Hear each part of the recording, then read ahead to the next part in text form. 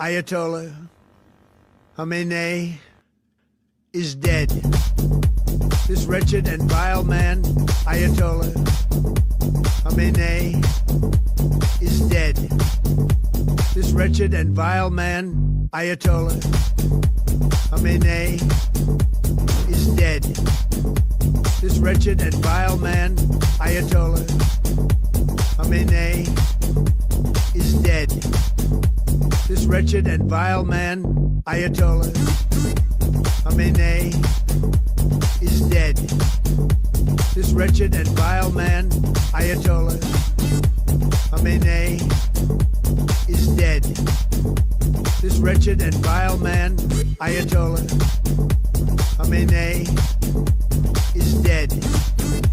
This wretched and vile man, Ayatollah Khamenei, is dead.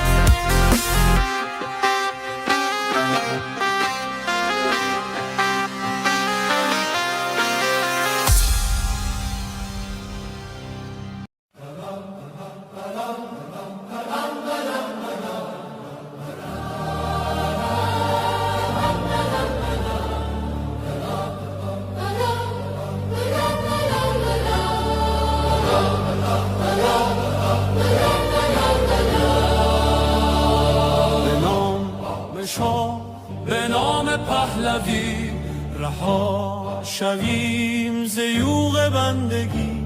شب سیاه ما ز نور شاه، سپید دم شود ز فر پادشاه. به نام شاه همه صدا شویم، برای میهنم من و تو ما شویم. قسم به خوب به پاک عاشقان که جاوی شاه شده صدای ما. در این گذار رنج و درد و آه، بخوان وطن به نام پادشاه، که با صدای شاه و نام تو جهان بلرزد از قیام تو.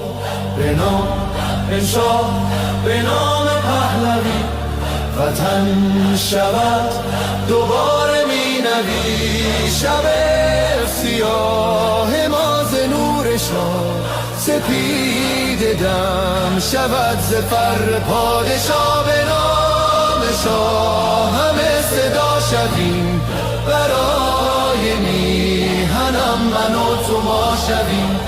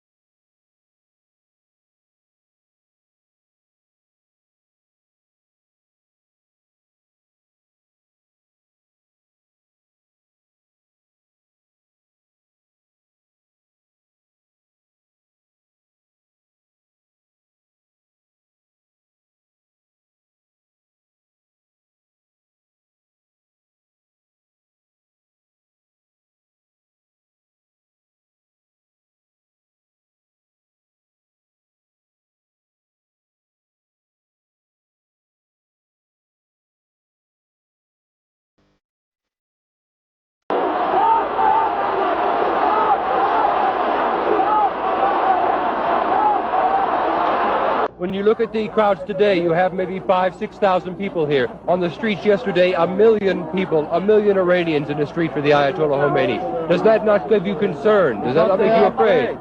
Because they are afraid, yeah, that's right. And most of the people don't say anything because they are afraid. And they are in silence, you know, they don't say anything. Is this the silent majority of Iran out here now? Yes, that's right.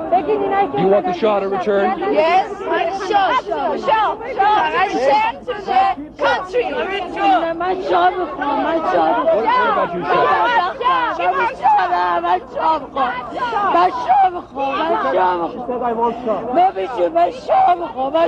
Why do you want the Shah? Why does she want the Shah?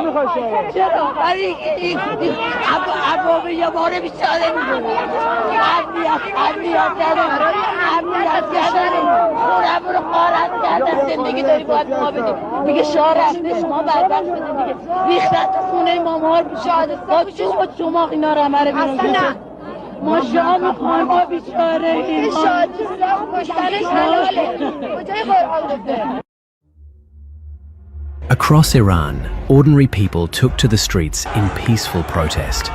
Millions of citizens, more than 400 cities. Their demands clear: dignity, justice, freedom. The response from the regime was absolute brutality. Security forces opened fire on unarmed protesters. Tens of thousands of innocent men, women, and children were killed on the streets. But the killing machine did not stop there. Despite what the regime has told the world, the machinery of terror has only intensified. Dozens of detainees, many of them children, are being forced to confess to crimes they never committed. الان میدونیم چه حکمی به شما دادن؟ چه حکمی؟ حکم شما محارب است. خب میشه بگید محاربه چیه لطفا؟ من نمیدونم چیه بابا. اعدام. تو رو خدا اعدام بده. آقا من غلط کردم. گول خوردم. تو رو خدا. با غلط کردن تو چیزی درست میشه؟ به خدا من اونجا بیکار بودم. من جامعه به خدا خطری ندارم. آقا من غلط کردم. گول خوردم. Right now, at least 8 people are at risk of imminent execution. Their lives can be taken at any moment. These are not criminals. They are peaceful citizens who dared to hope for a better future. The world must not look away. The world must not negotiate with a regime that has an insatiable lust for blood. The world has a moral obligation to stop this cycle of terror, now and for good.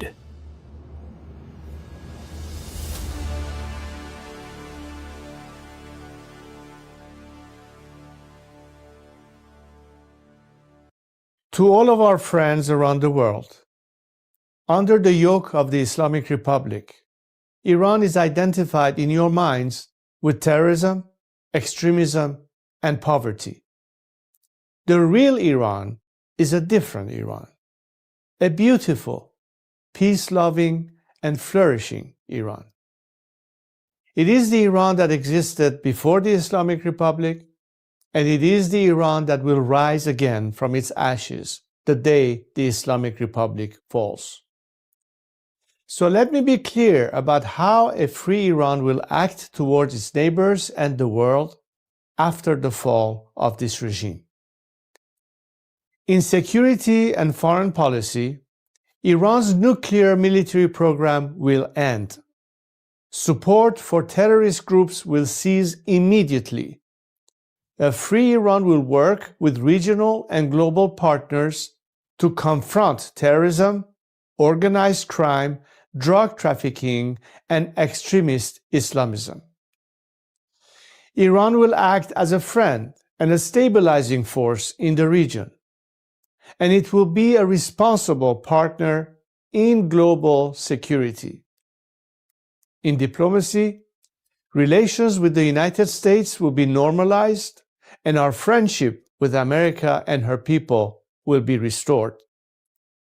The State of Israel will be recognized immediately. We will pursue the expansion of the Abraham Accords into the Cyrus Accords, bringing together a free Iran, Israel, and the Arab world.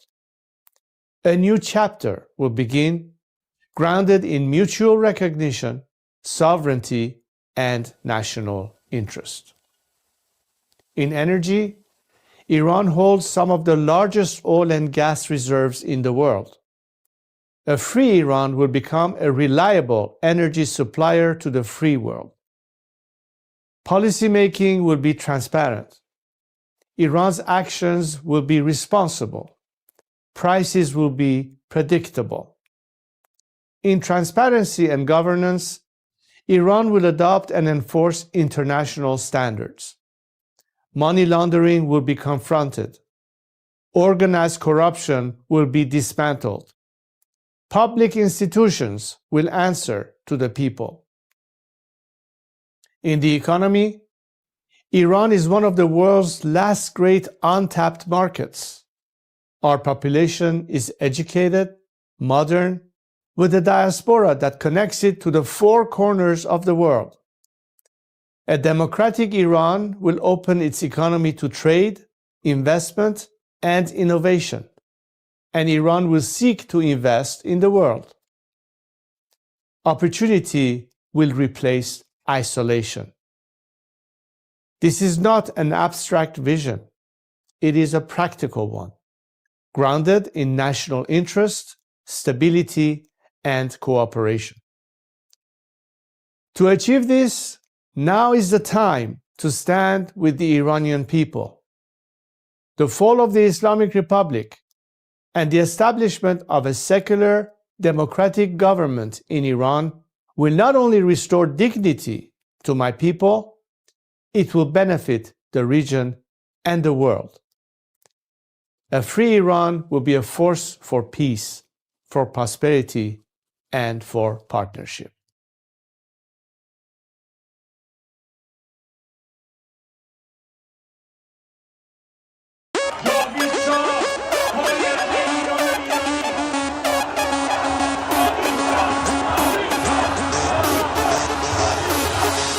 وقتی واسه غم نی گرچه قصه هامون کم نیست همه خسته این قبولم ما فرصتی واسه ماتم نیست روشن میشه فردا خورشید سرزمین ما سرم باز و سینه سپر بلند میگم جاوید شاه وقتی واسه غم نی گرچه قصه هامون کم نیست همه خسته این قبولم ما فرصتی واسه ماتم نیست روشن میشه فردا خورشید سرزمین ما سرم باز و سینه سپر بلند میگم جاوید شاه روبروم یه واژه یه هدف به نام انتقامه پشت سرم دعای مادر و تو دستم تفنگ بابامه رو زبونم اسم شاه بگین عشق بی انتهاست هر جا اسم ایران اومد اونجا صدای بچه رضاست فردا می نویسن تو کتاب قصه دیمار بگو با تیر جنگی کشتن بچه های بیگناه رو بگو از بخت مادرها شیر زنا و دخترامون بگو تنها شهید شدیم تا تنها نمونه شامون وقتی واسه غم نی گرچه قصه هامون کم نیست همه خسته این قبولم ما فرصتی واسه ماتم نیست روشن میشه فردا خورشید سرزمین ما سرم باز و سینه سپر بلند میگم جاوید شاه وقتی واسه غم نی گرچه قصه هامون کم نیست همه خسته این قبولم ما فرصتی واسه ماتم نیست روشن میشه فردا خورشید سرزمین ما سرم باز و سینه سپر بلند میگم جاوید شاه وقتی واسه غم نی گرچه قصه هامون کم نیست همه خسته این قبولم ما فرصتی واسه ماتم نیست روشن میشه فردا خورشید سرزمین ما سرم باز و سینه سپر بلند میگم جاوید شاه سلام من به تو یار قدیمی منم همون هوادار قدیم سلام سوویت سلام، چطوری مردک کلی کتلت شدین دایی بدون مدرک. سلام بسیجی قهرمان رفتی پیش توسی با پنیر و یه نون سنگک. سلام به محفل قرآنیتون، سلام به مدیرای بحرانیتون، سلام به حاجی اکبر و طوله هاش و خارج و رفقای ارگانیتون، سلام به دزدای پول ملت که تش میافتین توی تور ملت. سلام به همه شما کرکسایی که دارین نونتون رو میزنین تو خون ملت. ساکتش زیر دست و پاک و تک بخورین، حالا هی به یه بادکنک بدوین. سلام آخر تو زندان باشه وقتی قرار به این آب خنک بخورین. مرگ بر ملا متولی ننگ در دنیا، ننگ بر دوتا مجاهد چپی بعد از ملا. مرگ بر ملا متولی ننگ در دنیا، ننگ بر دوتا مجاهد چپی بعد از ملا. اینو بگذاریم به خاک میرسیم، تجزیه طلبی که به خاک بیرسیم. ایران مردمش وطن پرستن، از کرد تا بلوچ بری به فاک میرسی. توف به هر چی مرسی است، توف به هر کی در پی تجزیه است، توف به لوی و همونی که شیفته ی گل ملیگران تو وطن خدا نستی هست. سر کردستان همه برپا شدن، بلوچستان فدای مهسا شدن. شم واحد که شیر و خورشید، ما بقی جعلیا تنها شدن. شادی باشه واسه همه در میهن، کور بشه چه شهرچی اهریمن. رخه رو بگی تا اون 6 کلاس سواد و خبرگان و مجد سری ترجیحن. شبهای عروس و دامادی باشه، برن سلامتی نوش کنن آبادی باشه. مقصد کجاست؟ میدون شهیاده به سمت اتوبان آزادی باشه. سلام به نسل ندید پدیدا، نبودیم ندیدیم قدیمتی ما. شاه بود تو شادی کل میزدین، حالا شاه بر میگرده پیک میزنین. مرگ بر ملا متولی ننگ در دنیا، ننگ بر دوتا مجاهد چپی بعد از ملا. مرگ بر ملا متولی ننگ در دنیا، ننگ بر دوتا مجاهد چپی بعد از ملا. مرگ بر ملا متولی ننگ در دنیا، ننگ بر دوتا مجاهد چپی بعد از ملا.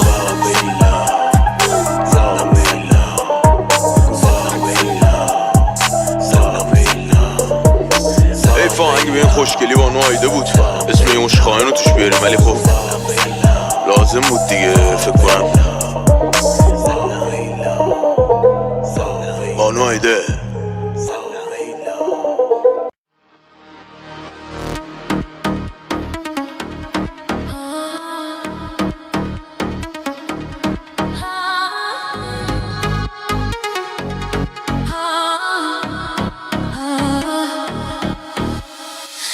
آخرین نبرده، پهلوی برمیگرده، صدای ایران بلنده، حق به حق دار میخنده. اینا اینا اینا اینا اینا اینا اینا اینا اینا اینا اینا اینا اینا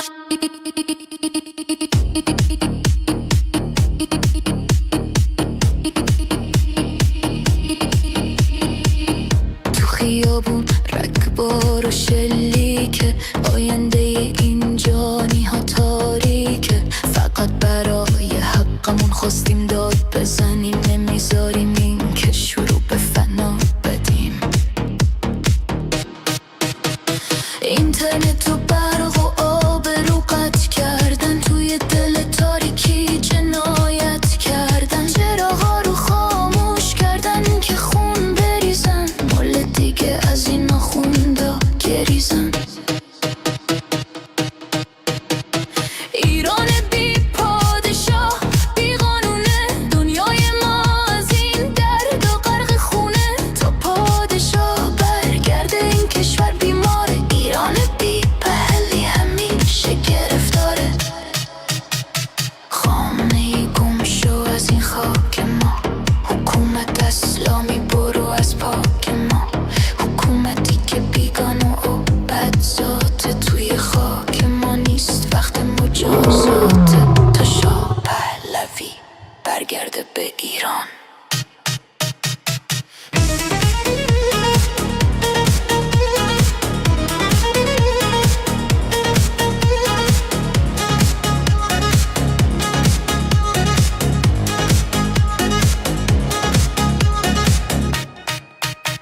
شما تروریست و قاتل و دزدید، گلوی ملت رو با بیراه می جزید. با خون ما این کشور رو دزدیدید، از خشم این ملت مگه نترسیدید؟ ما ما یه زندگی ساده و آزاد میخوایم صبح بدون ترس و فریاد میخوایم دوباره بیکن و مستی و لبخند بدون سانسور و زور و این بند خورشید و شیر دوباره تابان میشه پرچم واقعی توی جهان میشه ایران دوباره پارس و پر روره تا این شب تار نزدیک نوره مردم ایران ادامه بدین راه رو برای شاه باز کنین این ویروس رژیم رو پاک کنین جا بدین به عصر طلای ایران روی پا میمیریم نه روی زانو آزادی حقمونه اینو میدونیم تا آخر میجنگیم بدون ترس ایران آزاد نزدیک میبینیم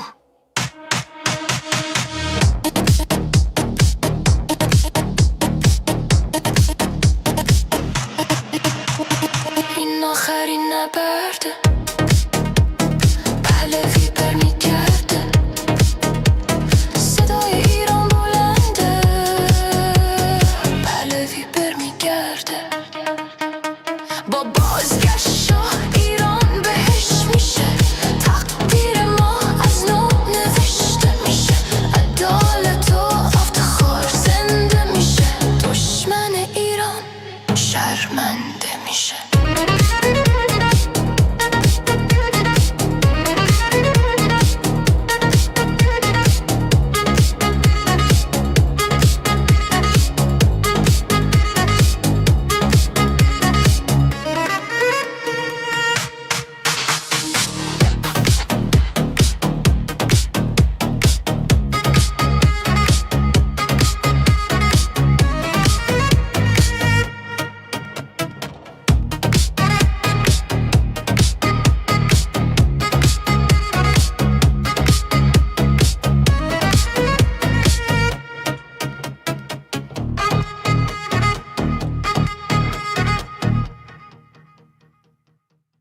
Let me tell you a story about a lion that came from the mountains. These mountains right behind you. Our lion, the lion of freedom, can only roam free and strong. But one day, some 47 years ago, liberal socialists had a different plans. Free healthcare and free speech was not good enough for them. The same lie you can see today in New York. They wanted everything for free, believing a bloodthirsty vulture is better than a majestic lion. The vulture placed his claws on the Quran, swearing he was God sent. Both liberal socialists and religion fanatics joined forces, believed he's the Messiah. The vulture promised them prosperity, but instead took their dignity, stole all their resources to sponsor terror, and disconnected them from the world, living our nation poor, isolated, and thirsty for water. But now our lion is back, and he's bringing help with him. While history repeats itself in New York and Minnesota, we gathered here today to turn the page on history and claim our lion back. Yeah, Azadi Square, let me see you make some noise. We came here to make history tonight. Azadi standing tall, we breaking down the walls. Everybody jumping now, answering the call. Look where we are right now, making history in my hometown. Screaming loud, let me hear the sound. Put your hands up and watch the world go round. Tehran, stand up, make some noise right now. We came here to rock the spot. This is Azadi, yeah, we made it to the stage. Put your hands up, let them feel the rage. Tehran, show me what you got. Inflation, inflation just we said an excuse, we came to uproot it. Breaking the chains, say it with me louder, till the oppression ends today. Azadi's underground sound, breaking through the silence. We ignite the streets, turn the stage into a riot. This is our moment now, feel the power rising. We end oppression now. Santa brought a New Year's gift from Jerusalem, wrapped up with a cherry gift from Washington. Shout out to Lion Elon Musk for the internet saving the people. Shout out to the Zionizer turning lionizer today. We love you, man. Shout out to Tommy, he's in the house. Shout out to Armin Navabi, the fighter of truth. Shout out to Nas Daily for upgrading upgrading our skills. Shout out to Erica LeBon, the brave lioness, standing brave and beautiful. We love you, Erica. Shout out to Goldie Gamari, the lioness, golden heart of our nation. Welcome home. Also, Amjad Taha is in the house, the man who fears nothing but God and the truth. Shout out to Emily Schrader, never giving up on us. Now internet is back in the house. Let's block Bushra Sheikh and BBC, because you know what they stand for. Put your hearts together for the return of the lion, the Shah of Iran. The future is ours. Together we rise, reaching for the stars.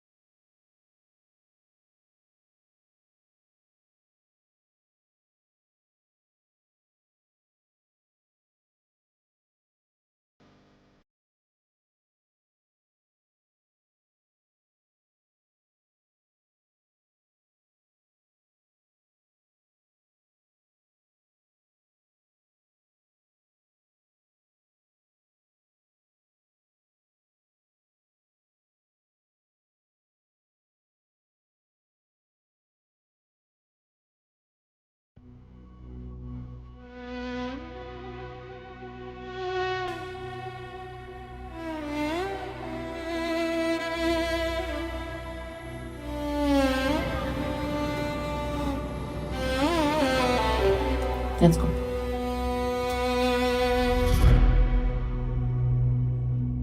میخوام بگم از دلم، از عشق به این میهنم، به امید روز شکست دشمن شاه برمیگرده به وطن.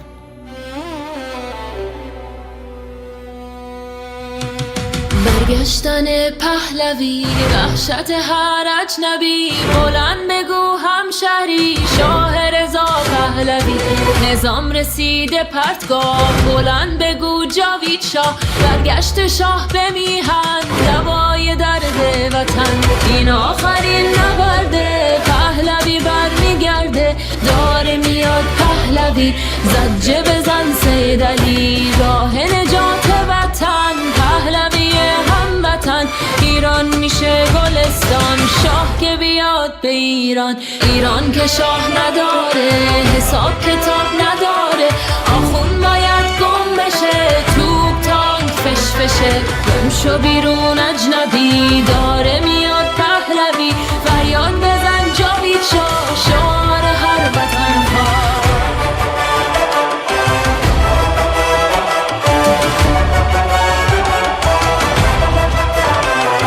ما شاه میخوایم نه ملا بزار بشنوه دنیا ایرانی داد بزن شاه تو فریاد بزن برگشتن پهلوی وحشت هر اجنبی بلند بگو هموطن شاه رضا پهلوی فریاد بزن جاوید شاه شعار هر وطن خواه بلند بگو جاوید شاه شعار هر وطن خواه فریاد بزن جاوید شاه شعار هر وطن خواه بلند بگو جاوید شاه شعار هر وطن خواه فریاد بزن جاوید شاه شعار هر وطن خواه بلند بگو جاوید شاه شعار هر وطن خواه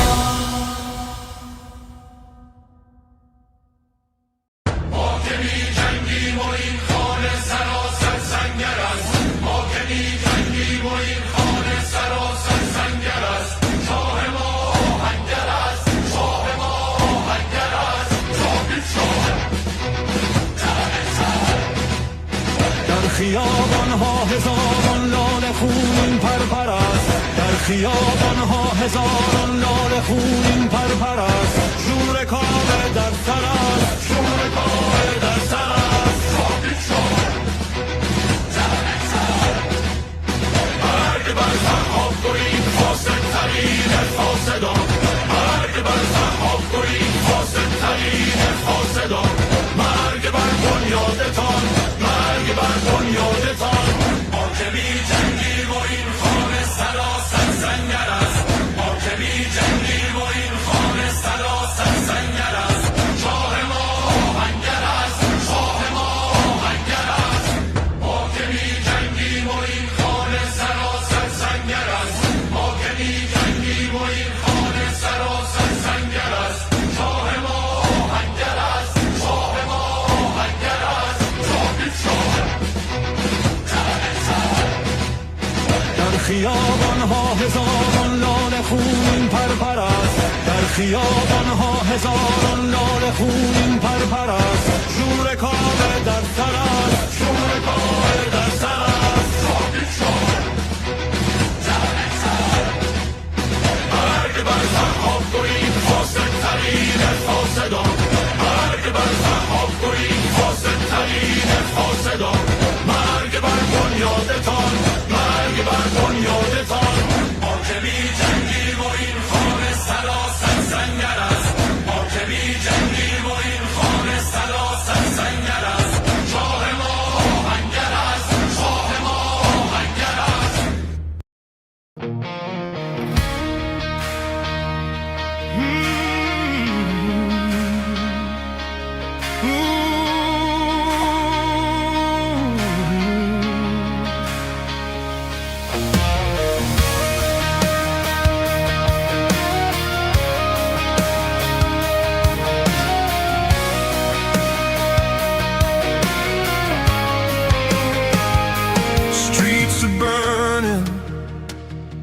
Voices rise, peaceful hands beneath the skies. Police in black, they draw the line. Base of IRGC crossing every sign. They shoot at us, no shame, no fear.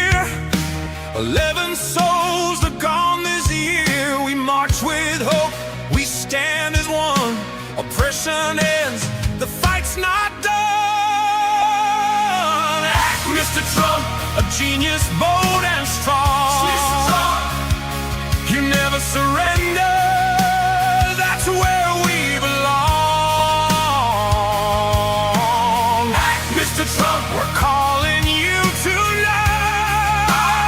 Act, Mr. Trump, be the fire, be the light. Locked and loaded, you said it loud. Hear the cries, hear the crowd. Act, Mr. Trump, don't turn away. Hope is rising, lead the way.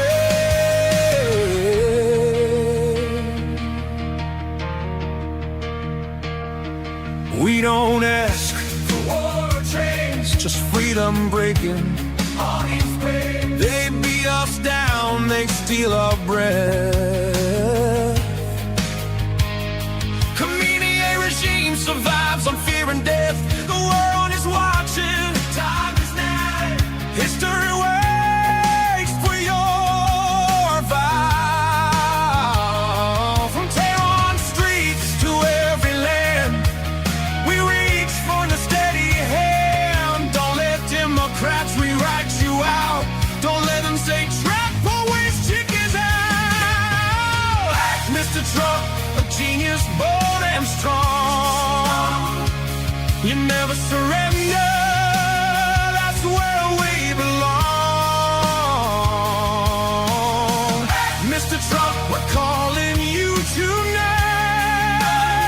Act, Mr. Trump, be the fire, be the light. Locked and loaded, you said it loud. Hear the cries, hear the crowd. Act, Mr. Trump, lead us to God bless the USA. We believe in you. We got Crown Prince, hear his name. Reza Pahlavi, our hope and flame. He is hope, democracy's door. Stability in Middle East, we're longing for. The people shout from young to old.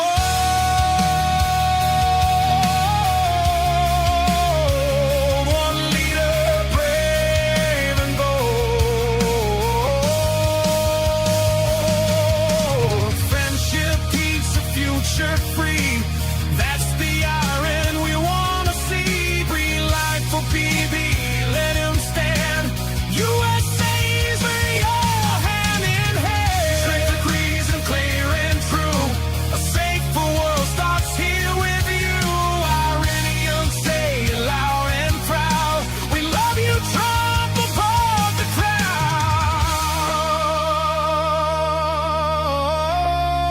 crowd. A genius mind, a patriot strong, a doer, fighter, where we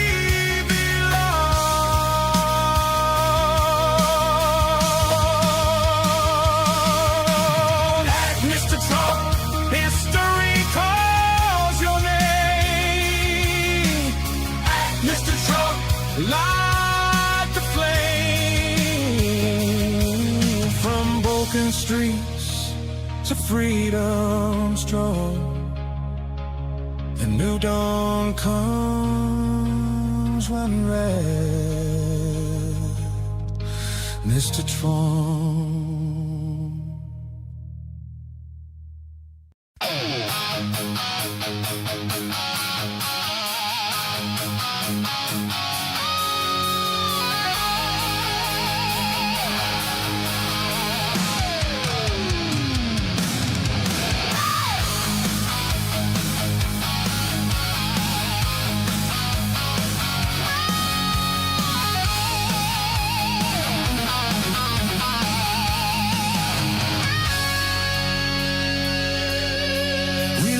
Shadows cut from the light,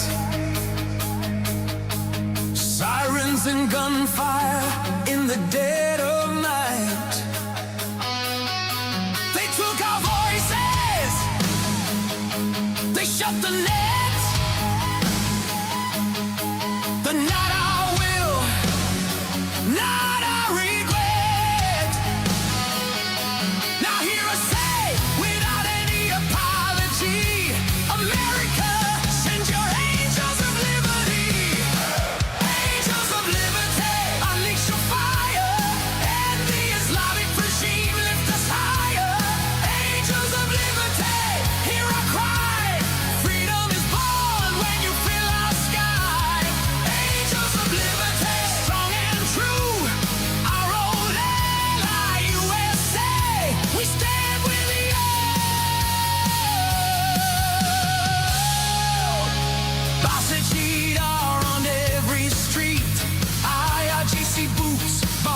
to beat.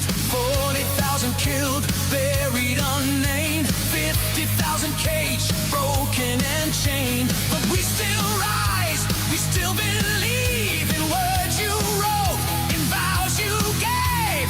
We want freedom and revenge. We will fight beside you till the end. Angels of liberty, unleash your fire, and the Islamic regime lift us higher. Angels of liberty, hear our cry. Freedom is born when you feel our sky. Angels of liberty, strong and true. Our old ally, USA. We stand with you.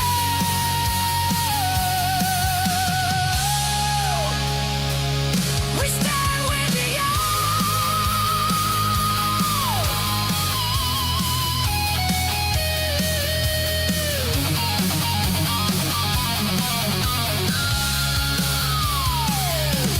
Morning rises in every sea. We shout King Reza Pahlavi. Our hope, our future, and unity. A future built on justice and peace, where hatred ends and nations breathe. We honor the brave American Air Force and Navy. Through all our we will be free. Angels of liberty, unleash your fire, and the Islamic regime lift us higher. Angels of liberty, hear our cry. Freedom is born when you feel our sky. Angels of liberty, strong and true. Our old ally, USA. Iranian, stand with you.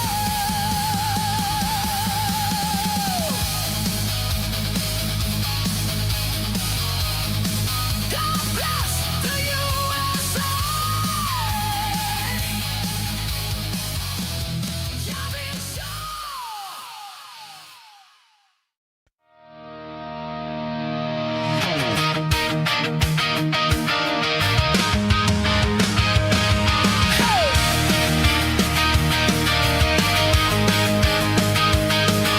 Thank you, Trump, for the strength and the lead. Thank you, Bibi, for the words and the deed. The iron fist has crumbled. The tyrant's time is through. What we thought was impossible is finally coming true. The eagles and the stars, the red and the white, and the rising lions will end this long bitter night. Khamenei died like a rat. Thank you for this powerful attack. Thank you, like a rat, scurrying away, but he can't hide forever from the light of the day. Yeah, yeah, he lived like a rat, and he fell like one too. Now the sky over Iran is finally blue.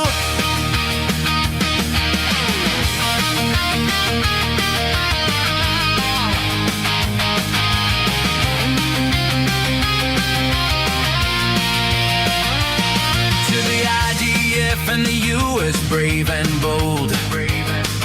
A story of liberation that will forever be told.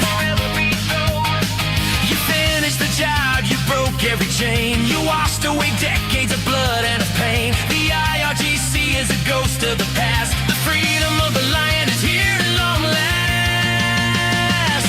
Khamenei died like a rat. Thank you for this powerful attack. Thank you, like a rat, scurrying away, but he can't hide forever from the light of the day. Yeah, yeah, he lived like a rat, and he fell like one too. Now the sky over Iran is finally blue.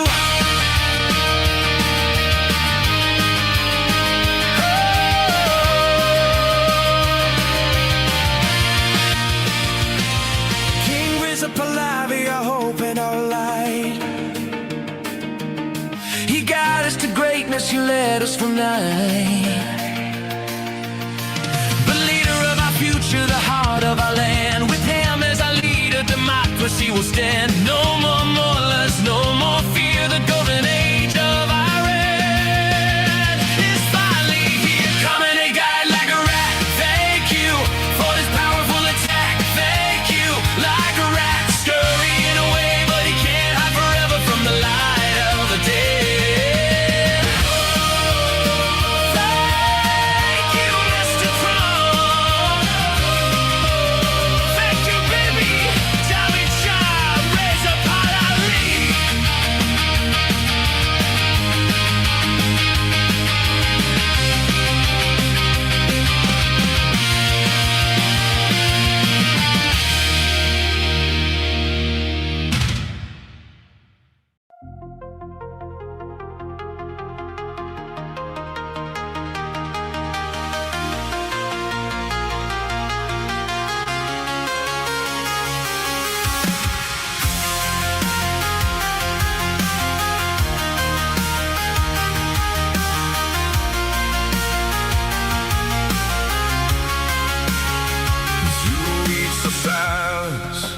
Screens gone black, and 20,000,000 voices are under attack.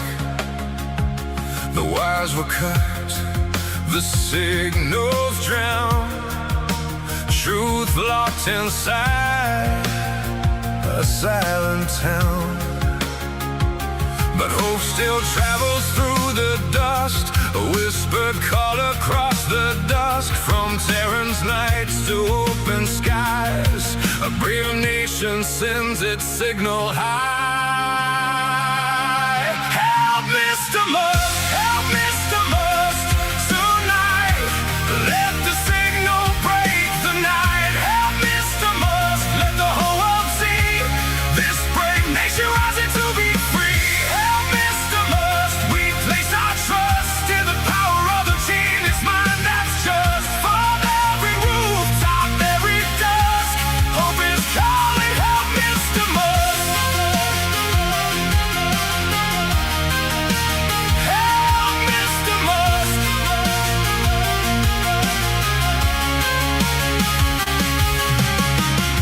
You built your name on fearless dreams, on open words and global streams. From rockets rising through the skies to your style and getting truth is rise against the tyrants and their will.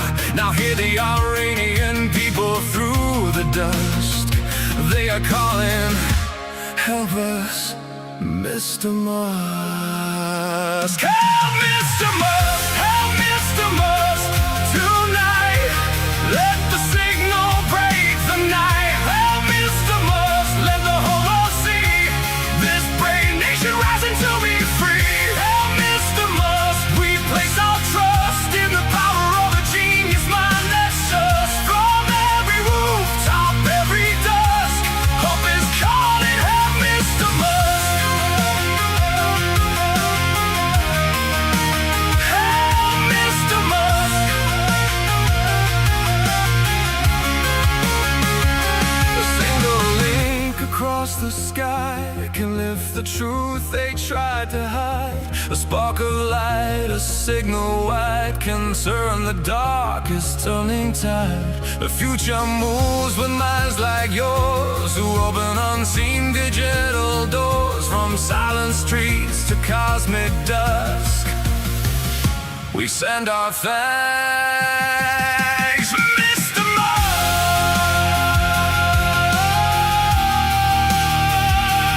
Mr.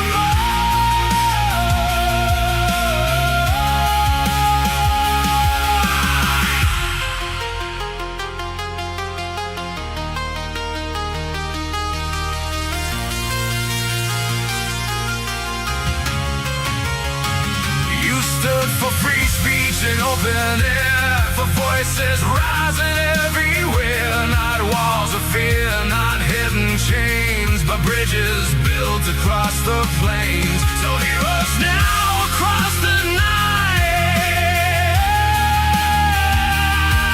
The Iranian people reaching for the light. Help Mr. Musk, tonight. Turn the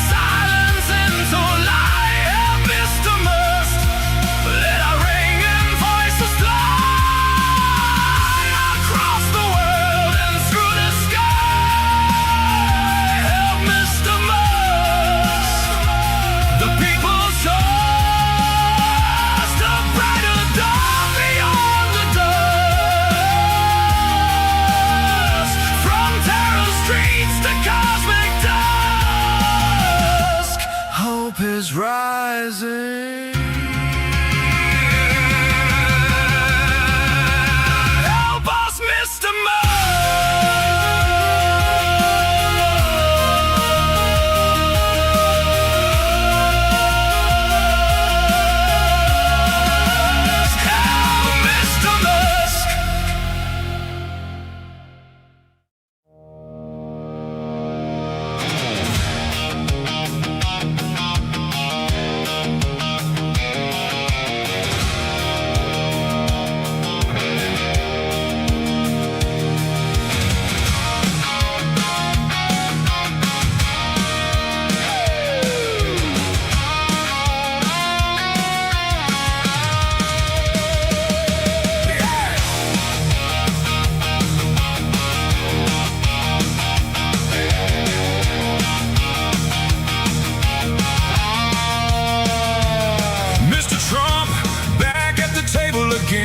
Talking of peace, but you know how it ends.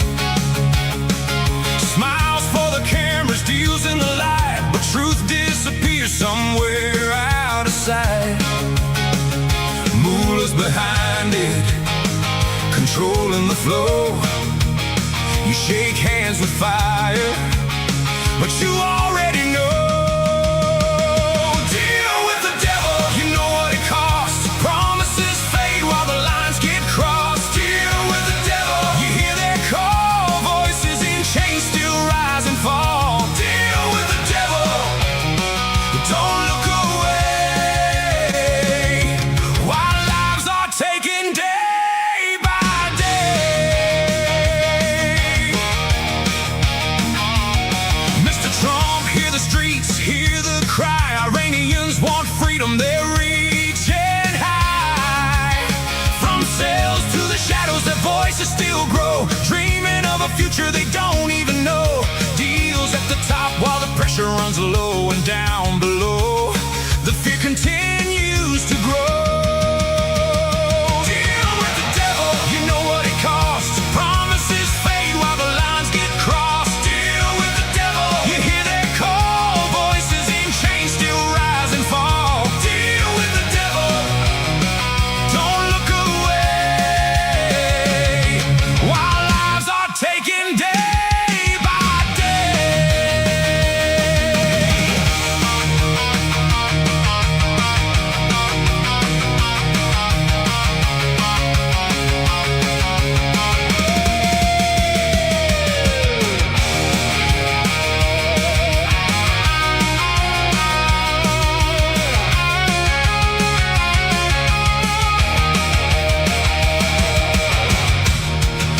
Mr. Trump, now the moment is real. Reagan or Obama, pressure or deal.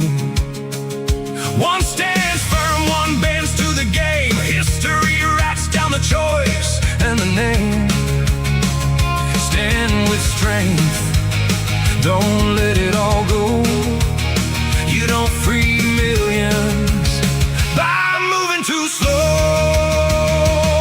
Mr. Trump, if you give them that deal, they keep the power, they tighten the seal. More voices silenced, more lives erased, while freedom is pushed further away. Be the Reagan they need, take a stand, don't trade their future for a sake of a hand.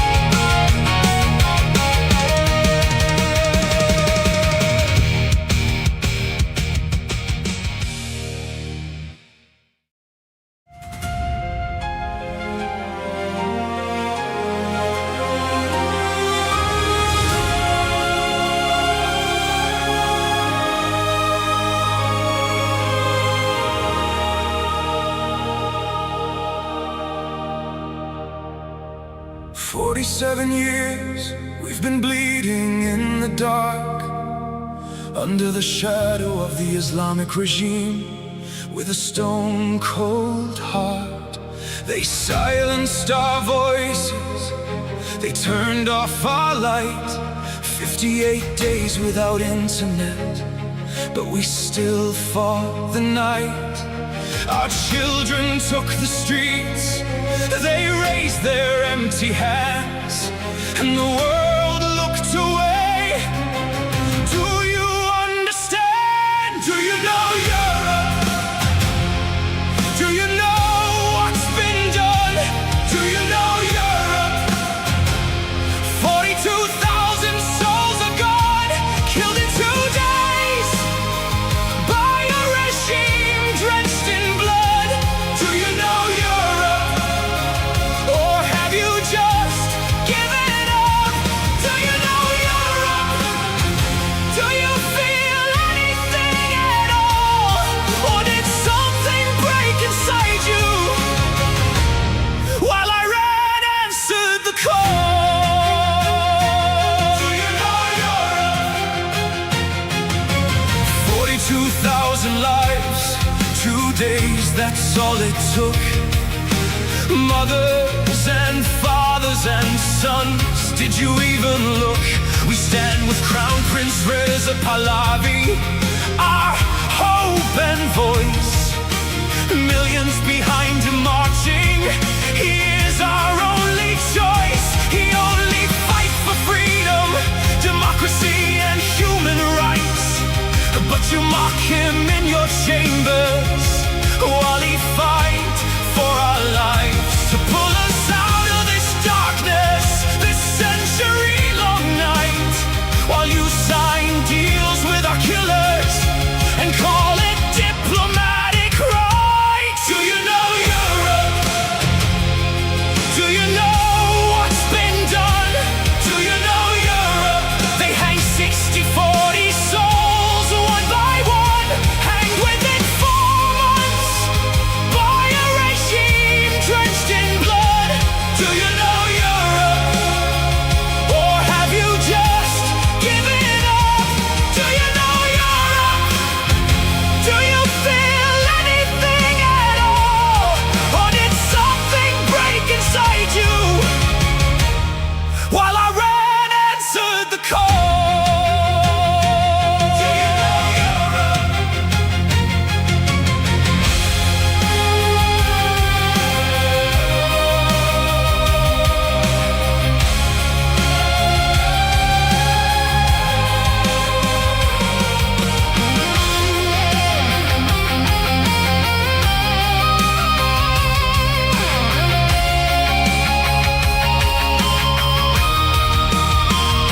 What happened to you, Europe? What made you so cold? What turned your heart to stone while our story went untold? Is oil worth more than blood? Is silence worth the shame? Because while you negotiate with murderers, we are dying, calling your name. Do you know Europe? Do you know what's been done? Do you know Europe? 42,000 souls are gone, killed in 2 days by a regime drenched in blood. Do you know Europe? Or have you just given up? Do you know Europe? We are still here, we are still strong. Do you know Europe? How much longer? How much longer? How long? Do you know Europe?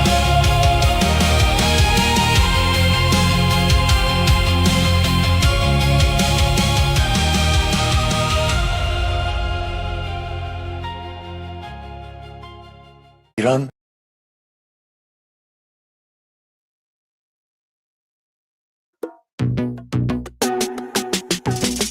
بوی گل و سوسن و یاسمن آمد بوی گل و سوسن و یاسمن آمد دیو چو بیرون رود فرشته در آید دیو چو بیرون رود جمع کن کس شراب بشوار بوی گوه فاضلاه شهری آمد بوی گوه فاضلاه شهری آمد عشق چو بیرون رود و گاو در آید عشق چو بیرون رود و گاو در آید اندر مستون غرب از سفر آمد کشتر بی ناموسم آخون در آمد کسکش نن زنده اومد پای من ریش و پشمای آفتابه رید توی تاریخ قشنگی کشور 2500 ساله بگا رفتیم بگا رفتیم بگا رفتیم بگا رفتیم البته ملت گابم کم مقصر نیستش آدم عاقل مگه پای آفتاب وای میسته بگا رفتیم بگا رفتیم باید اصولی درست بشه بنده خودم معتقد به این هستم که اصلا بیاییم سری بزنیم به گذشته ها و اون جایی که حضرت آدم و حوا فرموده لب و لوله کن و بیا بخورم سیب تو خانم هوا اون شیطون منگل و ولش بکن باد هوا 72 تا حشیشی رفته بودن جنگ و سپاه اون یکی زده دریا رو باز کرده بای اصا یارو رفته تو نهنگ زندگی کرده با خدا مریم جون حامله شد توسط کشیش خدا کشیش داستان شده انداخت گردن خدا کسبال رفته یه کشتی ساخته واسه یه بنده جوهر خدیجه رول 40 روز رفته توی هر اون آدم کسخلا به بسی و چه جوری کرده کاسده داده حوالنگا رو باره کرده جمع کن کس شعر رو تا جای دیگه پن کن کسخل جمع کن کس شعر رو تا جای دیگه پن کن کسخل جمع کن کس شعر رو تا جای دیگه پن کن کسخل جمع کن کس شعر رو تا جای دیگه پن کن کسخل دیدی گفتم تو با من بحث نکن کس شریاره والا دیدی گفتم تو با من بحث نکن کس خوریاره والا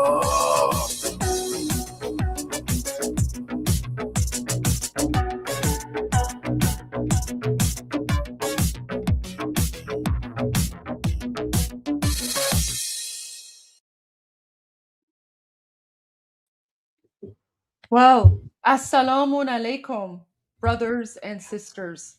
Welcome. Yesterday was day 123 of Iran Revolution Live, and today it is day 124. And inshallah, tomorrow will be day 125 of Iran Revolution Live. And we are here with our esteemed brother, Zolfaqar Min. Welcome, brother Zolfaqar Min. Alaikum assalam to you, wa rahmatullahi wa barakatuh, my sister in faith. I thank you for this opportunity. And we are here with our dear sister in faith, Sakine, our esteemed host. I want to thank first and foremost God for this opportunity. Hopefully, we will have enough lifetime to be able to, by God's will, to be useful Inshallah. to our audience, to Islam, to the Ummah, to the Mahdi, to our supreme leader. Hopefully, we can make them proud. Hopefully, we could be useful to the cause of Islam. And hopefully, our audience will find our words helpful and useful. And hopefully, it will strengthen their faith, Ameen. strengthen their resolve in our Ameen. jihad. Ameen. Ameen. Jihad. Ameen. Brother Armin, why don't we start day 124 with the blessings of the message of our esteemed supreme cardboard leader who has put out a new blessed message for the Ummah and in the cause of jihad. Let's share his message. Brother Yes, Armin. yes, yes. Okay. Shukran. Bismillah.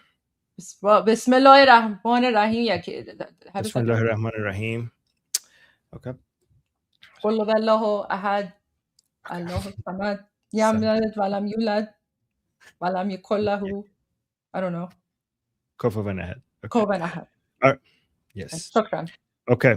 Our dear Lord, our Supreme Leader, our Holy Supreme Leader, Mujtaba Khamenei, Sallallahu Alaihi Wasallam, said just hours ago, he came up with a glorious statement to the entire Ummah worldwide about the future of the region and the path towards freeing the Islamic world from the great devil, the United States, in the region.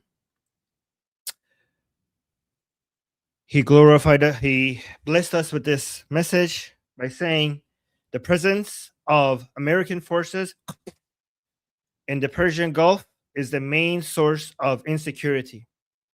He then also said, marking Iran's National Persian Gulf Day, he said Iran's management of the Strait of Hormuz would ensure stability and benefit regional nations, the entire Islamic world, basically, adding that foreign powers had no place in the region, except at the bottom of the waters. So if they want to stay, they can stay, but at the bottom of the waters. He also vowed to protect the Islamic nuclear and missile capabilities, which the United States and Israel have tried to curtail through airstrikes. Shameful.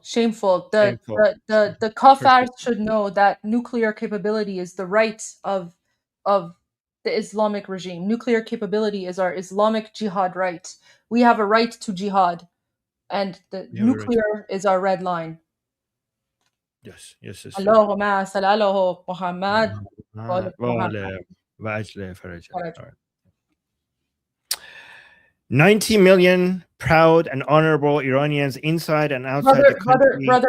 Brother Armin, can you please share the message on the screen? The message from our esteemed Imam, Ayatollah Cardboard Supreme Dictator. Okay. The gay one, by the way. I'm speaking about the one that's gay. Of course.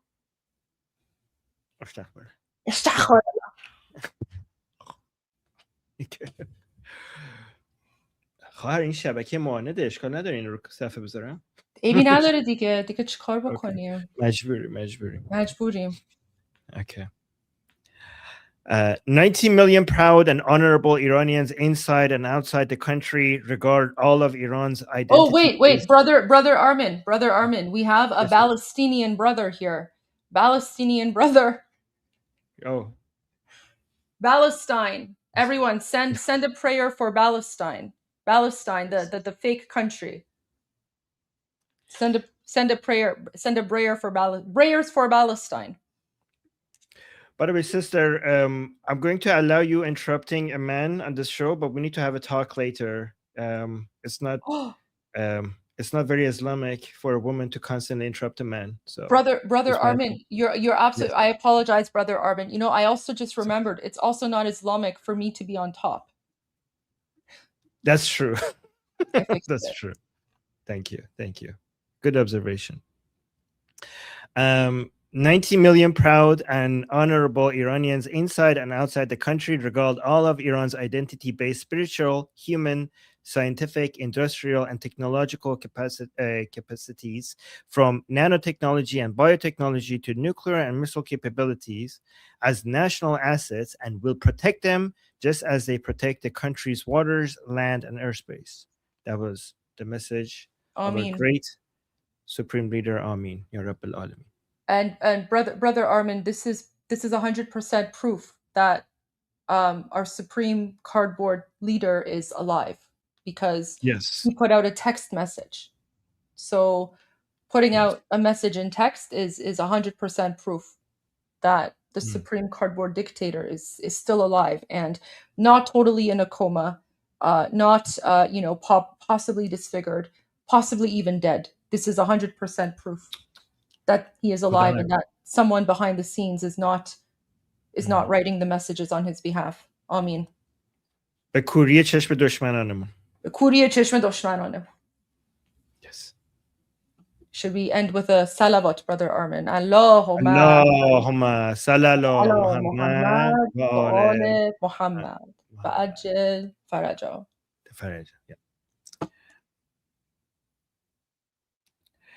Sister, I'm not looking at you, but some people are telling me that your shoulders are showing, and I just wanted to remind you, I'm not looking at you because I'm not allowed to, but just want to let you know that that's not Islamic. Yes, well, please don't look, because as we have shared on Islamic Regime State TV, when a man looks at a woman, that actually ages her because of the laser pointers coming out of the man's eyes, Brother Armin. So thank you. Yeah, I'm more worried about my time in hell than you aging, sister.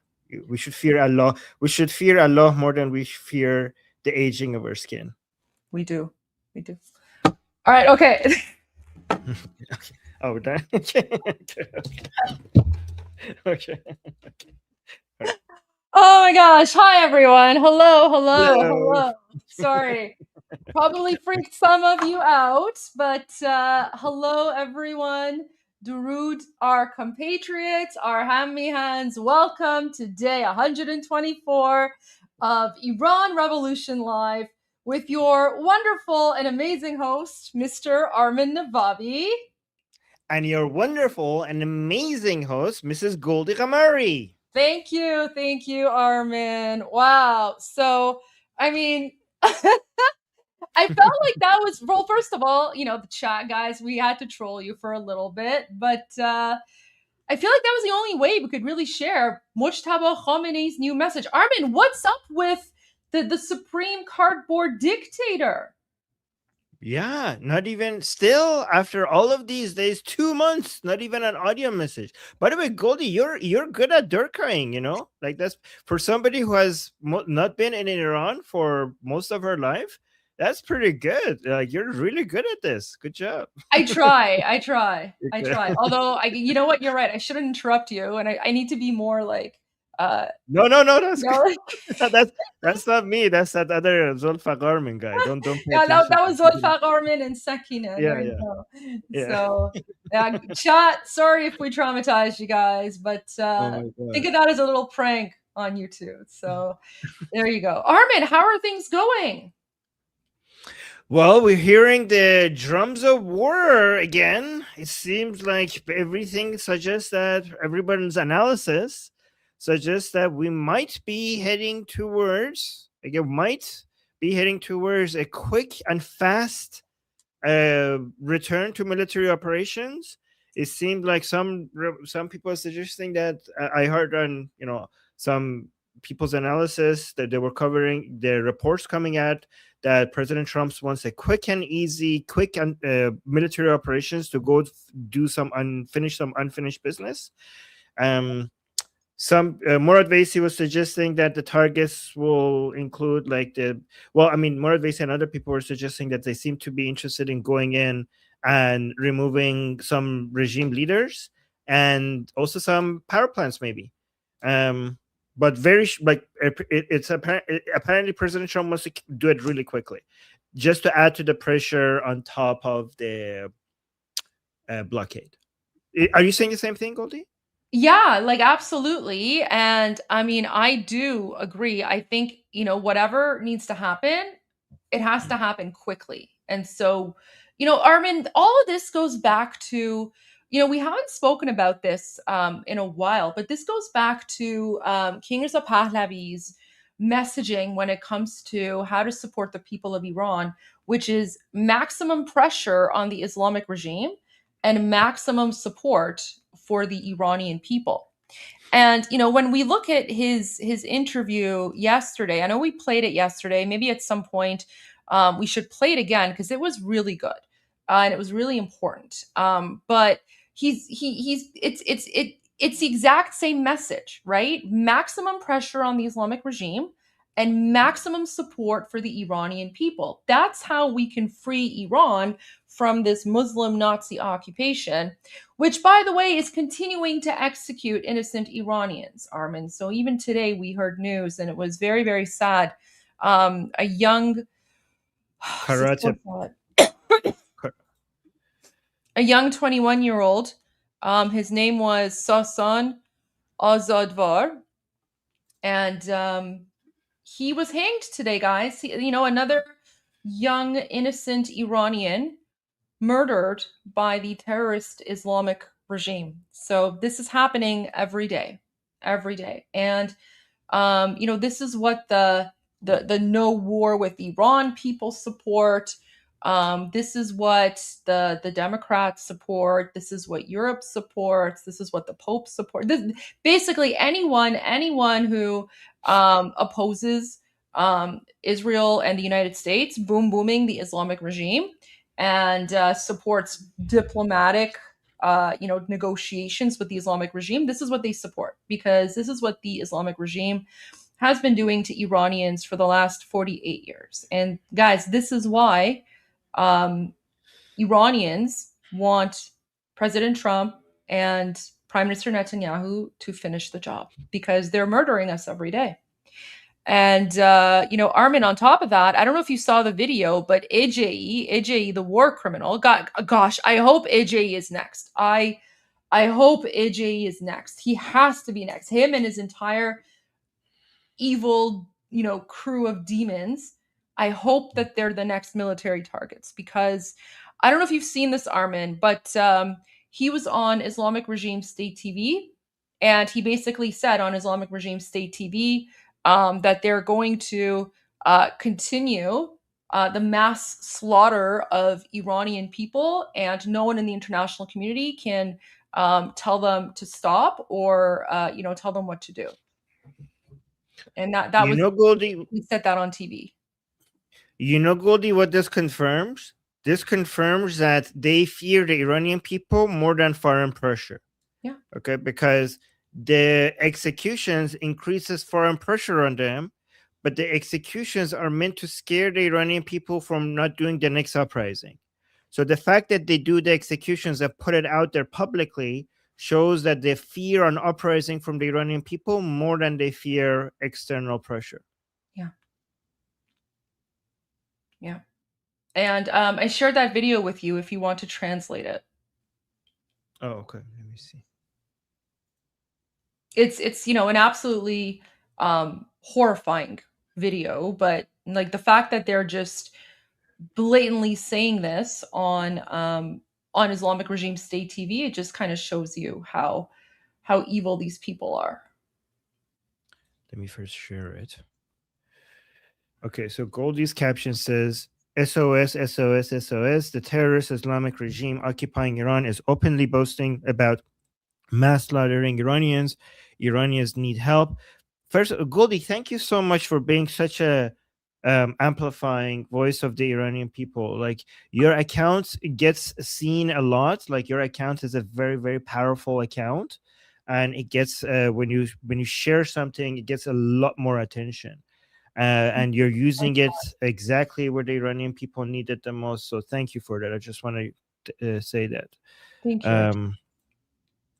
So the caption of the post that Goldie quote posted is saying, urgent, a promise of mass slaughter on live IRGC TV. The Chief Justice of the Islamic Republic brazenly went to state television and shouted at President Trump, who are you to tell us not to execute them? He officially declared that the regime will completely ignore the international community and promised to carry out execution swiftly and ruthlessly.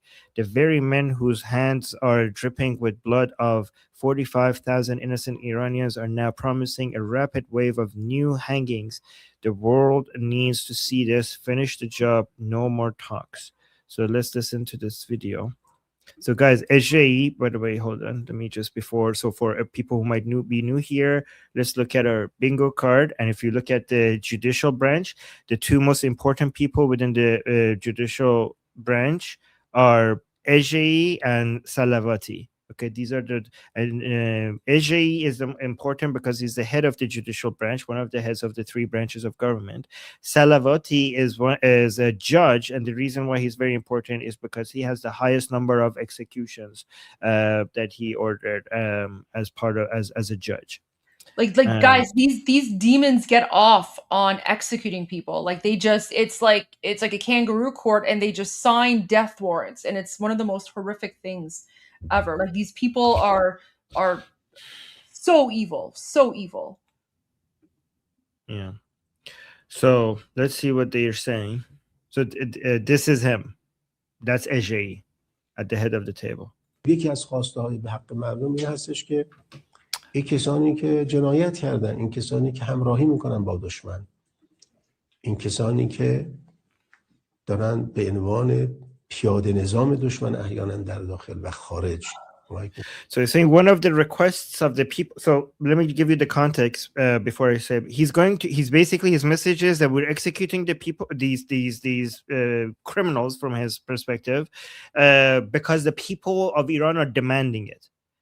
And guys, remember when regime officials, when they say people, they're not talking about the vast majority of the Iranian people. Whenever the word people is used by regime officials, they're talking to about their own base.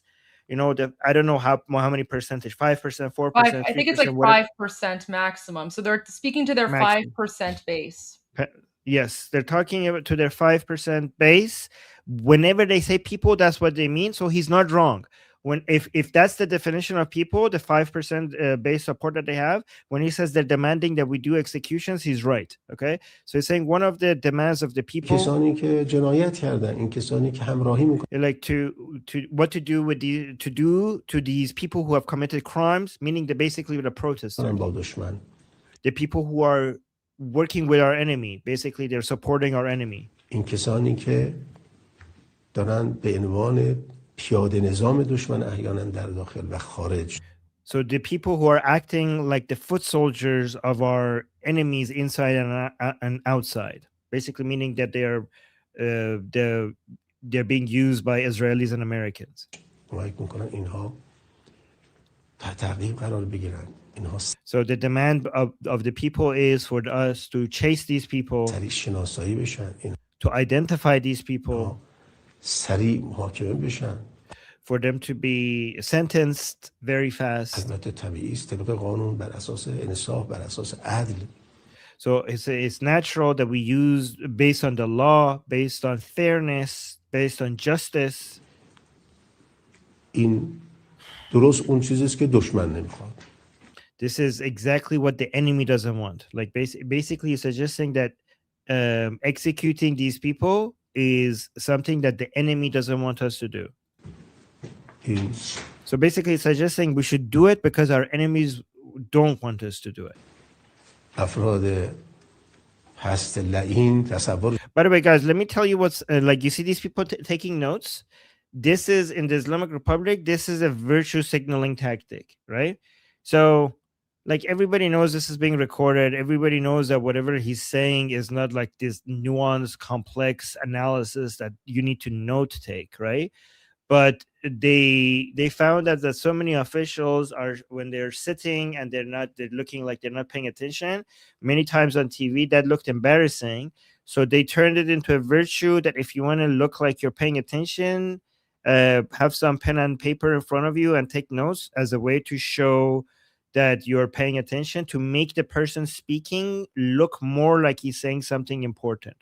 Like what he's saying is nothing that you need to write down, but this has turned into a culture within the Islamic Republic that have people taking notes to make the speaker look like he's saying something very significant. افراد هست لعین تصورشون هستش که حالا فرض کنید قوه قضاییه. Armin, if you look at the guy, he's not even writing. Like he's not even like writing properly. He's just like making like random notes and stuff. Like just like he's just like scribbling. Maybe. به احوا اونها حرکت میکنه. ما میگیم اعدام نشه. تو کی هستی که میگه اعدام نشه؟ So he's saying like I think he's talking about Trump, right? He's saying like Trump comes, he's not mentioning his name. Let me actually see how he refers to it. احوا اونها حرکت میکنه قوه قضاییه به احوا اونها حرکت میکنه So it's like basically saying the enemy thinks that our judicial branch should act based on what they want. Like basically Trump comes and says like, don't execute these people. Like who are these people who think that our judicial branch should give in to their demands? ما میگیم اعدام نشه تو کی هستی که میگه اعدام نشه Like he comes out as he didn't mention Trump by name. He just mentioning like them, but he means Trump.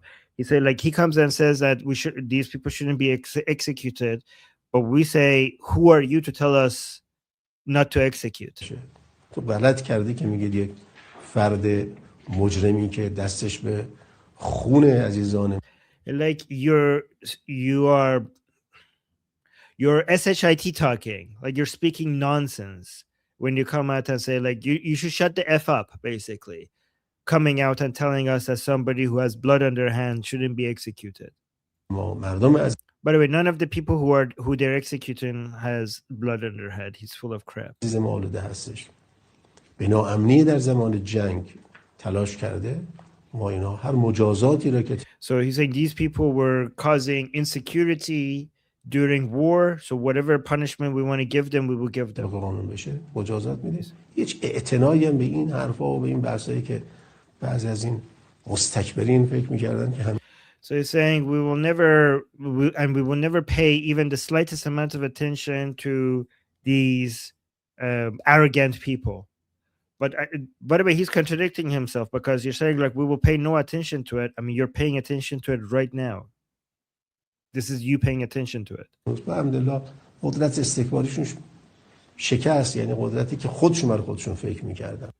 So like thank God that their power has been destroyed. The power that they thought that they have has now all collapsed.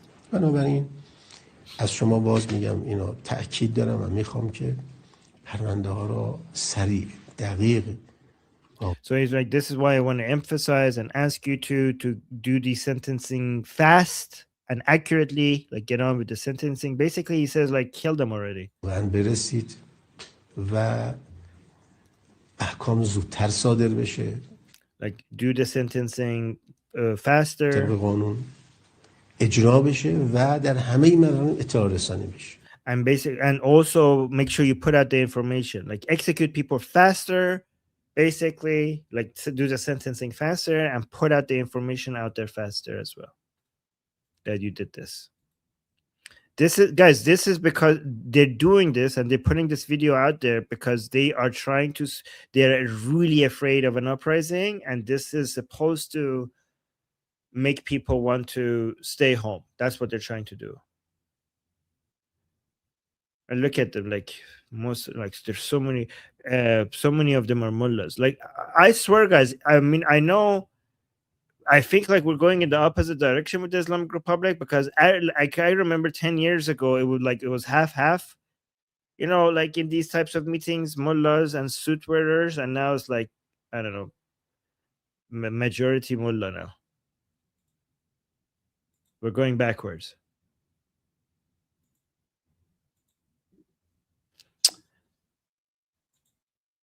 And okay, wait, hold on. I have some good news. So let's go to your updates. Oh, okay. So Defense Minister Katz of Israel. Oh, I think I lost audio from my browser. It happens sometimes. Yeah, and share again. So guys, Defense Minister Katz is coming with statement after statement after statement like these days, making us. I have a feeling that Katz is like so ready to go to war. Do you guys get this impression from Defense Minister Katz? Is like he's like waiting. He's like ready to go. So because we get the most statements from anybody, like the most statements coming from somebody that talks about going back to war soon is from Defense Minister Katz.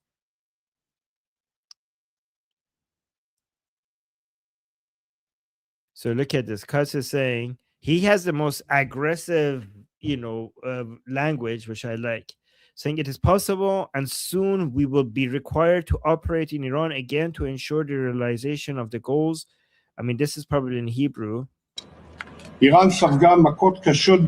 Yes, but this got a lot of attention on Iranian social media, so I just wanted to let you know, guys, that this is something that a lot of people are talking about. Also, we had a news from inside Iran. So let me bring this. So we had basically the Islamic Republic. I mean, it says Iran's on Iran International, but the Islamic Republic's Navy chief, just the new one apparently, just came out and said that Iran will soon, like the Islamic Republic is. I'm reading it from Iran International, but it should say the Islamic Republic. The Islamic Republic will soon unveil new maritime capabilities, warning that enemies will see the weapon they fear very much nearby. Okay, so let's actually listen to this. Iran's Navy commander says Islamic Republic. Oh, okay, this is in English. Good. I thought I had to translate this. Iran's Navy commander says the Islamic Republic will very soon confront the enemy with a new weapon that it is deeply afraid of. Rear Admiral Shahram Irani said the weapon in question is right next to them, adding that he hopes that they don't have a heart attack. He said enemies thought they would... Oh my God. These people are so full of crap. Unbelievable. I hope they don't have a heart attack. Like, shut up. Like, oh my God. Like, you're all bark and no bite. This is so embarrassing. I'm embarrassed on behalf of you. Like, stop it. Like, what is this? Okay, wow, you're so scary. Goldie, are you scared? Look at his face. Like, I mean, his face is really scary. But Armin, again, the Islamic regime, the only thing they're good at is murdering innocent, unarmed Iranians, right? When it comes to fighting against the United States or Israel, they have no strength, no capability. They're the evil, demonic bullies in the Middle East. And like you said, they're more afraid of the Iranian people than of anyone else. And so that's why they're murdering Iranians, because they are more afraid of an uprising that will overthrow them than they are of a military attack from Israel or the United States. Yep, exactly. But Godi, she's saying that they have a new weapon. Yeah. What is the new weapon? I don't know, but like in the past 2 months, they just came up with a new weapon. Didn't they? Wait, wasn't there someone who said they have a new weapon like way back? Is he still? Wasn't it? Gosh, it was همون که قیافش شکل سیبه که پسرشو کشت. Oh, Mohsen Rezai. Rezai, yeah. Didn't Rezai say a while ago that they have a new weapon? That was like 2 months ago. Didn't he say it in like some sort of interview or something? But he's been saying that for like 10 years. I know. So now they're saying they have this new weapon. Like, what is this new weapon? I would love to know what this new weapon is, because it's crazy. Like, these people are literally insane, and they're evil. They're evil.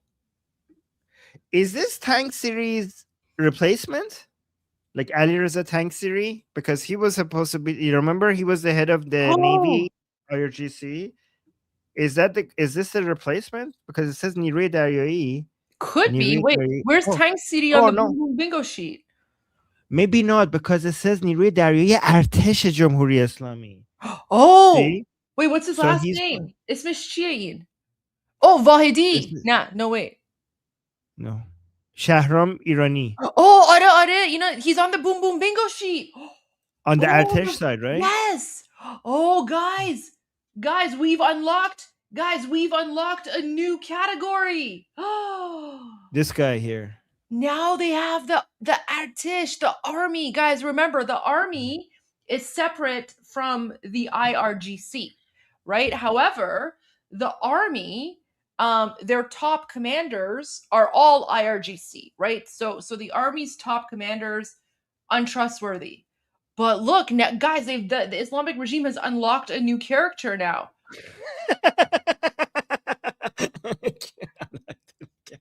Zoom out. Okay. But this is important. Look, guys. Yeah, this is like zoom out all the this is- way, because you see, guys, like when you look at the IRGC, there's so many boom booms, right? So many gray profile pictures. But when you look at the army, the top commanders in the army are still alive. So now zoom in on that guy. Okay. So now that's this guy, Navy commander. Mhm. That Armin, that's really interesting that they're now going to the Artish side. Maybe they don't have anyone they don't have anybody like worthy of leadership on the IRGC. Yeah. Maybe, right? Yeah. Well, I'm trying to see, like, where was Tang City? Tang City was in Bandar Abbas because No, IRGC I mean on the Boom Boom Bingo sheet. Oh, I see him. Okay, I see him. He's at the top right. Yes. So who's his replacement on the IRGC? Guys, you see Navy Commander, right? And then Navy Commander. Why do we have two Navy Commander? Because this is a Navy Commander in the Artesh, but this guy who's dead is the Navy Commander in IRGC. So we have two parallel armies, the IRGC and the Artesh. So Navy Commander, he's basically the Tang City of the Artesh. That's what he is. And this guy is the Vahidi of the Artesh. Amir Hatami is the Vahidi of the Artesh. Armin, so do you not think that by now starting to show these, new characters and unlocking these new characters, like, do you not think that this is possibly maybe like not just the fourth tier, but now the regime, they're putting the spotlight on these people, and these people could potentially be the next targets? Because one of the things that you commented on a while ago, and correctly so, this was a very, very astute and smart observation that no one else has made yet, only you, Armin, is that when you look at the boom booms in the armed forces, so if you zoom out, Armin, yeah. So your observation was that when you look at the boom booms are only happening on the IRGC side. There have been no boom booms on the army or Artish side. But it seems like now they've run out of, leaders on the IRGC side. So now they're relying on the Artish.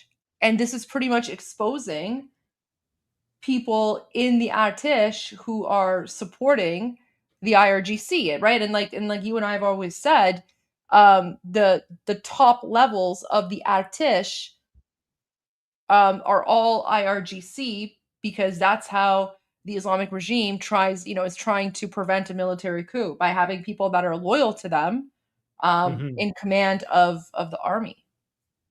Yeah, and it also is a good way to cause division, because by focusing on IRGC and not attacking Artesh, it might give some motivations for the Artesh to not get involved as much as they possibly can when it comes to at least suppressing the people, as a way to save their own lives. And also for the people who are loyal to the regime to notice that the Artesh is not being targeted and get suspicious of treason among them, and basically turn against them. So it could also be a strategy to cause division. And also, if there is supposed to be a coup at some point, it might be a signal to the Artesh that we still have some hope for you. So that's why we haven't targeted you. So and you have only a little bit more time before we go to you as well. But here's your chance to show that you're not the same as the IRGC. And Goldie, I just checked that Tang City has no official successor right now. That might be why they're highlighting him. So, following his death in the airstrike, the command of the IRGC Navy has been temporarily absorbed by the central headquarters under IRGC Commander Ahmad Vahidi. So Vahidi is now managing the Navy from the top rather than having somebody specific for the Navy within the IRGC. Wow. Yeah. Maybe because nobody wanted the job. Maybe because nobody wanted the job, because they're like, I don't want to die. Yeah. Right. Well, that's what Right. President Trump is saying. President Trump is saying that Right. President Trump has said several times that he doesn't even know who the leaders are, and they don't even know who's in charge and then President Trump's like, no one wants to be in charge because they're afraid of dying, which is true. Right. And guys, the way that we figured out that this guy is not IRGC is by looking at the flag behind him, right? You see the flag behind him? So we just read this. You see here, it says Artesh. So we realized that he's not IRGC because it says Artesh here on the flag. And that's why we went to the bingo card and Goldie found him on the bingo card. That's how we did it. So Yeah. Yeah. All right, Armin, let's go to a few of our super chats before we forget, because I've made a promise, I've made a commitment to be more responsive to our amazing supporters, and anyone who gives a super chat, we want to make sure that we answer every single super chat. So let's just do that really quick. So Helen Heyo, member for 3 months. I wish the people of Iran gets their freedom. Heart, lion son. Thank you so much, Helen. Appreciate that. Thank you for your support. Amir the Cricket gifted Liberty Politics 5 memberships. Look at that, Armin. Your member base is growing. Thank you. William Mongrain 6544 says, the singer's voice for Barbaud's music reminds me so much of the lead singer of Shinedown, and that's a high compliment. Thank you, guys. Barbaud, he loves you all. Whenever he puts out a new song, he always sends it to me, and he's like, can you share this? So I always try to share Barbaud's songs because he's such an amazing artist, and he's fighting in his own way. Because everyone has a role to play. Everyone has a role to play, and music and art is so important when it comes to political movements, and Barbaud's songs are epic. So yeah, no, he's fantastic. And you know what? He has promised me, guys. I'm going to tell you something. Barbaud has promised me that after the fall of the Islamic regime and when Iran is free, he will join our live stream. So he's not going to do it now, but after the fall of the regime and when Iran is free, he will join our live stream as a guest and stream. So, obviously he's not doing it right now because, a lot of security issues and things like that, but he will join when Iran is free. So we're looking forward to that. But in the meantime, we support him very, very much. KAPM1B, late to the party, and this was what I came into. Yeah. We decided to, that was the only acceptable way to share the message of the supreme cardboard dictator, Mojtaba, right? So yeah. Let's bring up a good picture of him, right? So we went full Durka, Cap, because you weren't here. You were basically keeping us sane. As soon as that's why we went full Durka. You weren't here. Yeah. So for people who might not remember, this is the cardboard dictator. Wait, where is it? This is a card.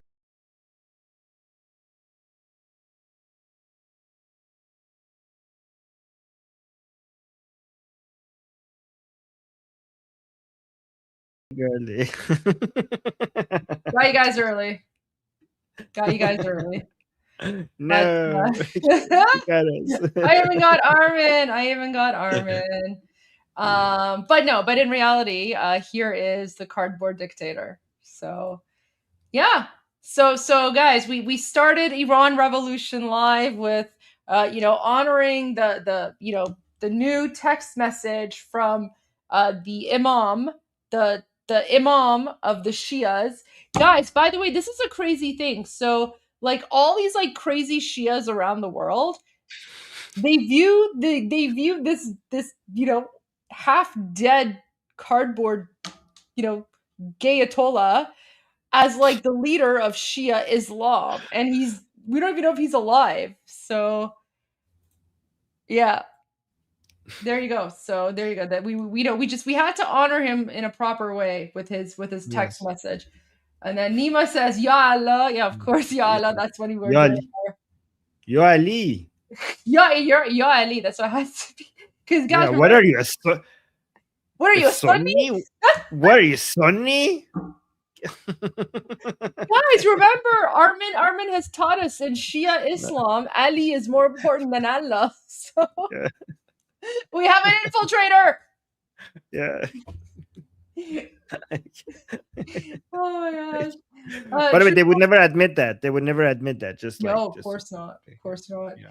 Truth Over Agenda says Mullah texted via Ouija board. Yeah, I mean, that's actually, that's a very likely possibility, Armin. Mujtaba may have sent his message via Ouija board, right?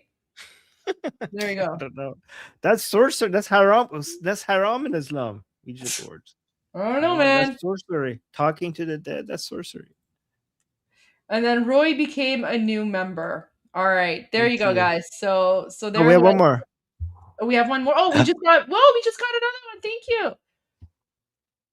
2 hours ago, His Royal Highness released 2 videos. Did he? Wow. Okay, let's go to that. I was so focused on President Trump, and I have a lot of notifications here. Plus, we had to go to Cardboard Mujtaba, the Supreme Dictator. By the way, Goldie, look at Amir sends us a super chat to also tell us about the updates. Isn't that nice? Yeah. He's very sweet. That. Thank you. So the videos that he's put out, we've already shared. So thank you for that. The videos that he put out, it's the video of his speech in Berlin. Which we've gone through and we've translated. I'm more than happy to share that again. And then the other video that he put out was his interview with Sean Hannity, which we played yesterday. So I'm more than happy to share that again. But we did share his video and interview with Sean Hannity yesterday. The message that he put out today, this was just an hour ago. So after we started the show. It was about the young. Oh my gosh, so sad. I'll send it to you, Armin. It was the same message that we shared. Yeah, the young Iranian freedom fighter, the 21-year-old karate champion who was executed by the Islamic regime this morning. So do you just want to share his message? Yeah, so the message reads, Sassan Ozadvar, a 22-year-old karate champion from Isfahan, was executed by the Islamic Republic today. This regime cuts the internet to kill in silence at home while stalling the world at the negotiating table. Every hour this regime remains in power, another young Iranian dies. Yeah. Yeah. Guys, I'm going to put the link to this message by Princess of Pahlavi in the chat. If you could share it, that would be great. Yeah, one of the best and most important ways that you guys can help us in raising awareness about what's going on is making sure that you're following His Royal Highness, King Reza Pahlavi, following his comms channel, and just amplifying, right? Like, retweet, maybe put a comment down below. He has an account on X. He also has an account on Instagram. So if you don't have X, but if you have Instagram, that would be a huge help as well. One of the easiest and quickest and cheapest ways to help support our movement, help support our revolution, is to just help amplify the voice of our leader, the leader of the Iranian national revolution, the Lion and Sun Revolution. Yeah. And Sassan's crime was just demonstrating, because he wanted to live in a free and democratic society, and they hanged him this morning. And it's horrifying. Yeah, it's very sad.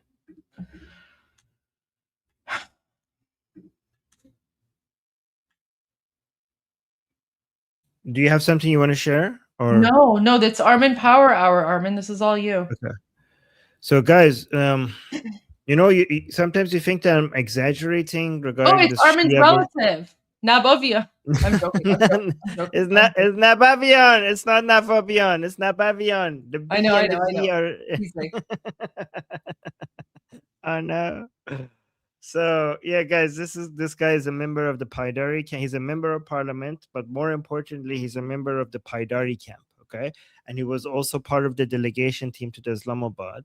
And look at what he's saying here, because this is very educational. This is on state TV. Saying is this war is the war between Islam and unbelief. So remember, guys, people think that we're exaggerating the religious nature of all of this, all of this, and you see it's not us, it's them. So all of this, they don't see it as a war between the Islamic Republic and its enemies. They don't even see it as a war between Iran and its enemies. They see this as a war between Islam and unbelief and infidels. Like this is they see Iran right now as a base of operation for the only true representation of Islam. What you're going to hear here in this video is a confirmation of many of the things that I've been telling you so far. You're going to see that it's not me exaggerating these people's views. You're going to see that they're confirming it here. So listen to this very carefully, because this video is very educational. So between Islam and heresy, this war is between Islam and heresy. The entire world of heresy comes with its technology to face the whole world of Islam. Okay, so this is interesting, because how is the world of unbelief or or heresy, how is it fighting the whole world of Islam? Like Saudi Arabia is not on your side, the UAE is not on your side, Bahrain is not on your side. Like no, because is there any Islamic country on their side? So how do you think he's going to justify that the fact that this is against the whole of Islam? How do you think he's going to justify that? Right. So look at it. So basically, the whole world of unbelief or heresy has come with their technology to face the whole world of Islam. Yeah,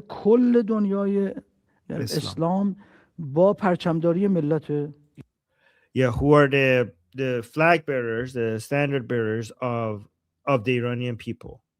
Right, so basically, he's saying the Iranian people. Again, remember, when they say people, they're talking about the regime supporters, not the entirety of the Iranian people. So he's saying their people, or he says the Iranian people, are the flag bearers of Islam. So he's saying someone might come and say, no, this is not between Islam and heresy.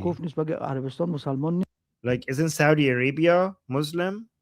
See, guys, he's addressing the question that I asked. How do you think, guys, guess in the chat, how do you think he's going to respond? How is it, like, he's mentioning the rebuttal that somebody might have, that like, what are you talking about? Saudi Arabia, Islam. The world is not fighting against Islam because Saudi Arabia is on the other side. Oh, Javid, don't give them, you know this. Like, Iranians know the answer in the chat. Like, he's saying like the Quran comes from Saudi Arabia, and so on. Like, the answer is very clear. The answer is very clear. Let me actually put you guys on the screen so you can see people's answers. Yeah, Javid, you shouldn't have given the answer to people. Like, we have two types of Islam. Javid in the chat already answered this. Okay, he said we have two types of Islam: American Islam and the pure Islam of Muhammad. Islam Nab Muhammadi. Islam, like, remember this word. Islam Nab Muhammadi is the pure Islam of Muhammad. So the Islam that Saudi Arabia has, the Islam that UAE has, the Islam that Bahrain has, the Islam that, I don't know, Egypt has, that is not Islam nab Muhammadi. That is American Islam. That's American approved Islam, right? اسلام آمریکایی و اسلام ناب محمدی است. Islam and Nama. Oh, he didn't say Muhammadi. He said Muhammadi. Did you hear that? Like he's saying it Arabic. He's not saying it in a Persian. Like you see the ha. You go, ha. So when they speak from their throat, that's when he goes full Arabic, right? You see. So he didn't say Muhammadi. He says Muhammadi. So because he wants to pronounce that like an Arab. و اسلام ناب محمدی است. Muhammadi. Okay. علیه و آله و سلم. Oh, he did the salawat. So guys, because he mentioned Muhammad, he needs to do the salawat. So he said sallallahu alayhi wa sallam. What is Salla Allah Udo? Salla Allah. That's what he's saying. Oh my God, sallallahu. So guys, every time you mention Muhammad's, I can't even do that. Muhammad. Muhammad. The ha has to come from here, right? So every time they mention Muhammad's name, they have to bless him and his family. So that's why they have to do that. 50% اسلام مبارزه با دنیای کفره. So what? Wow, he's saying 50% of Islam is fighting against the world of heresy. Well, he says kufr, which means kafar. He's speaking about the kafar. You know, so guys, for our American friends, remember Pete Hegseth has a tattoo on his arm that says kafar. That's what this like Durka is speaking about. He's like, you know, Islam is all about fighting the kafar, the non-Muslims, right? Yeah, now that you mention it here. Fighting the infidels, yeah. Yeah, so this is Pete Hegseth. He has a tattoo on his arm. It says kafar. Kind of badass. Which means infidel. Yeah. Which means infidel.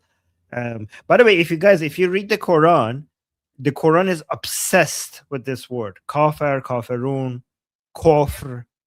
So kafar is infidel, kafirun is infidels, kufr is basically the act of unbelief.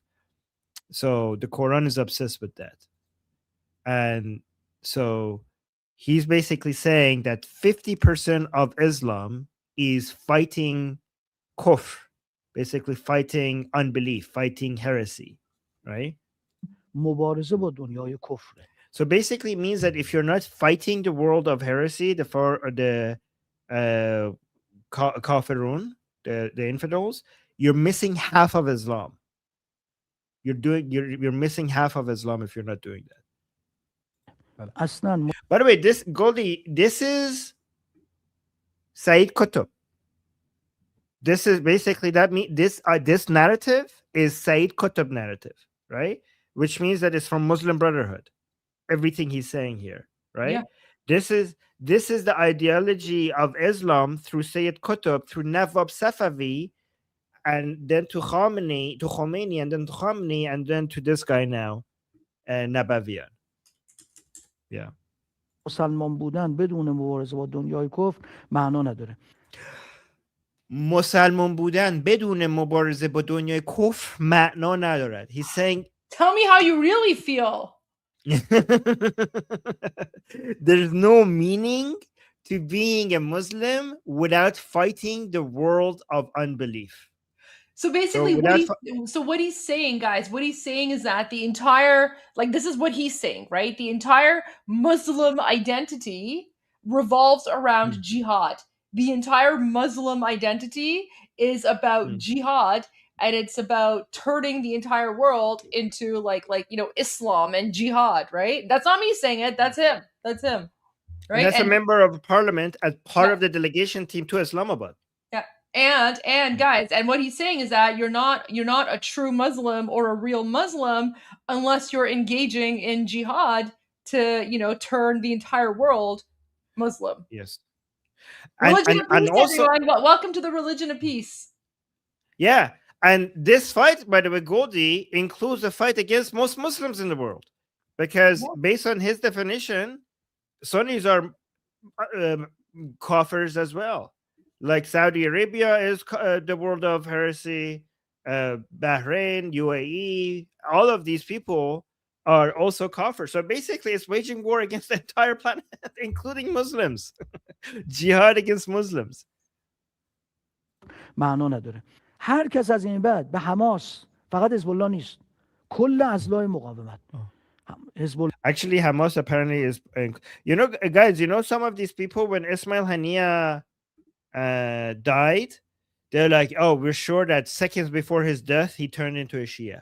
Okay, so like when you ask these people, how do you support Hamas if Shiism is the true version of Islam and Sunni Islam is, kufr and they're kafir? So then how do you support Hamas? Hamas is Sunni.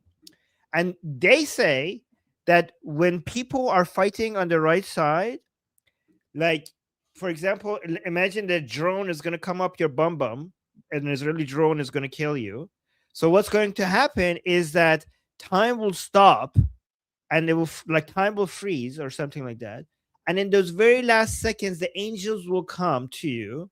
And you're like, this is Ali, this is Hassan, this is Hussein, this is Fatima. And like, oh my God, this is the true Islam. I truly believe now I'm now a real Muslim. And then you die. So then you die as a Shia and you go to heaven, right? So this is what happens if you truly have been fighting on the right side. Even if you're a Sunni, then God will send you angels to make sure that you convert to the right side of Islam before you go, right? By the way, the sound is the real sound that you make when you die, because I heard when people die, they actually I don't know. Never mind. So like all the members of the resistance, Hezbollah, Hashtag Shabi, which is a popular mobilization. Armin, quick question. What does SNN stand for? One of our viewers was like, what does SNN stand for? Is that Satanic News Network? I was like, that's a pretty good, I mean, I have no idea, but SNN, like Satanic News Network, sounds like a pretty good name for it. Yeah, that's a good name. But do you know what it's called? Like, I know it has like an official name or something. I don't know. I could look it up. Yeah. That's irrelevant. Student News Network. Apparently.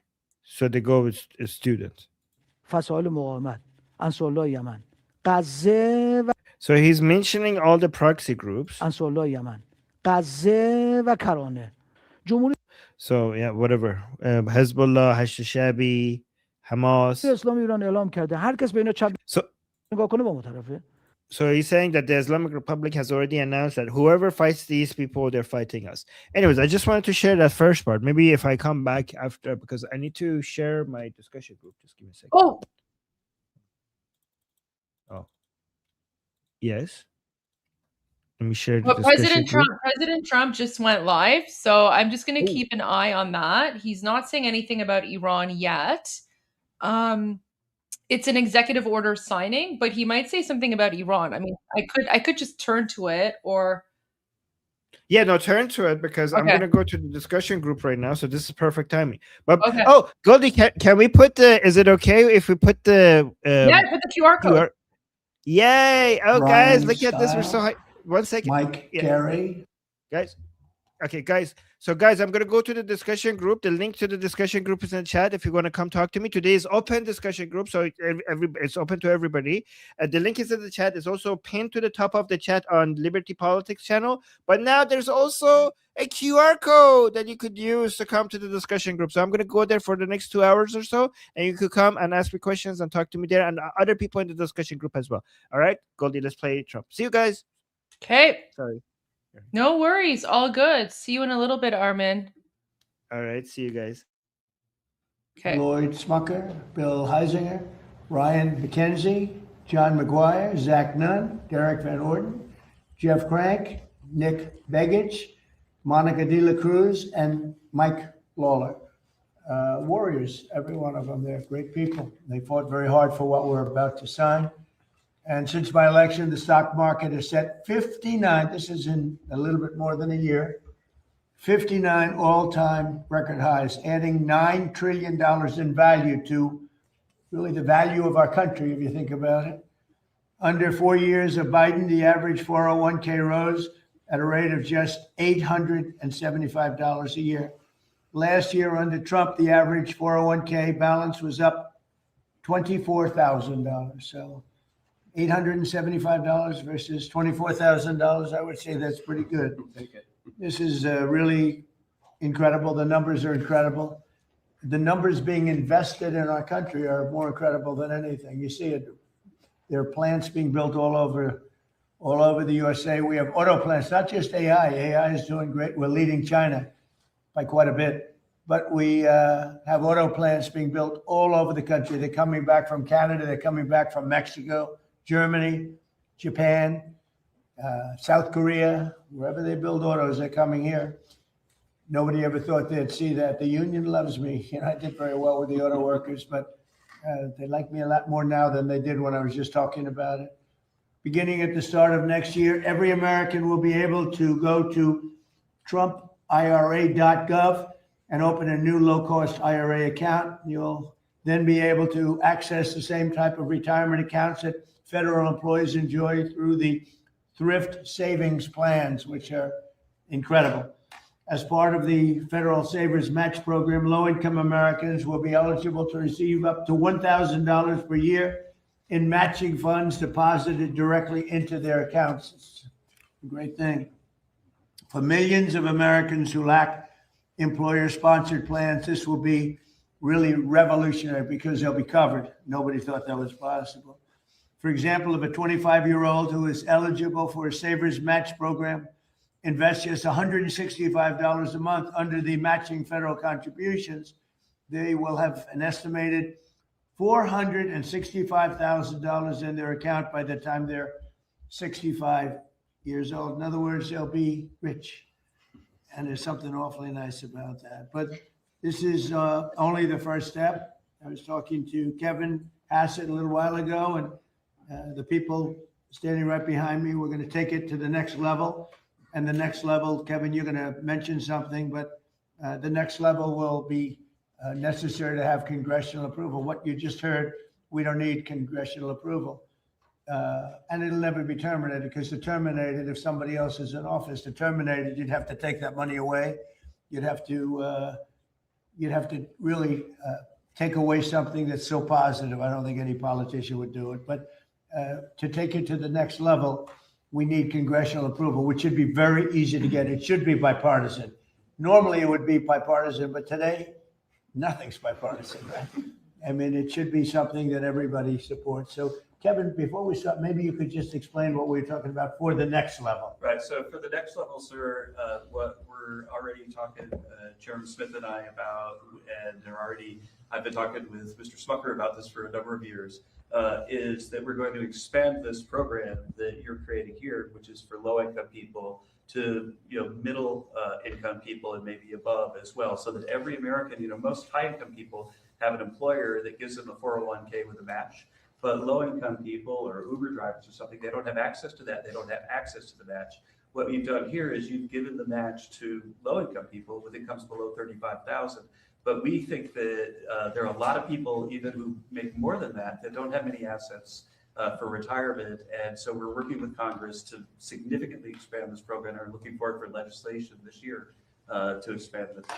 And also the Trump accounts, you remember, with Michael Dell and Susan and the group that we had, are setting records. We have 5 million signups right now, sir. 5 million signups in a short period of time, far above what we thought even possible. So congratulations to everybody that got that started. Michael Dell put in $6.25 billion.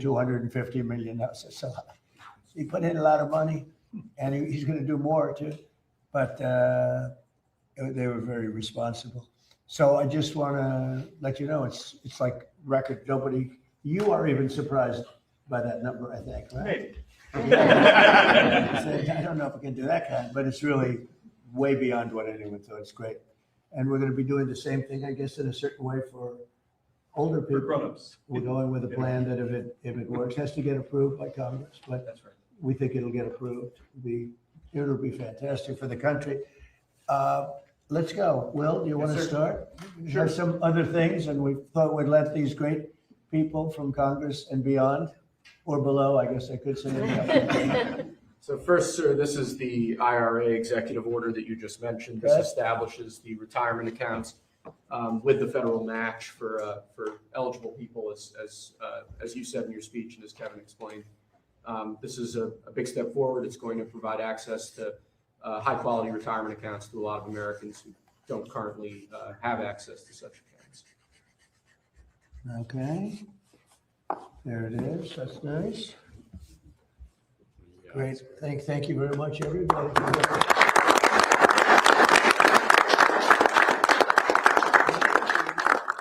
We'll do some that aren't associated with this, and then we'll talk about this with the press. We'll ask some questions of the Congress people, okay? Because they were really responsible for this.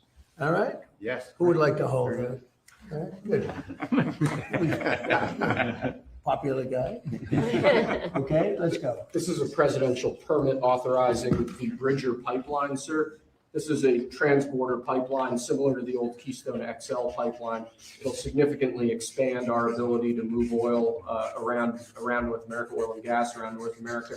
It's a huge deal in terms of long-term energy dominance and energy security. Slightly different than the last administration. Very different than last They administration. wouldn't sign a pipeline deal, and we have pipelines going up. And by the way, they're way underground. They're not a problem. Nobody even knows they're there. It's so crazy, but they wouldn't approve anything having to do with the pipeline, and they're great. As opposed to trucking it or training it, they're great. A lot of jobs too, a lot of jobs.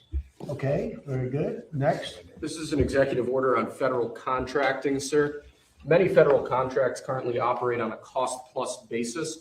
This provides oftentimes weird incentives for contractors, leads to cost overruns, costs the federal government a lot of money. What this executive order does is it establishes a fixed price contract as the default in most federal contracts. This aligns the federal government with what would typically exist in the private sector, and we believe will continue to drive down fraud and abuse in federal contracting government-wide. Would anybody like to object to this? Absolutely not. They fighting for this one too.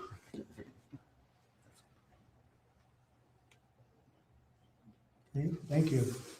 Next. You previously announced that we were withdrawing Casey Means as the Surgeon General, sir, and appointing Dr. Safir or nominating Dr. Safir in her place. Yeah. That on the left is the withdrawal, which will later be transmitted to the Senate. Okay. And on the right is the new nomination form for our new Surgeon General nominee. Nicole Sapphire, she's with Fox, was with Fox. Is it with Fox anymore, Peter? But she's great. She'll be the Surgeon General. I believe she's with Memorial Sloan Kettering in New Jersey, sir, and she's an outstanding doctor. She is.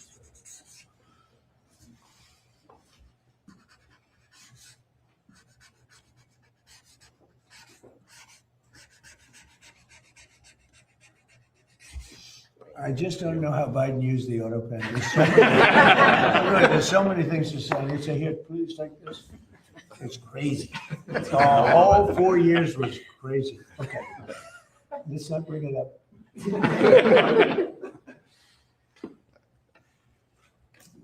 She's going to be great. Surgeon General. Thank you. This is a proclamation declaring this weekend to be National Fallen Firefighters Memorial Weekend. Awesome. As you know, firefighters do an incredibly difficult, dangerous job, help keep us all safe. This is a proclamation honoring their sacrifice and remembering those who have fallen. Great. Everybody likes that? You bet. Okay. Firefighters. That one deserves something.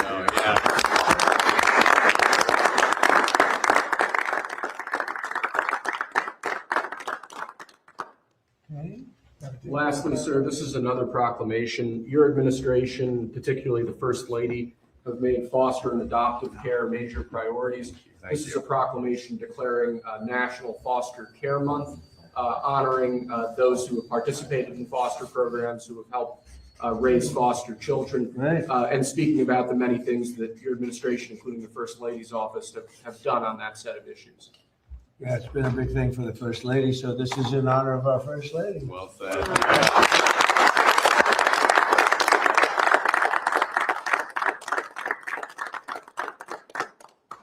That's all I've got, sir. I spent time with foster care. Oh, that's great. Yeah, that's great. That was good. Thank you very much. Thank you, Mr. President. So do you have any questions? Maybe we discuss the first signing first. Do you have anything on Mr. that? President. Mr. President, Please. Mr. President, how is this going to help with small business owners? Do you think this is going to inspire more people to go? Is it, small businesses that might be reluctant earlier, for IRA, to have their IRA, this is going to, help Well, give I them. tell you, small businesses now are thriving. And as you know, more people are working right now than at any time in the history of our country. We're doing great. And there's more investment being made in the United States than any country at any time in history. And a lot of that's AI, and a lot of that's maybe in a certain way, maybe more importantly, auto plants are all coming back to our country. They're coming back from different countries where they left us, for Germany, as you know, Japan, and South Korea, and Canada, Mexico. And they're all coming back at levels that nobody's ever seen before. And tariffs did it. I did it. Maybe the election did it, but tariffs did it. And if they build here, they don't have to pay tariffs. We have Germany is giving a lot of companies are coming in from Germany, from Japan. Japan just announced $10 billion more plants going to be built between Toyota and Honda and all the different companies they're pouring into our country. In South Korea, Canada, they're coming in. I don't know what they're doing, but I can tell you they're coming in tremendously from Canada. There's no reason they don't want to pay the tariff. And because of that, they're investing at levels never seen before. We will, for 30 years, we virtually didn't build an auto plant in this country. And now we're doing more than we've ever done. So I'm very proud of that. AI is going wild. We're doing great. And we're letting them build their own electric, but we're actually making them build their own electric plant, so they take tremendous amounts of energy to have a successful plant. And they're building, all of the new ones are building their own electric plant, like a utility, and any extra, they'll either give it or sell it for a good price to local communities and to the grid. So it's going to be fantastic. But we have tremendous amounts of factories being built in our country now, more than we've ever had at any time ever before. And we have the biggest investment being made in our country. In the history of our country, by the way, in the history of any country, there's never been a country that has the kind of investment coming in that we have right now. And these things are being built right now. So you're not going to see the results. I mean, you see construction results. You notice the construction workers are through the roof. But when they open, the numbers are going to be staggering. Do you have a question? I certainly do. Thank you, Mr. President. You had some good economic news, GDP with 2% growth. Yeah. Moving forward, your business equipment surged to the highest level in 6 years. And IRS data shows that the average federal tax return is up by more than 11% when comparing the same time as last year. Do you believe It is up over 100%. Do you believe that this is evidence of the big, beautiful tax cuts that just went into law last year are working? And do you think the economy is going to continue to hum as the year progresses? Yeah, thank you. So the biggest tax cut in history is in the great, big, beautiful bill. And I think, I see it. I actually see it reported where people are shocked at how much money they're making. They can't believe the refunds that they're making. 5,000, 6,000, 7, 8, 9. One I saw one last night on television, 11,000 more than she thought she was going to get. And it's no tax on tips and no tax on overtime, no tax on Social Security for our seniors, no tax on social. Nobody can believe it even. And the numbers are far greater than they thought.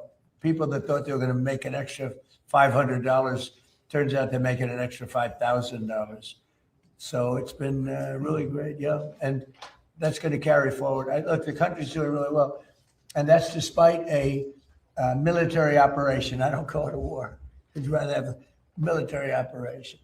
We're really, Iran is dying to make a deal. I can only tell you that. I don't want to get into the, but they cannot be nuclear other than that. But their Navy's gone, their Air Force is gone.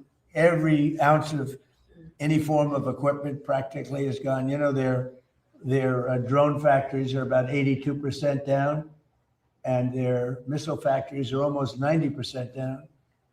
And many of their missiles have been knocked out they used some, but we knocked out more than they used. And it's pretty amazing what's happened. They want to make a deal. But despite the fact that we are in what some people would call a war, we just hit a new high today on the stock market. We have S&P is through the roof. They're through the roof. And, you know, when we hit 50,000 on the Dow and 7,000 on the S&P, I said to myself, we got to do something about Iran. They want to have a nuclear weapon. You can't let them have a nuclear weapon. And I hated to do it to my people because they said 50,000. Peter, you know this, that 50,000 wouldn't be obtainable in my 4 years or anybody's 4 years. And we hit 50,000 in my first year, the end of my first year. We hit 7,000 on the S&P. They said that would be even less attainable. And we hit that at the end of the first year, before the year was up. And then I said to Kevin, sorry about this, Kevin, but we have to put out a fire. And the fire is taking place in the lovely country of Iran. And they want to have a nuclear weapon. And if we didn't use this beautiful, see that plane right there, that beautiful B-2 bomber, it looks small there, but it's actually quite, it doesn't look very powerful there, but it's quite large, actually. We ordered 25 more of them, the updated version, all built in America, which is very nice, right? But if we didn't have that B-2 bomber, if we didn't go in and do what we did, we obliterated that nuclear capacity of theirs. And so they didn't get the nuclear bomb. If we didn't do that attack, should have been done long before I came along by other presidents or by another country or something, but it should have been done long before I came along. But they are in very bad shape, and they've got nothing going, including leadership. I mean, you know, their leaders are gone. Now they have a whole new, their first string leaders are gone, their second string leaders are gone. Now we're dealing with their third string. But we'll see what happens. It's been an amazing period of time between Venezuela and where we're doing great. We're getting along with them great. We're working very closely with them. They're doing more oil now than they've done in many, many decades, actually. And they're making more money, and so are we. You know, it's like a joint venture, to be honest. And we paid for the attack many times over. The attack, something you've never heard before, probably. I always used to say to the victor, belong the spoils, but we paid for the attack, which is always expensive. But it was a less than 1 day attack. It was actually a 45-minute attack. And that's a good, you know, they have good military in Venezuela, but they did not expect that and that and that and that. Other than that, but when these suckers come at you at 2,500 miles an hour, at 25 feet off the ground, you say, this is not what I bargained for. This is no good. Anyway, so, and now, you know, Venezuela was amazing, but now we're doing essentially, it's larger, but we're doing essentially the same thing in Iran.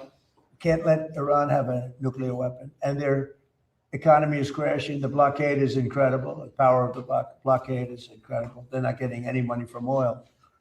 And hopefully it can be worked out very soon. Yeah. Iran is proving to be very stubborn. The talks seem like they are stalled. Are you getting antsy to break the ceasefire? Well, I mean, I don't know what stubborn is because really nobody knows what the talks are except myself and a couple of other people. They want to make a deal badly. And we have a problem because nobody knows for sure who the leaders are. It's a little bit of a problem. You know, the leaders have been wiped out along with their military, almost all of their military. I mean, think of it. 159 ships was their total Navy. 159 ships are gone. They're underwater. They're way below sea level. Sea level is a big difference. Pretty deep waters over there too. So I don't know that we need it. We might need it. And on Iran, a little while ago, the president of FIFA said that when the World Cup is here in the U.S., the team from Iran will be playing in the games. Well, if Johnny said it, I'm okay. Did Johnny say it? He did. What if they Gianni win? Infantino, that's a piece of work. What if they win? Well, if they win, we'll have to worry about that. That's not, I'm gonna have to worry about that one. But look, you know what? Let him play well. Johnny's fantastic. You know, he's a friend of mine, and he talked about it. I said, you do whatever you want. You can have him. You don't have to have him. Probably have a good team. I don't know. Do they have a good team? Do you have any idea? I have no idea. Would be hard to believe, actually. But I think let him play. Right? This is a little bit different, but what is your take on these reports that your show, The Apprentice, is going to could come back on Amazon with host You're fired. Trump Jr. Well, I've been hearing it. Look, we had a great success, 14 seasons, and I watched The Apprentice religiously. Like I watched every single episode of The Apprentice. And I learned a lot about, business and business success and things like that from literally watching President Trump. I guess, Trump back in the day, and like how he would criticize people. Oh yeah. Like I'm not a big fan of reality TV, but I watched every single episode of The Apprentice because like, that's one of those shows where you can actually learn something, right? Like there's something valuable to that. Apprentice was a tremendous success. So I've been hearing that, a little bit. So we'll see what happens. He's good. He's a good guy. He's probably good. He's got a little charisma going. You need a little charisma for that sucker stuff. So we'll see what happens. They told me about it. We'll see. Mr. President, thank you, Mr. President.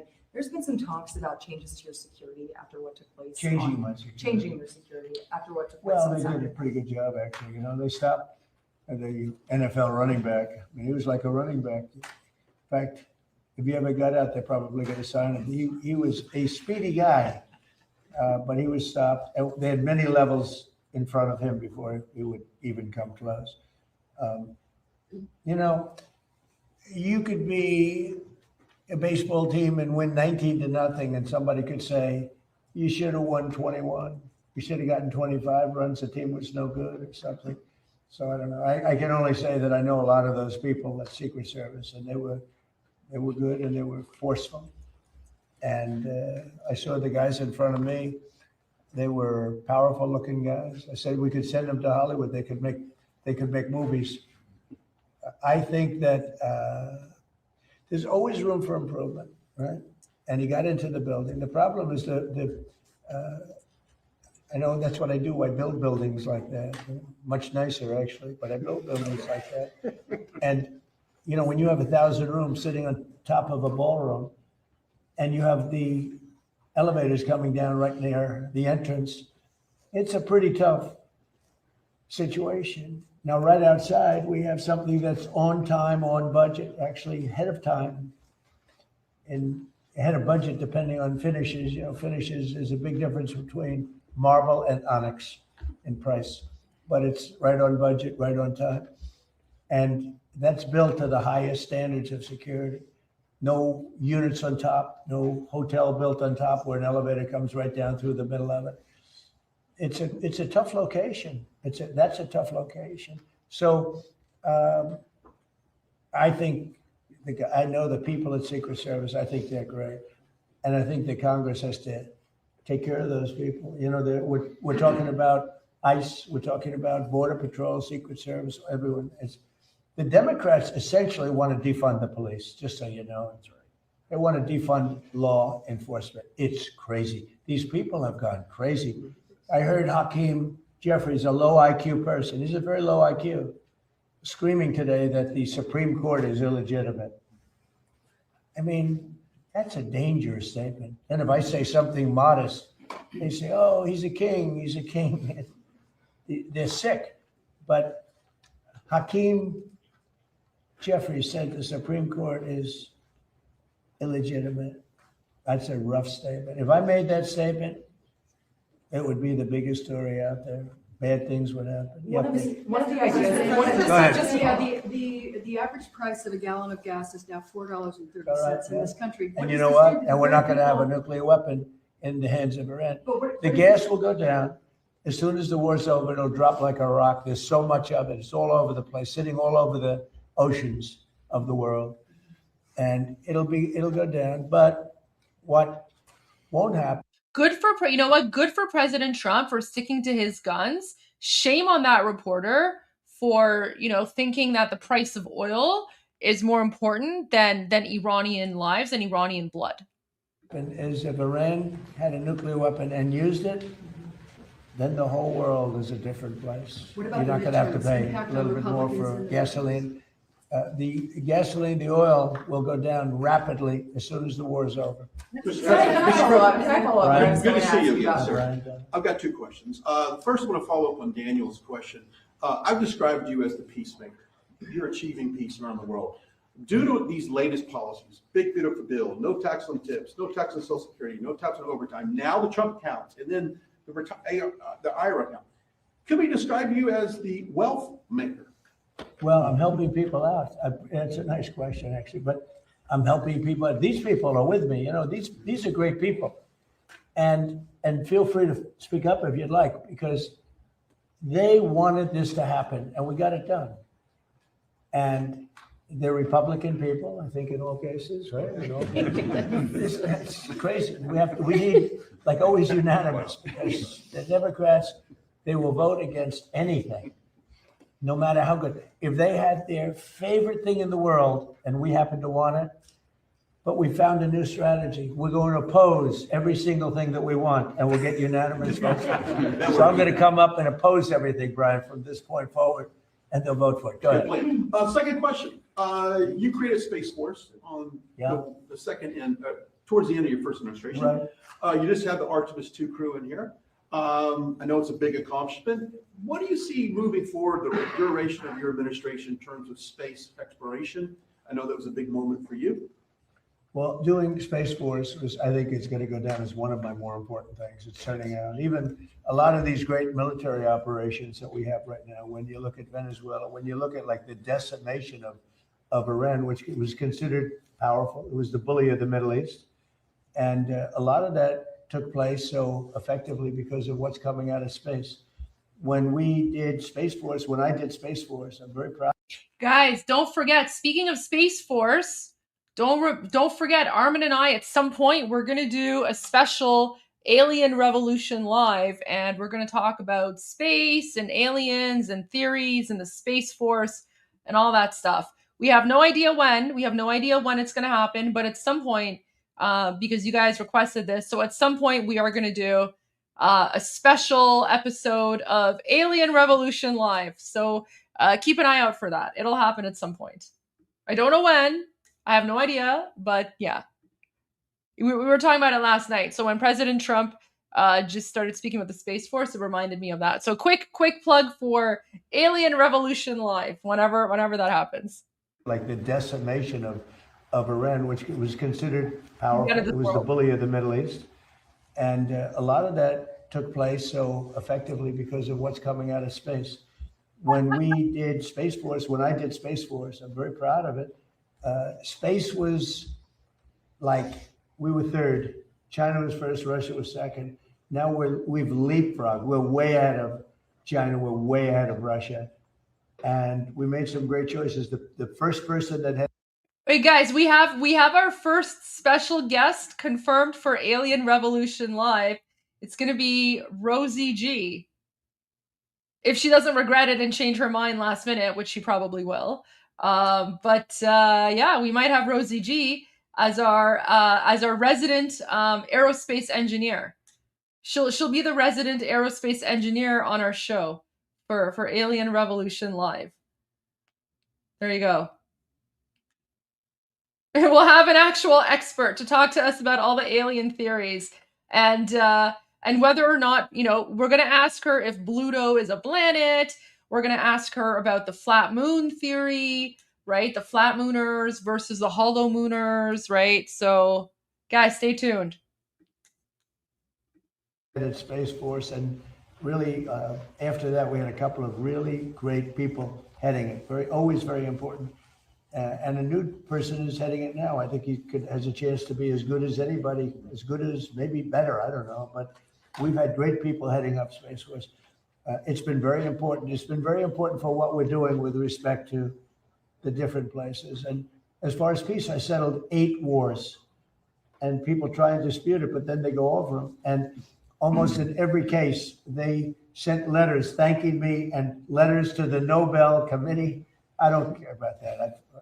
Maria was very nice. She gave me her Nobel Peace Prize because she said she didn't deserve it. She was very, very nice. But I settled 8 wars. And in every case, the people, the prime ministers or presidents wrote letters thanking me. And in the case of India, look, the biggest one would have been Pakistan, India. The prime minister of Pakistan said, I saved from 30 to 50 million lives, but it could have been more than that. 2 nuclear nations were going at it. 11 airplanes were shot down. They were in the first week of what would have been a very bad war. And I got it solved. You know how I got it solved? By the use of tariffs. I said, I'm going to charge you tariffs if you guys keep fighting. And they said, oh, please don't do that. You just lifted the tariffs, right? You just lifted some tariffs on whiskey. Is that correct? Yeah, what I'm doing is for as long as I've been here, they've wanted to, Kentucky, which is a great place. And I also won, Jason, by a lot. But Kentucky, with the bourbon, and Scotland with the whiskey, and they've had trade for years and years and years, and a lot of restrictions, a lot of different restrictions took place that didn't amount to much, and it really stopped them. I don't know if you know, it's a barrel trade. They use the barrels from the one to take care of the other, and the barrels are only good for 1 unit. In other words, they can't be used twice. They can only be used once, but the once makes it a better substance. I'm not a big drinker, so forgive me, but it makes them a big substance and a better taste. But they dealt for years. This was Scotland and Kentucky, mostly Kentucky. And I just took all the restrictions off. So Scotland and Kentucky can start dealing again. And I did it in honor of the king and queen who just left. They're heading back. It was a big deal. They've been trying to get this for a long time. Yes, you talked about possibly pulling out some troops out of Germany. Would you be considering the same thing for Spain and Italy? I mean, they haven't been exactly on board. Yeah, probably. Yeah, I probably will. Why should I? Look, why shouldn't I? Italy has not been of any help to us. And Spain has been horrible, absolutely horrible. It's NATO. It's not even the fact that they're bad. It's one thing if they said nicely, or if they said, okay, we'll help, but the help is a little slow. But the level, and we helped them with Ukraine. They made a mess out of Ukraine, a total mess. And we helped them with Ukraine. Ukraine has nothing to do, we're an ocean apart. It has to do with them. It's like for them, it's their front door. We help them. And Biden gave them $350 billion, which was insane. It's one of the reasons the war went on. But when we needed them, they were not there. We have to remember that. And so if we ever have a big one, because we didn't need any help with Iran. We had Iran right from the first day it was over. It was over. And now it's even more so. We're so locked and loaded if we want to do. But we didn't need the help. And to a certain extent, I asked them, I didn't need the help, but I said, yeah, we'd love to have you help because I wanted to see if they do it. And they, in all cases, they said, we don't want to get involved. And the amazing thing is they use the Strait of Hormuz. We don't. We don't use it. We don't need it. We have a lot of oil. Well, wait a minute. And they use it. We don't. And you would have thought they would have said, we would love to help you. But they didn't, which I think was and Germany, he's doing a terrible job. He's got immigration problems. He's got energy problems. He's got problems of all kinds. And he's got a big problem with Ukraine because they're in that mess. And he criticized me for doing the whole thing with Iran. But I said, would you like to have a nuclear weapon in the hands of Iran? He said, no, I don't. I said, well, then I guess I'm right. He didn't have any answer to that. The bottom line is for this world, for our country, but certainly for Israel, the Middle East, and Europe, much closer, you cannot let Iran have a nuclear weapon. And if you agree that Iran can't have a nuclear weapon, which most people agree, almost everybody, It should have been done a long time ago. But if you agree they can't have a nuclear weapon, then what I did has been executed perfectly because our military has decimated them. Yeah, please go ahead. Mr. President, two questions for you. Alina Shazi from the Daily Mail. You have called this the new regime before in Iran, but I speak to Iranians on a daily basis, and they tell me that these are the same people that have murdered them, executed them, repressed them. I talked to them through the blackout, and they wanted me to ask you this question. And second of all, Secretary of State Marco Rubio, how come he's not involved in these conversations? He's very much involved. Marco is he's negotiating with them all the time. Look, Iran killed 42,000 people over the last few months, protesters. They were going to kill 8 women whose lives I saved, and I appreciate that they didn't do it. I asked them not to do it. They didn't do it. They were getting ready to hang the women. They were going to hang 8 beautiful women that were just caught the imagination of a lot of people. People were talking about it. It was inconceivable. You saw those 8 beautiful people, and they were going to be executed that evening. This was a week ago. And I got on the phone very quickly, and I said, don't do it. Don't do it. The whole world is watching. Don't do it. And they didn't do it. I appreciate it. I guess 4 were released, and the other 4 are going to be released in a month. They were ready to be executed that night. So they take a tough, they knocked out the wrestler they killed. They killed the wrestler's teammates. They killed people today. He was a world champion wrestler, too. He was a great wrestler, great, talented wrestler. They killed him because he protested. He spoke. He wasn't wrestling. What he did is he spoke negatively about the regime, and they killed him. They executed him along with his friends. They killed 42,000 people. So when you say about, they say that I do the same, I don't do the same. I'm trying to save that country in a certain way. And nobody's ever seen anything. Think of it. They killed 42,000 innocent, not weapon-carrying people for protesting. 42,000. And the number they say is a lot higher than that. It is. There's a rough group, but we have decimated them. And their economy is a disaster. So we'll see how long they hold out. We'll see. Mr. President, President Trump, Saudi Arabia. Do you see guys how he didn't answer the question?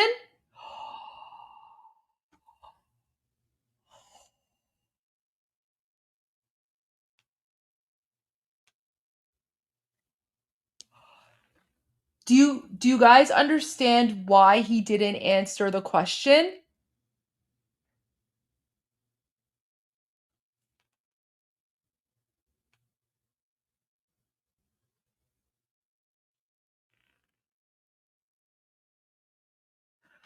The reason he didn't answer the question is because he doesn't want to give away the cards.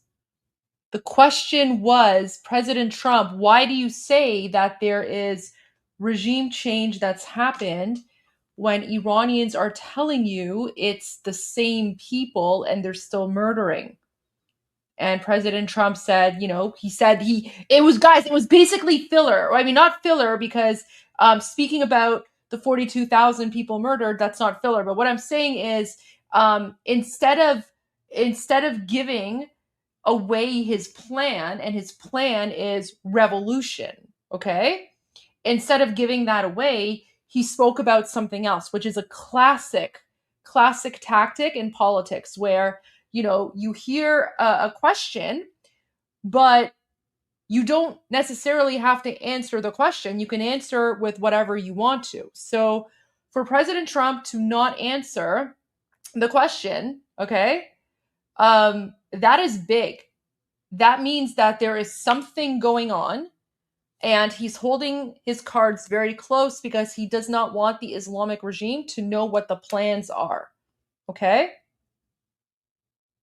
And then in the middle of that, he said, look, I'm trying to save the country, okay? Which means he's trying to save the people.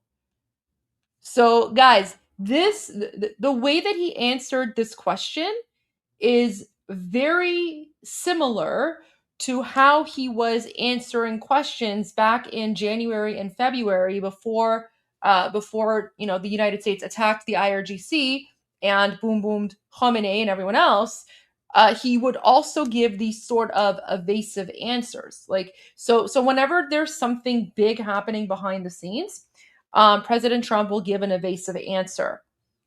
So that's exactly what happened here. Okay, let's listen to this again, guys. Like, this is big. He's very much involved. Marco is very world.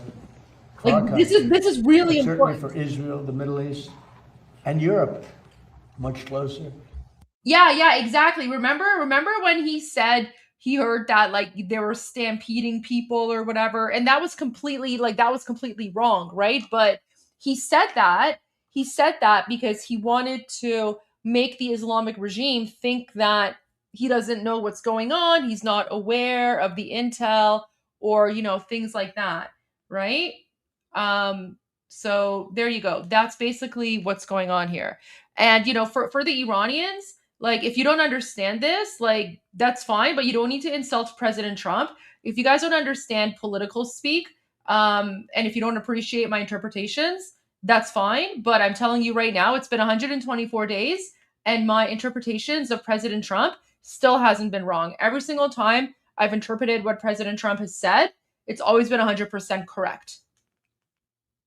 You cannot let Iran have a nuclear weapon. And if you agree that Iran can't have a nuclear weapon, which most people agree, almost everybody, it should have been done a long time ago. But if you agree they can't have a nuclear weapon, then what I did has been executed perfectly because our military has decimated them. Yeah, please go ahead. Mr. President, two questions for you. Alina Shazi from the Daily Mail. You have called this the new regime before in Iran, but I speak to Iranians on a daily basis, and they tell me that these are the same people that have murdered them, executed them, repressed them. I talked to them through the blackout, and they wanted me to ask you this question. And second of all, Secretary of State Marco Rubio, how come he's not involved in these conversations? He's very much involved. Marco is he's negotiating with them all the time. Guys, that's really important. So the fact that President Trump is confirming that Marco Rubio is heavily involved behind the scenes, that kind of lets me know that Marco Rubio is pretty much like calling the shots when it comes to negotiations, but he's doing it behind the scenes, right?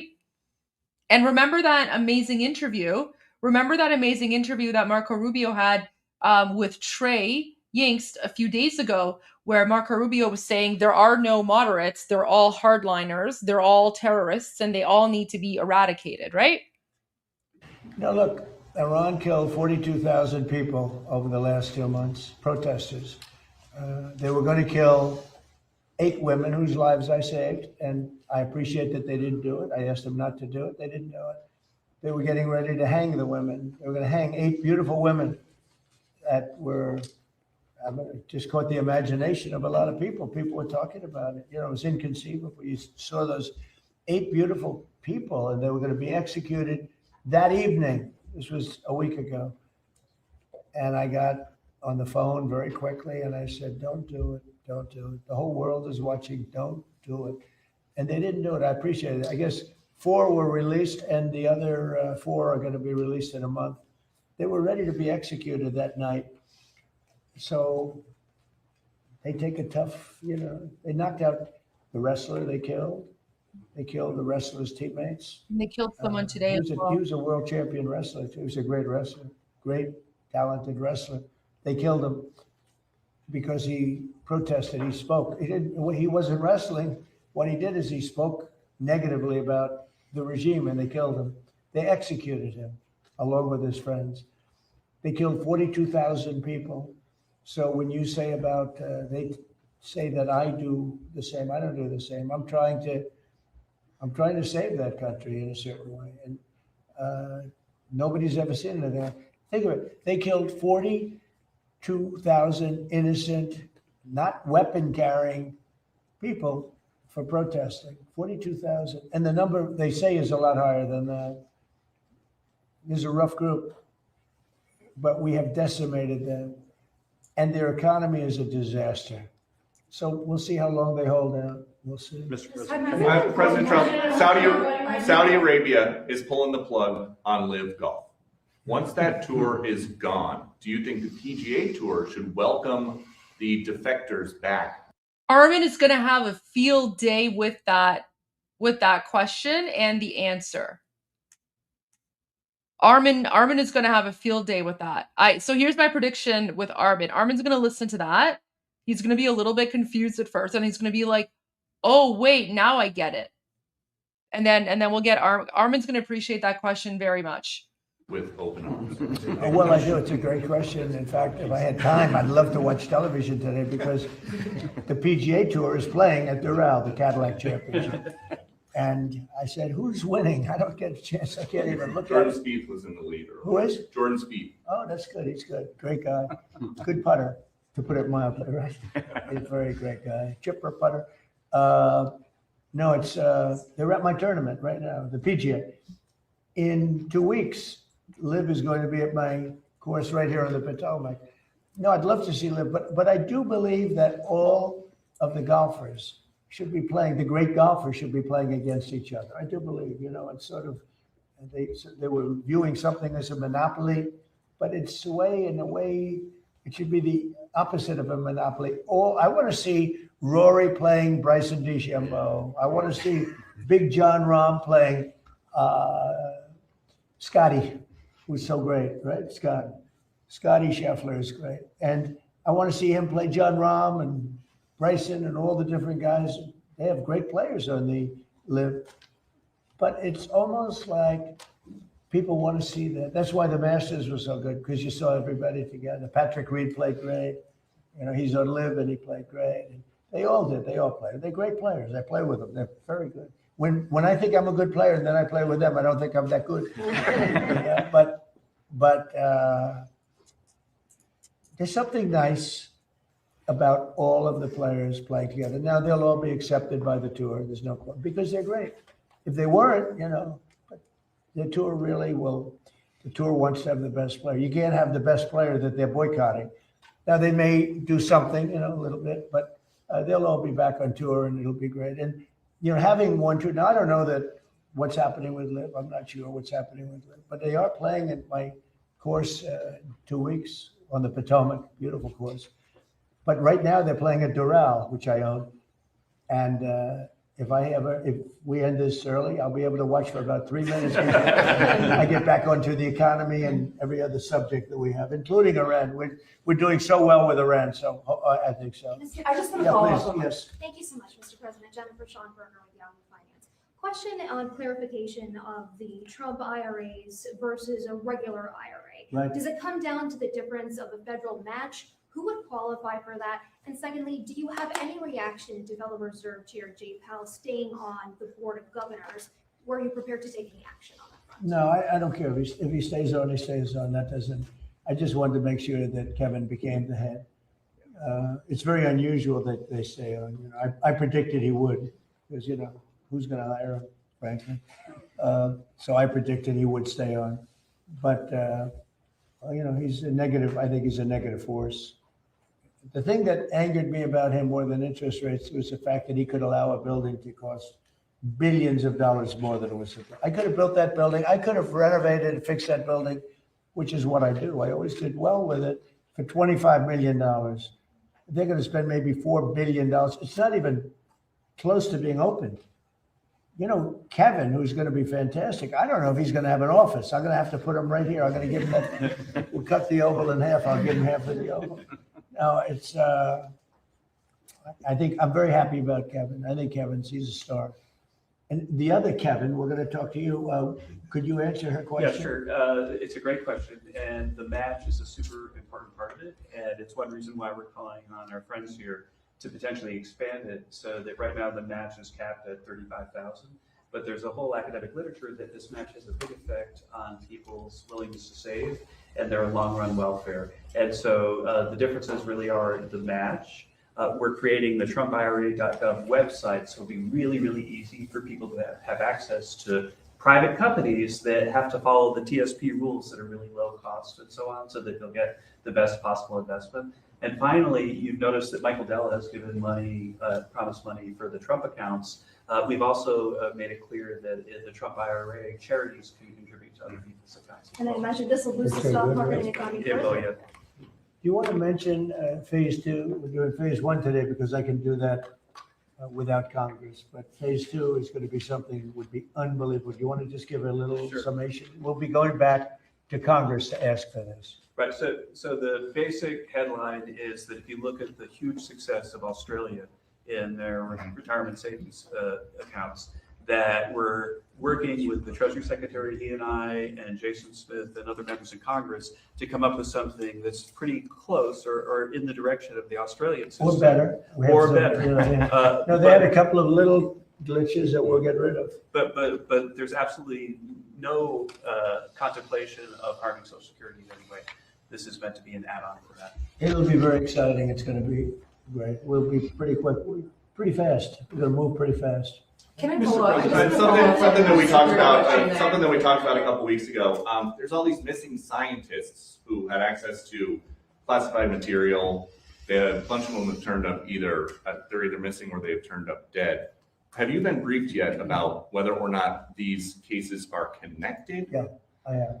And can you tell us if they are connected? Well, so far, I mean, they're individual. We have a lot of scientists. So when you see, you put together 10, it's a lot, but it's, a very small number compared to what overall, we have a lot of scientists. I was asking that question, thousands, hundreds of thousands of scientists. So, some of them that we looked at are very sad cases in some cases. Some were sick. Some left this earth self-inflicted. Some had other things. So far, there's not a major, there's sometimes a little bit of a connection anyway, and you say, oh, this is a terrible thing. But so far, we're finding that there's not much of a connection. We'll let you know. We're going to be doing a full report on it. It's very serious stuff. I just want to follow up on my question earlier. Have you been informed if the Secret Service agent who was shot on Saturday, if that was from friendly fire or if it was from the suspect? Well, they said it was not friendly fire. So you're hearing that it's from? Well, that's what I heard. I mean, I heard that. They said it wasn't friendly fire. Okay. It was actually reported. You read the reports because it was actually reported. Yes, sir. I read through the DOJ memo. Yeah, but, well, then why do you ask me the question? I don't believe it said that the agent was struck by. I'm just saying, they said it wasn't friendly fire. And he hasn't been charged It wasn't yet. us. Okay, and he hasn't been charged yet with that. Of course, that could come. I want to follow up on the security changes. Is there talks about you potentially wearing a bulletproof vest moving forward, given you have now been shot at I don't so know if I many can times? handle looking 20 pounds heavier. These guys, they look so good. Some of these guys are physical specimens. Some of these guys are trouble. I don't want to be near him. No. If you want to gain 20 to 25 pounds, get a vest. And believe me, frankly, the vest did an amazing job because it took that bullet close up. And he didn't even want to go to the hospital. I mean, we sent him to the hospital just in case, but he didn't want, it's still a hit, but he didn't want to go to the hospital. The vest totally protected him. Still a lot of power behind that shot, though. That's like getting hit by Mike Tyson. But it's amazing. I've been asked about that, and I guess it's something you consider. In one way, you don't like to do it because you're giving into a bad element, and so I don't know. But I have been asked about it. How nervous are you about it happening again? Another assassination attempt? I don't think about it. You don't think about it at And if all? I did, I wouldn't be doing a very good job here. I've been thinking about nothing but that. I don't think about it. I don't think about it. If I did, I wouldn't be effective. Okay. Mr. President, real quickly, you pushed on True Social, calling on Senate Republicans to blow up the filibuster. It is a big issue with MAGA. MAGA wants you to get rid of it. They should. Why don't they do it? Why don't they do it? I don't know. I have no idea. You know why? I guess because they have 3 or 4 that are like hard line, the same ones that are hard line, no to everything, and you don't have all of them. We have a very small majority. John Thune's a good man. I said to him, John, just go take the vote. Let's expose who the people are. but you know, if we got rid of the filibuster, we could vote on the Save America Act, voter ID. You know, you act so good. I love this. Yeah, He's a great guy. I'm curious. Even though I don't love his girlfriend too much, okay? I won't tell you who the girlfriend is, but I like him, and I've always liked him. Thank you. I'm actually curious. It's great that he hasn't changed. That's right. I'm the same But man. Brian, I think here's the problem. It's not even imaginable to me why. And people are angry about it. People are angry. I'm talking about Republicans who are angry about it. The filibuster should be terminated. If the Democrats ever get a shot, which probably, based on history, sometime they will use it in the first minute of the first hour, and they will execute all of the bad things. 21 justices, you know, they really like 21. I heard 13, but they really want 21 Supreme Court justices. And they really want to have DC and Puerto Rico become states. That would mean automatic 4 senators go into the Democrat column. And there's not even a chance that they don't do it and do it immediately. Now, with that knowledge, because you could argue whether it's good or bad, but I don't think it's that much of an argument, frankly. But you could argue, with that knowledge that they're going to do it immediately, why wouldn't you do it as a Republican? Unless you have bad motives almost. But if we did it, we could pass one bill after the other. We could pass laws and acts and things that we never even dreamt of passing. And you know what else? We wouldn't lose for 50 years. You know, if we terminated the filibuster, we would have a 50-year run.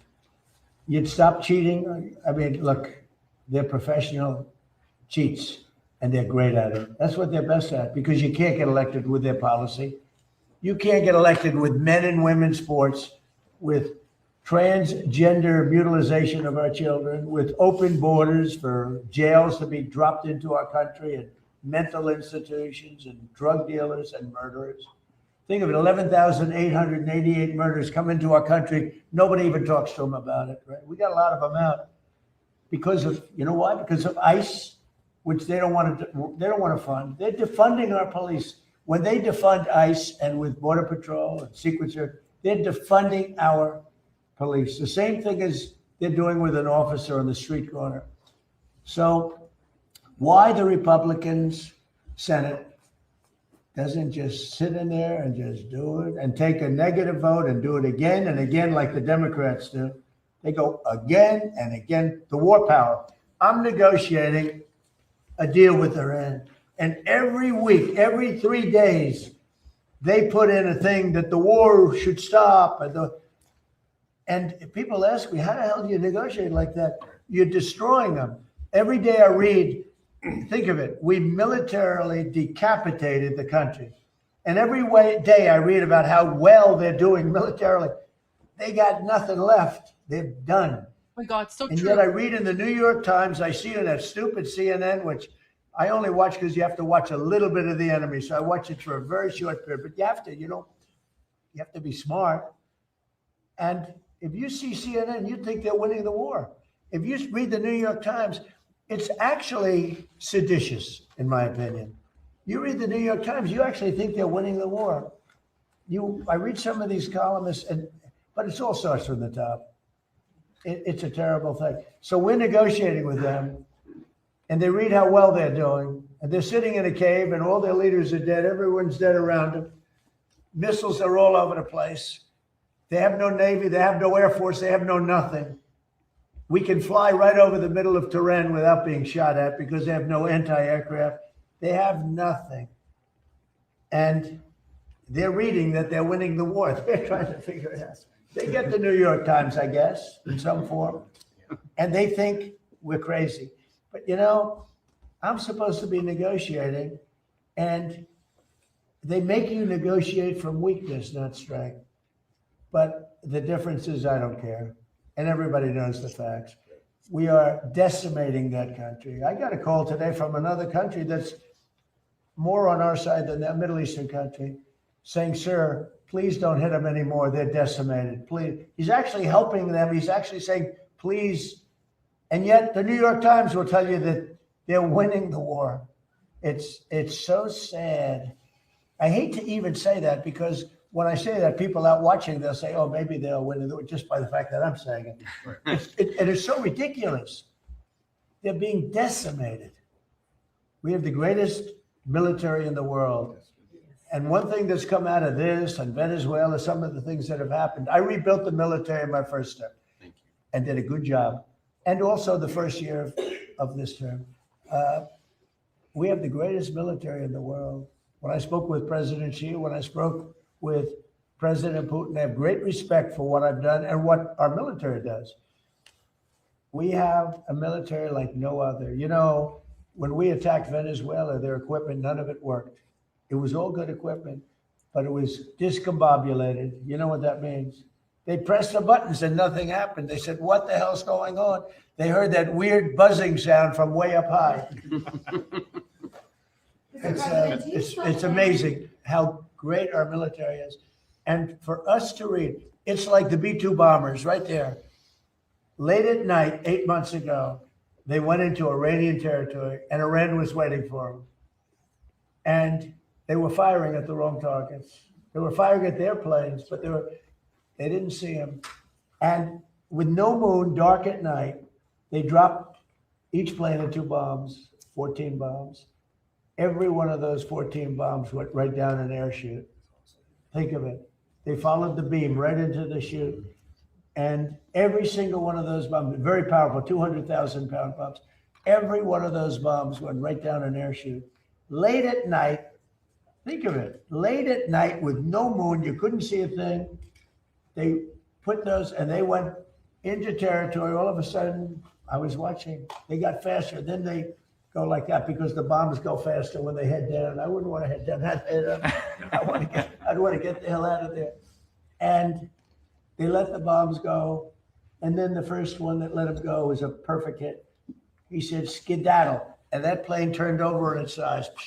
And it went back to a place called Missouri. You don't mind, Jason. God's country. It went back, it wanted to say hello to a very powerful congressman, by the way, from Missouri, Jason. So every one of those bombs, and yet before they landed, CNN came out with a report that maybe the damage wasn't that great. The damage was far greater than we said. It was obliteration. When the Atomic Energy Commission went there 1 week later, they say Trump was right. It was obliteration.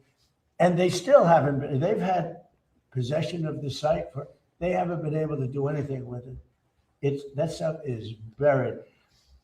And the reason I took such, I was angry about it was because it's disrespectful to those pilots and those incredible people, including the people that maintain the planes.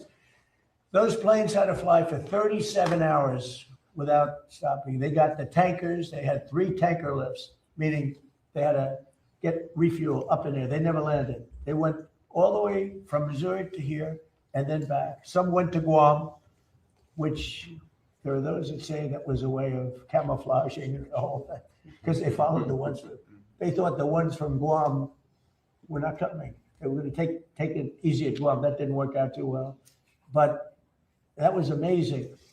And the New York Times and CNN, they said, well, maybe the B-2 attack wasn't so good. Even to this day, I hear it, because we want to get the nuclear dust. It's way down there. You need excavators and everything to get it. But we want to get it. We'll take it one way or the other. We'll get it. We'll either get it or we'll take it. They'll either give it to us or we'll take it. But I think it's very disrespectful to our incredible military when they say, maybe they missed the target. Every single bomb hit the target. Then on top of that, we shot from submarines 30 unbelievable missiles that also hit the target on top of that. It was complete obliteration. And it was confirmed by Atomic Energy. But even the other day I saw on CNN, well, I don't know. They want the stuff, so therefore the bombs didn't hit. Yeah, we want the stuff. It's way buried. But we want to get it. We will get it. It won't even be hard. But they have to respect our military. They have to.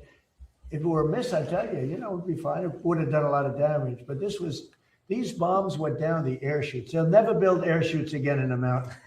They built these air chutes to get a little air up there. They'll have to find a different way because it didn't work. But our military is amazing. There's never been anything like we have the most powerful military on earth, and it's too bad we have to use it, but we're doing really well. So we'll see how that all works out. Thank you very much, everybody. Thank you, Mr. President. Oh, yeah. Wait. How do you like the new floor? So we had what I do best is build. That's what I do best. I think I say to people, am I a better builder or politician? And most of them say politician, but that's okay. What I do best is I build. The ballroom will be just like that. So I went out and I have a special black granite. Granite is the most powerful stone there is. Marble is much weaker than granite. I like marble more because marble can be more beautiful, but it's a much weaker stone. When you look at grave sites and you look at a marble plaque, 100 years old, you'll see oftentimes you can almost not read it. When you look at a granite plaque, 100 years old, it looks like it just got put there yesterday. You know, that's a test. But we have the finest granite anyone's ever seen. It's called flawless granite. There's very little of it. And I replaced broken slate that was put here many years ago. I saved the ramp because it's in honor of FDR. FDR right up there, he had that built as a ramp. They said, oh, sir, we'll straighten it. I said, no, you have to leave the ramp. It was built. That ramp was built for FDR with the wheelchair because, you know, it's pretty good slope. But a lot of people say, why is it a ramp? They say, because of FDR. They say, I get it. But we say that. But we replaced the broken slate. And the slate, by the way, is meant for a roof. It's not meant for a sidewalk. And we replace it with granite, the highest grade granite. It's valued at, you know, they value stones in terms of, that's valued at 1 million plus. That means 1 million plus years. A marble will oftentimes be valued at 200 years, 300 years. Just giving you a little lesson in stone. Somebody would say, he went off on a tangent. Something wrong? Like I did with the pen. I gave you a little thing on the pen, that pen is better than the one that costs $2,000 that you're handing to everyone. See, this one, I can hand to these guys, that's worth $3. That's right. So anyway, but I always felt guilty, but they said he went off on a tangent. I always say, if you don't find it interesting, leave during it. But the granite, in fact, if you can, let them leave through that door. It's just completed. We had it completed for King Charles. On time, on budget. I paid for it, so you know it's very expensive. Does he love this? He loved it. He loved it. And he's seen some nice The stone. Trump Renaissance. This is a Trump Renaissance Well, here. we're fixing the White House, but it was sort of terrible. People would walk to the Oval Office over broken slate. Again, slate is used on roofs. It's not used where people walk on it, and it's been walked on for a long time and many broken pieces. So I said to do it right. Now, the other thing I did, if you want to have a look, all of the columns, they had 200 years of paint on them, and they looked terrible, and you know they were chipped and broken. And when you have a lot of paint, and I stripped the columns back down to the original stone and painted them, and you'll see it. But you may want to final touches, little touch up here with the paint. Get a little hit by a couple of these heavy stones. You know they're very heavy, thick granite. But that granite's valued at over 1 million years. In other words, in a lifetime, 1 million plus. That's your max. Why don't you walk out there and take a look? Okay, I think. And the company that did it, if you look at the settings, each point is perfect. So Peter, take a look. Tell your father if I did a good job. Thank you, Brian. Thank you, guys. Thank you, guys. Thank you, guys.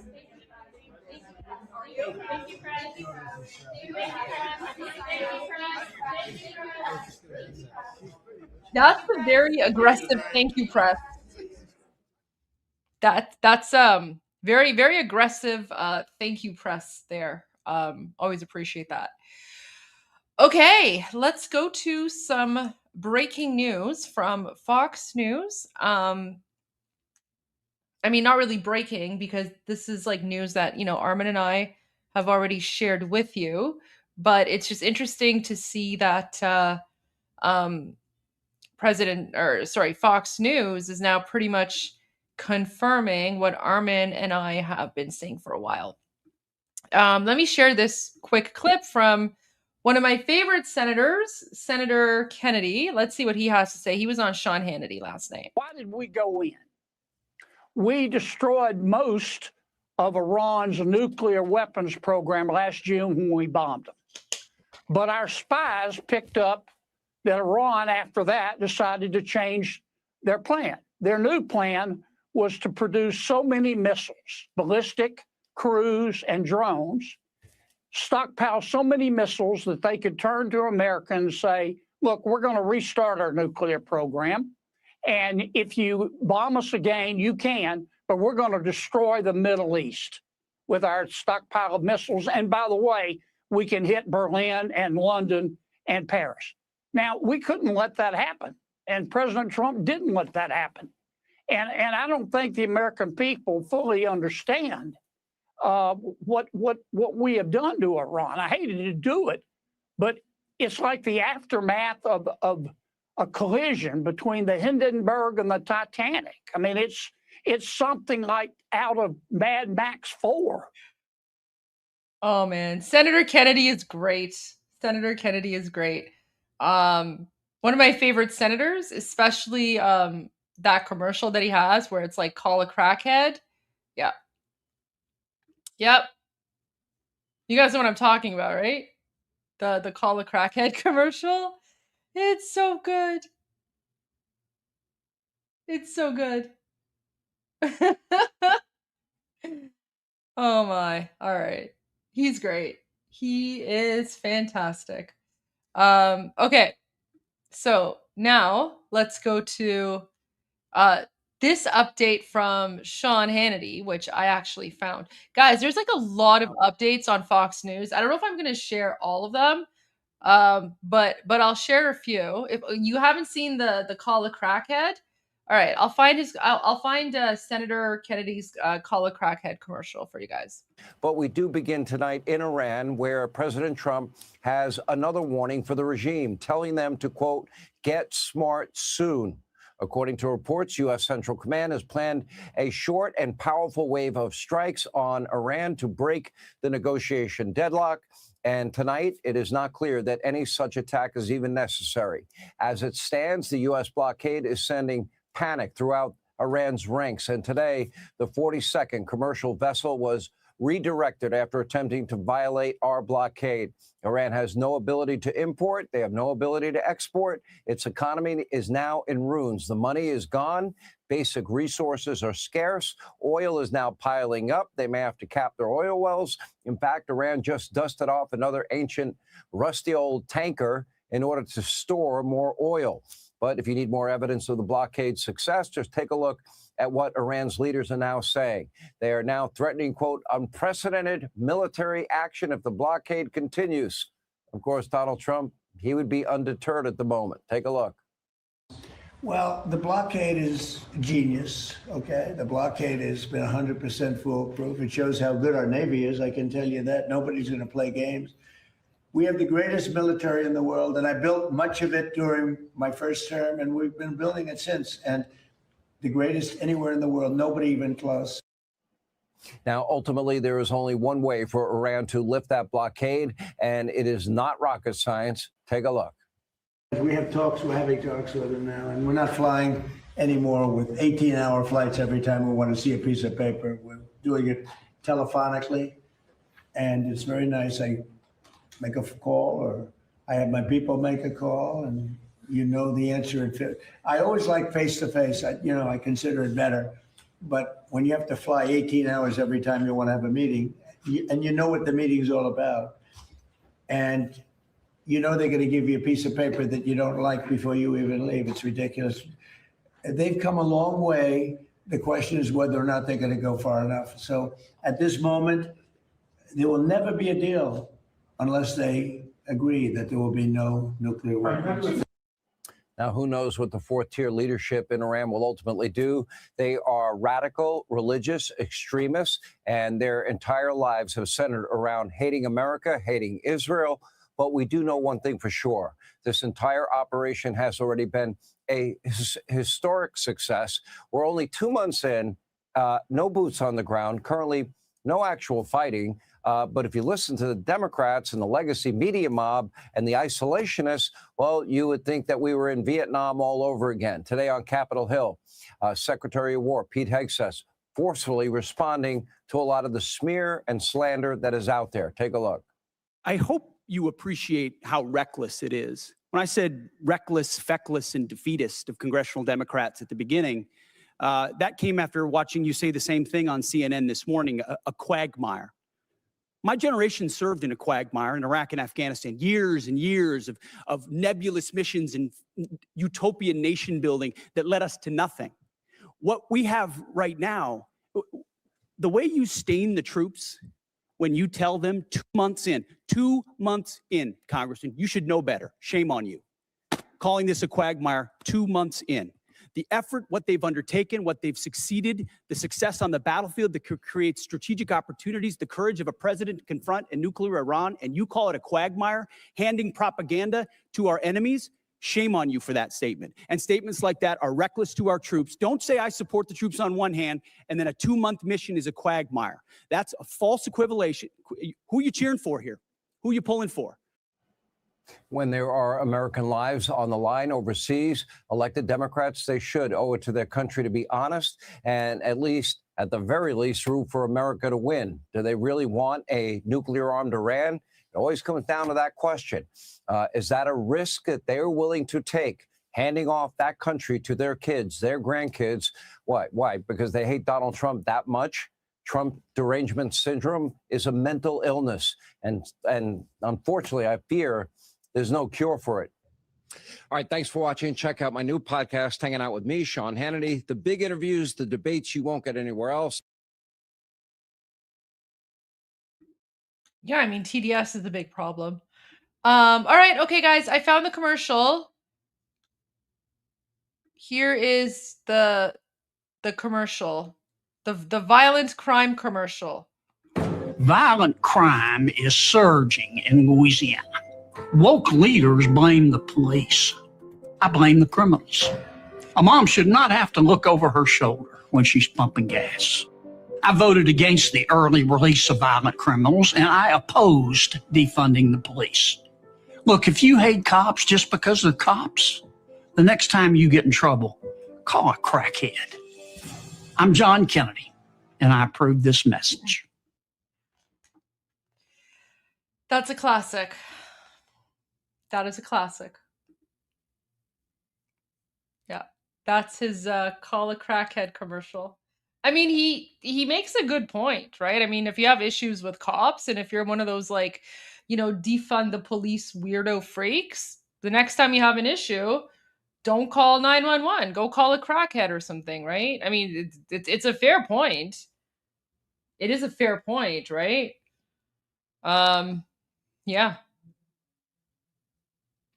Okay.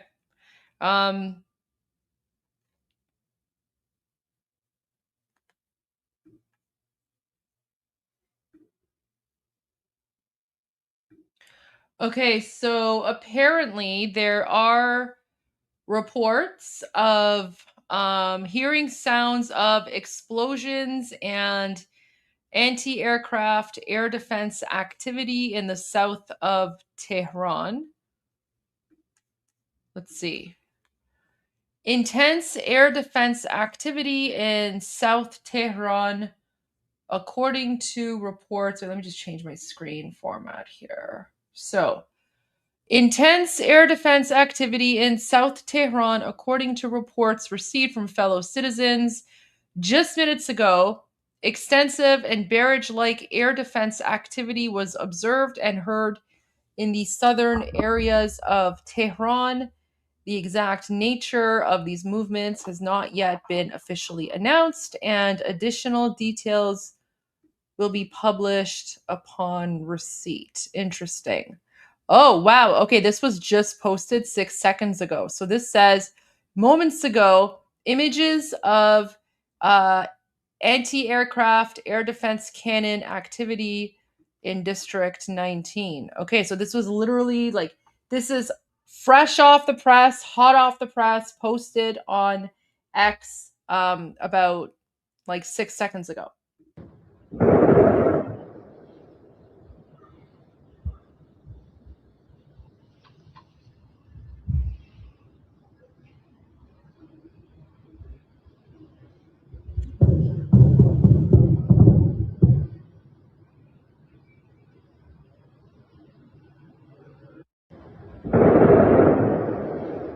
Something's going on.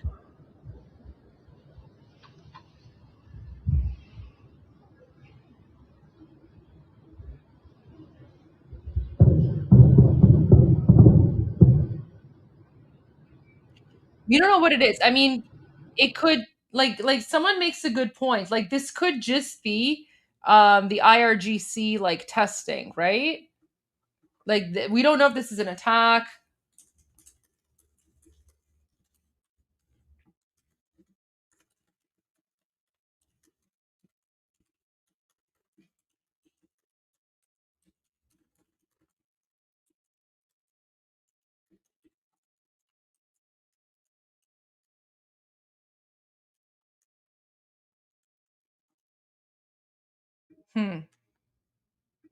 Okay. UAE Ministry of Foreign Affairs bans travel to Iran, Lebanon, and Iraq and calls on citizens to leave those countries as soon as possible. Yeah, so guys, the reason the UAE has banned travel to Iran, Lebanon, and Iraq is because Lebanon and Iraq are currently being occupied by the Islamic regime as well, very similar to how Iran is being occupied by the Islamic regime. Okay, so Shin is also reporting, guys. So Shin 1 minute ago said intense anti-aircraft activity over central and eastern Tehran. Blasts in eastern Tehran right now, unclear if anti-aircraft or explosions. And then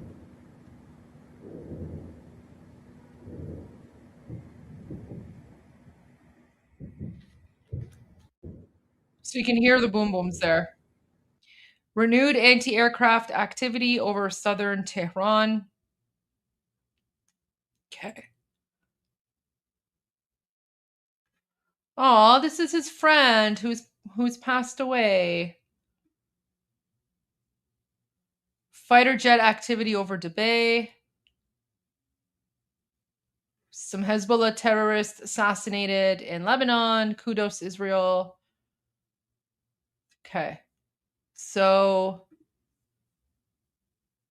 that's the latest. So there are boom booms being reported across Tehran. Tehran is the capital. No, it's not going to be Kurds with weapons. Guys, stop bringing up the Kurds. The separatist Kurds in Iraq are traitors and they stole the weapons. When we're talking about our Iranian Kurds, we don't call them the Kurds. They're just Iranian, just like all the rest of us. So no, there's no like, Iraqi separatist communist paramilitary Kurdish forces coming to Iran. They stole the weapons and they left. All right. Nope, nothing on Tusi. Nothing on Tusi, guys. Wow, do you guys hate hate me that much that you're asking me to go to Tusi? Wow. Wow, guys. It's like stab in the heart.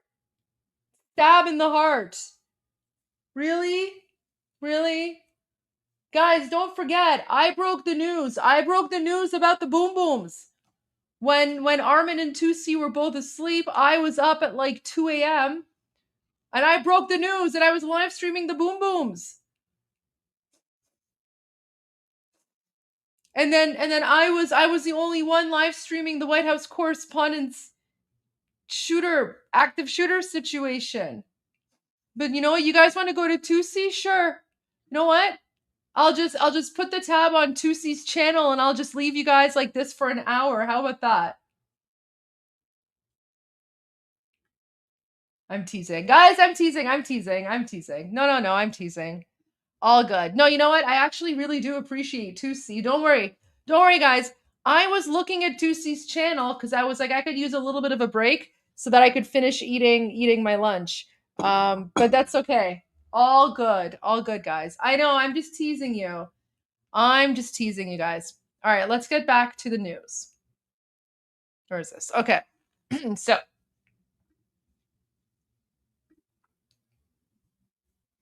but I want to get some good stuff, though. Yeah, so guys, this is also important. So now Treasury Secretary Scott Bessent is confirming. So amid the impact of economic fury, Iran's currency has hit an all-time low. Guys, why is this important? This is important because when guys, all of this started back on December 28th when the Islamic regime currency hit an all-time low. I think at that point it hit like 1.4 million reals or something, 1.4 million reals to the dollar. So the complete economic collapse of the Rial on December 28, 4 months ago, is what actually led to the revolution and everything that's been going on since then, right? So the fact that the currency is continuing to collapse, right? Like the currency just keeps on falling. Now it's at an even bigger historic low, right? So, and this is really interesting. Look at this messaging. So he says, the Iranian people deserve a new era, which the corrupt and shambolic Iranian regime cannot provide.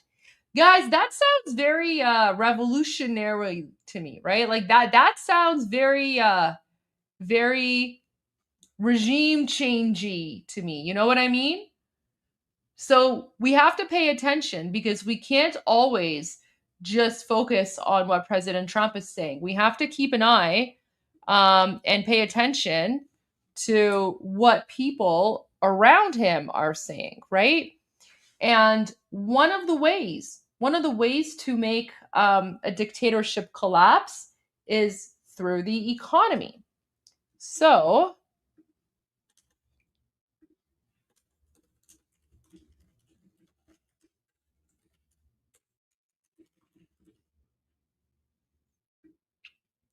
do you guys know,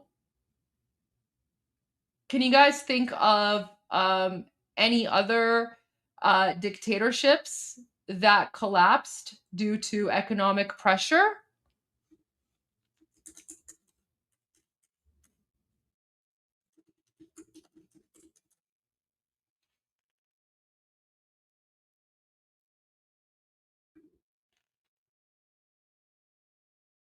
Can you guys think of any other? Exactly. USSR. Exactly. The Soviet Union. That's the whole thing about the fridge versus the TV, right? Do you guys know that analogy? Let me see if I can find a video about it.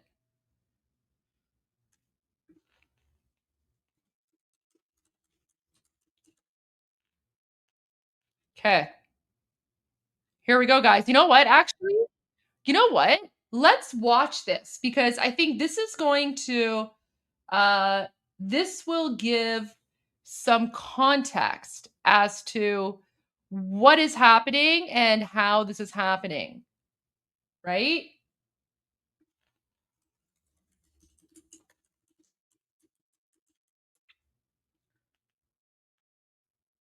Wait, I want to check something.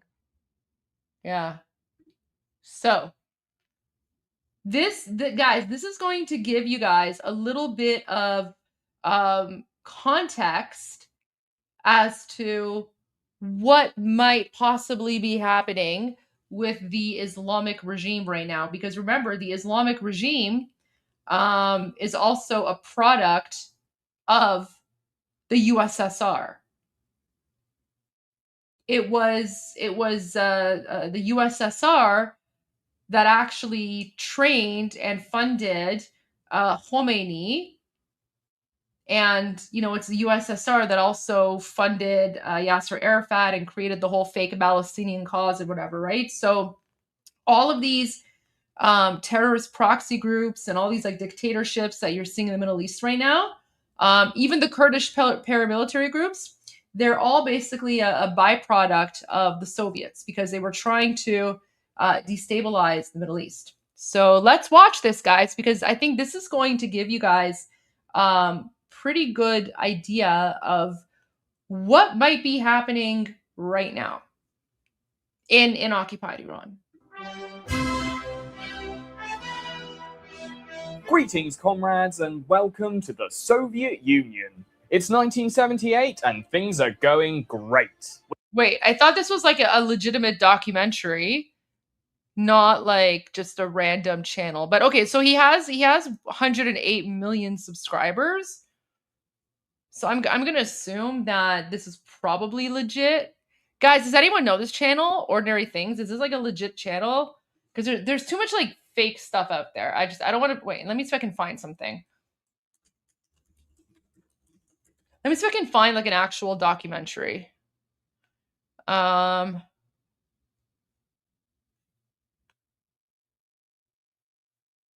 that's like short. Yeah. I just, you know what it is? Like, I don't have anything against like YouTubers, but it's just like, if I don't know who they are, it's just like, I don't know, right? Because like anyone can make a YouTube channel and post whatever. And and like, you know, I have knowledge about this, but like it's not as extensive as like Iran.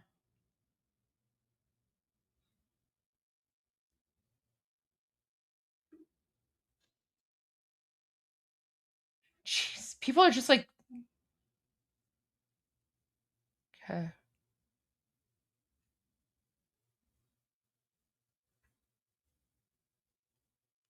Man. All right, you know what? Let's just go to this one and hopefully it'll be legitimate. Hopefully it'll be legitimate, but geez. Okay. Let's just watch it. Let's take a chance. Let's take a chance on this. We were the first nation to suffocate a dog. Greetings, comrades, and welcome to the Soviet Union. It's 1978 and things are going great. We were the first nation to suffocate a dog in geocentric orbit, and we also set off the world's largest nuclear weapon. But those glory days are somewhat behind us now. Our vast empire may cover 1/6 of the world's landmass, but most of it is an uninhabitable wasteland. But hey, what the USSR lacks in beauty spots or arable land, it makes up for in fully automated luxury communalism. I hope nothing ever changes. I have a reliable job working in a collective shoe factory, all the potatoes I could possibly drink, and my first colour TV. It sure beats the old one that I watched through a magnifying glass. I can now clearly see what's happening across our empire of equality and what our especially equal leaders are up to, and more importantly, what products they deem me worthy of. Because everything is created by state-run industry, nearly every advert is just letting me know about the local availability of certain products. Like this funky ski-themed number, telling me that lemons are here and they're fun for the whole family. Or how about this one for our only available brand of washing detergent? I may never have seen a washing machine before, but now I can thanks to my trusty Ekran television set, and because of our dear leader, Leonid Brezhnev. I haven't seen him a lot on my... This is stupid. I'm sorry, guys. This is like I don't have the patience for this kind of stuff. Let me just go to the example that I wanted to give you guys anyways. So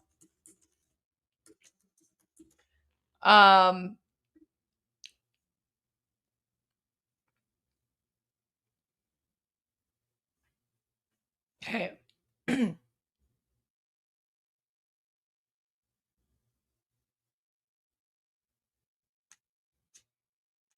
Where's it?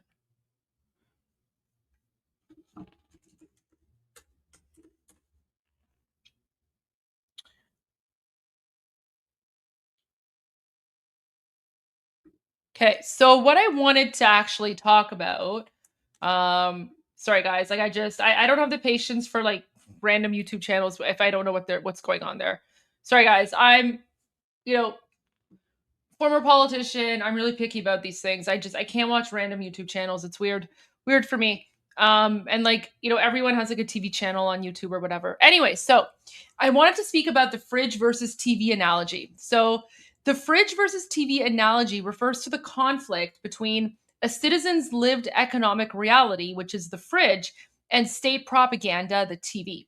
So guys, that's what's happening in occupied Iran right now. So with the collapse of where is it? So with the collapse of the Rial, Iran is getting to that like that point where it's like the fridge versus the TV. So we've shown you guys a lot of Islamic regime TV propaganda, right? Like I've even shown you Durka TV. So you know, let me actually, like, I don't know, tune into Durka TV right now and see what's going on. Okay, here we go. So like what is this?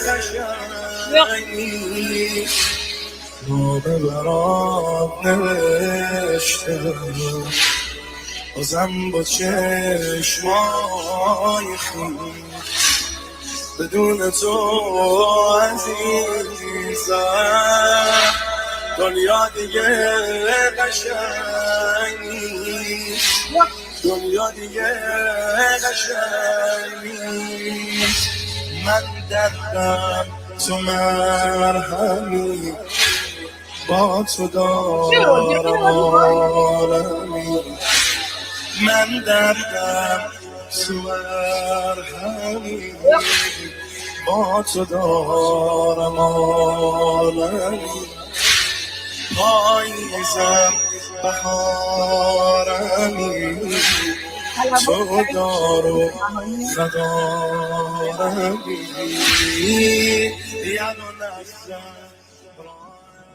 یا ابن الزهرا یا صاحب الزمان. اینو داشتم محضرتون عرضه می داشتم که بیت به بیت این غزلی که همین 2-3 روز اخیراً منتشر شد برای اولین بار از سید عزیزمون و قائد شهیدمون، عرض ارادت به ساحت علی ابن موسی رضاست.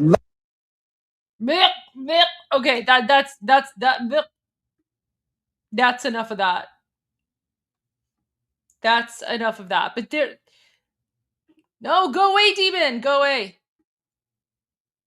Go away, demon. Okay, so going back to the analogy. So fridge versus TV. So with the economic collapse, the economic and financial situation in Iran is really bad. And, you know, you've heard, you know, Petito and others talk about how things are becoming very expensive. So it's not that there's necessarily a shortage of food in Iran, right? You know, there is food. There are, you know, like everything is there. It's just because the economy is collapsing, it's becoming unaffordable because the Rial has hit a historic low. خاک تو سر آخوند, by the way. واقعا خاک تو سر خمینی و اون آفتابه گندش که واقعا اومدن ریدن تو کشورمون. Anyways, so you know, the historic low for the Rial, okay? Yeah. So going back to the analogy of the fridge versus the TV, so when people turn on, you know, Durka News Network, they see like, hey dad, and, you know, we're winning, and, oh, we need to tighten our belts, and, you know, whatever, right? But then when Iranians go to the fridge and they open up the fridge, it's empty, right? So that's sort of the analogy of the fridge versus TV. And that's pretty much what's happening right now. So the key components. So fridge versus TV, the key components. The fridge represents reality, okay? So the fridge represents the economic situation. Empty or poorly stocked shelves, rising prices, lack of goods, and general economic hardship. And the TV, which is propaganda, represents state media narrative, patriotic narratives, geopolitical distractions, and achievements of the government, often meant to make people forget their economic struggles. So right now, there's that battle, right? That internal conflict happening in occupied Iran, the fridge versus the TV. And the TV side is losing. They've been losing for a while. And that's why the the Islamic regime has to use severe oppression and repression to keep people from rising up, right? Channel 3 is not working here. Okay, let's go to the news network. Let's see what's going on in the news. Am I going to regret this? Oh, it's this. از بزرگترین لشکرکشی و تجاوز زورگویان دنیا و شکست مفتضحانه آمریکا در نقشه خود، فصل نوین خلیج فارس و تنگه هرمز در حال رقم خوردن است و آینده درخشان منطقه خلیج فارس، آینده بدون آمریکا و در خدمت پیشرفت، آسایش و رفاه ملت‌هایش خواهد بود. رهبر انقلاب اسلامی در این پیام خاطر نشان کردند بیگانگی که از هزاران کیلومتر دورتر طمعکارانه در آن شرارت می‌کنند، جایی در آن ندارند مگر در قعر آبهایش و زنجیره این ظفر طلیعه نظم جدید منطقه و جهان خواهد بود. متن پیام حضرت آیت الله سید مجتبی خامنه‌ای به مناسبت روز ملی خلیج فارس به این شرح است: بسم الله الرحمن الرحیم. یکی از نعمتهای بی‌بدیل خداوند متعال برای ملت‌های مسلمان منطقه ما، خصوصاً مردم شریف ایران اسلامی، موهبت خلیج فارس است.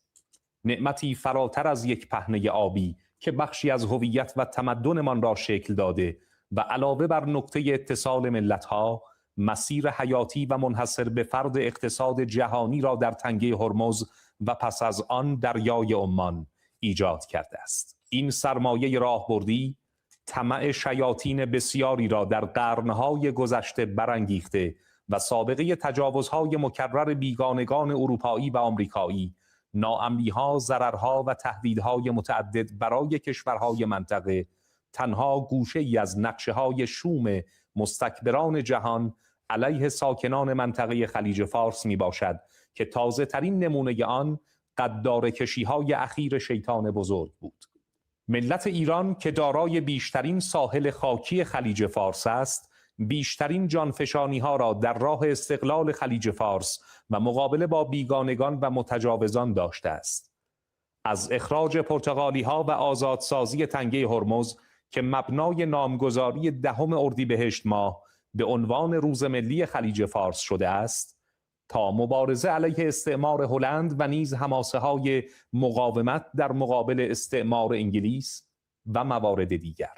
اما انقلاب اسلامی نقطه عطف این مقاومت‌ها در کوتاه کردن دست مستکبران از منطقه خلیج فارس بود و امروز با گذشت 2 ماه از بزرگترین لشکرکشی و تجاوز زورگویان دنیا در منطقه و شکست مفتضحانه آمریکا در نقشه خود، فصل نوین خلیج فارس و تنگه هرمز در حال رقم خوردن است.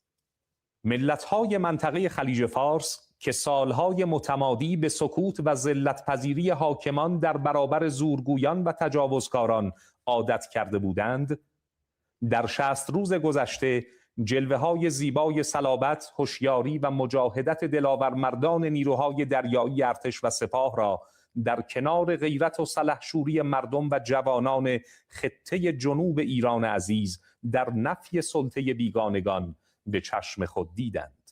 امروز به عنایات حضرت حق جل و علا و به برکت خون شهدای مظلوم جنگ تحمیلی سوم، علل خصوص رهبر عظیم الشأن و دوراندیش انقلاب اسلامی اعلی الله مقامه الشریف، نه فقط در میان افکار عمومی جهان و ملت‌های منطقه، حتی برای سلاطین و حاکمان کشورها نیز ثابت شد که حضور بیگانگان آمریکایی و لانه‌گزینی و آشیانه کردن آنها در سرزمین‌های خلیج فارس مهمترین عامل ناامنی در منطقه است و پایگاه‌های پوشالی آمریکا تاب و توان تأمین امنیت خود را نیز ندارد، چه رسد به اینکه امیدی به تأمین امنیت وابستگان و آمریکا پرستان منطقه توسط آمریکا باشد.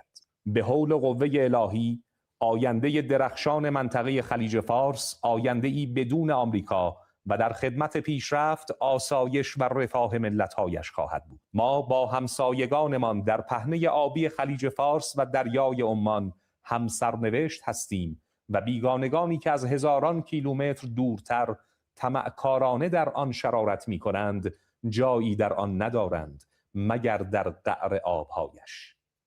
و زنجیره این ظفر که به لطف پروردگار تبارک و تعالی در سایه تدابیر و سیاست‌های مقاومت و راهبرد ایران قوی محقق شده است، تلیعه نظم جدید منطقه و جهان خواهد بود. امروز برانگیختگی معجزه‌گون ملت ایران منحصر در ده‌ها میلیون جانفدای مبارزه با صهیونیسم و آمریکای خونریز نمانده و پیشاپیش صفوف به هم پیوسته امت مبعوث شده اسلامی 90 میلیون هموطن غیور و شریف ایرانی داخل و خارج از کشور تمامی ظرفیت‌های هویتی، معنوی، انسانی، علمی، صنعتی و فناوری‌های پایه‌ای و نوین از نانو و بیو تا هسته‌ای و موشکی را سرمایه ملی خود فرض کرده و همچون مرزهای آبی، خاکی و هوایی پاسدار آن خواهند بود.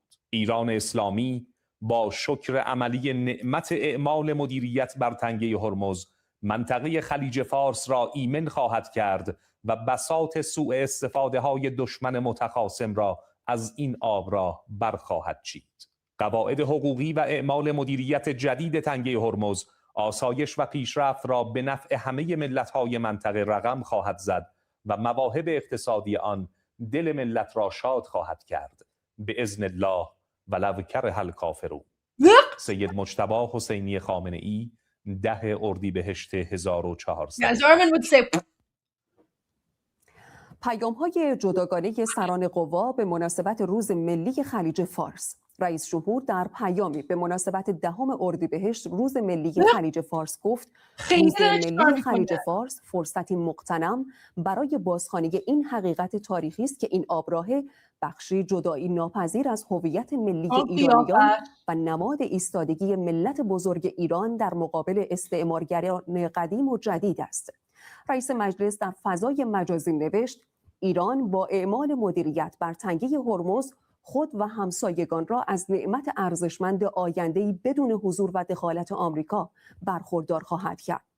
رئیس قوه قضاییه نیز در پیامی در فضای مجازی به مناسبت روز ملی خلیج فارس نوشت خلیج تا ابد فارس خانه ملت مقتدر و تاریخ‌ساز ایران است و ایران اسلامی نظم نوینی در خلیج فارس حاکم کرده است و امروز ساختار امنیت عاریه‌ای و وارداتی قبلی فروپاشیده است. That's the murderer.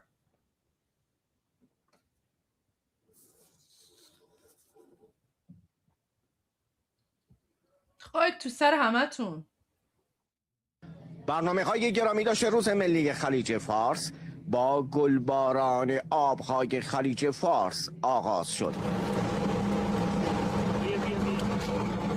جزیره هرمز و شهر میناب، دو شهر هرمزگان به عنوان محور برنامه‌های امسال پاسداشت روز ملی خلیج فارس است. حضور دوستان و عزیزان فرهنگی و هنری ما در جزیره هرمز در روز ملی خلیج فارس معناش اینه که همه ایران و همه توانی که پشت سر خلیج فارسه پشت سر تنگه هرمز.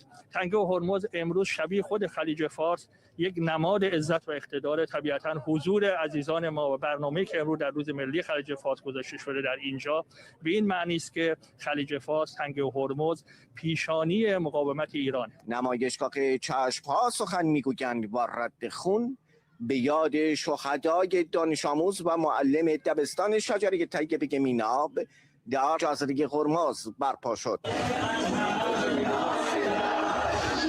هنرمندان خطه هرمزگان عزیز بیش از 700 اثر تولیدی داشتند. اهالی جزیره هرمز با تزیین قایق‌های موتوری صیادی و لنج‌های بازرگانی به استقبال برنامه‌های پاسداشت نام خلیج فارس و جشنواره فرهنگی هنری خلیج فارس آمدند.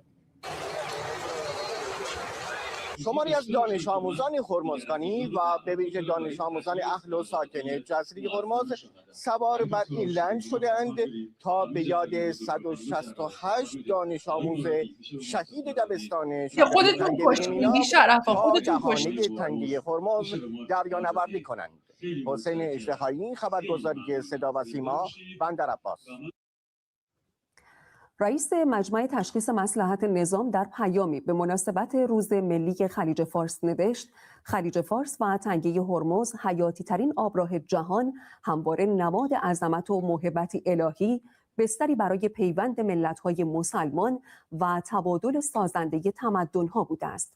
آیت الله آمالی لاریجانی با بیان اینکه تاریخ نشان داده که طمع قدرت‌های استعماری در این منطقه جز شکست نتیجه‌ای نداشته است، به مجاهدت شهدا و مقاومت ملت ایران و رهبری نظام اشاره و تصریح کرد: آینده امن و پر رونق در سایه همبستگی ملت‌های منطقه و خروج نیروهای بیگانه رقم خواهد خورد و جمهوری اسلامی با التزام عملی به سیاست توسعه دریایی.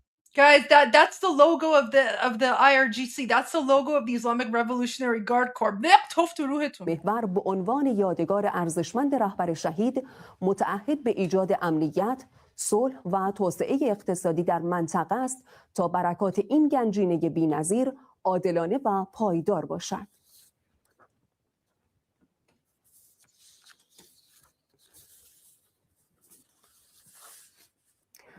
هشدار سپاه. Yeah, to everyone saying, everyone in the chats are like, guys, boom, boom, sir. Yes, I know. I reported on the explosions literally like 30 minutes ago, guys. So thank you. Thank you for repeating it. Yes, and we've already reported on that. I'm monitoring it. We don't have any other information. We're watching Durka News Network right now. If there is new info, I will let you guys know. به دشمن مقتدرانه از حقوق ملت ایران در خلیج فارس دفاع می‌کنیم. سپاه پاسداران انقلاب اسلامی به مناسبت 10 اردیبهشت روز ملی خلیج فارس در بیانیه‌ای راهبرد جمهوری اسلامی ایران در قبال خلیج فارس را بر پایه امنیت جمعی، توسعه مشترک، احترام به تمامیت سرزمینی کشورها و برقراری توازن پایدار منطقه‌ای دانست. سپاه تاکید کرده نیروی دریایی پر افتخار و مقتدر سپاه ضمن ارتقاء توانمندی‌هایش برای مدیریت و کنترل تنگه هرمز در اعمال تدابیر و سیاست‌های حاکمیتی برای صیانت از حقوق حقه ایرانیان در این صحنه خطیر از هیچ تلاشی فروگذار نخواهد کرد. سپاه در این بیانیه نوید داده روند حوادث و رخدادها نشان می‌دهد در آینده نزدیک و با اخراج آمریکا و بیگانگان از منطقه، امید و انتظار ملت‌ها برای درک روزی که خلیج فارس به عنوان محور همگرایی ملت‌های مسلمان منطقه بر مدار آرامش، اقتدار و پیشرفت نسل‌ها بدرخشد به سر خواهد رسید. Why is she just sharing the logo? Is there like no one alive? آبهای نیلگون خلیج فارس همواره خط مقدم مبارزه با استعمارگران بوده و با خون رزمندگان ایرانی به رنگ سرخ درآمده است. آهای دیل ماژ بدنهاد، به اربابانت بگو که بعد از این اگر میخواهند با ما حرف بزنند بروند فارسی یاد بگیرند. این فریاد پرصلابت میرمحنا دغابی است، جوانی از اهالی جنوب ایران که در دل آبهای خلیج فارس در برابر استعمارگران هلندی، انگلیسی و پرتغالی ایستاد. اما این صدا در دل تاریخ تنها نماند. قرنها بعد نامی دیگر در جنوب ایران در برابر استعمار قد کشید: رئیس علی دلواری.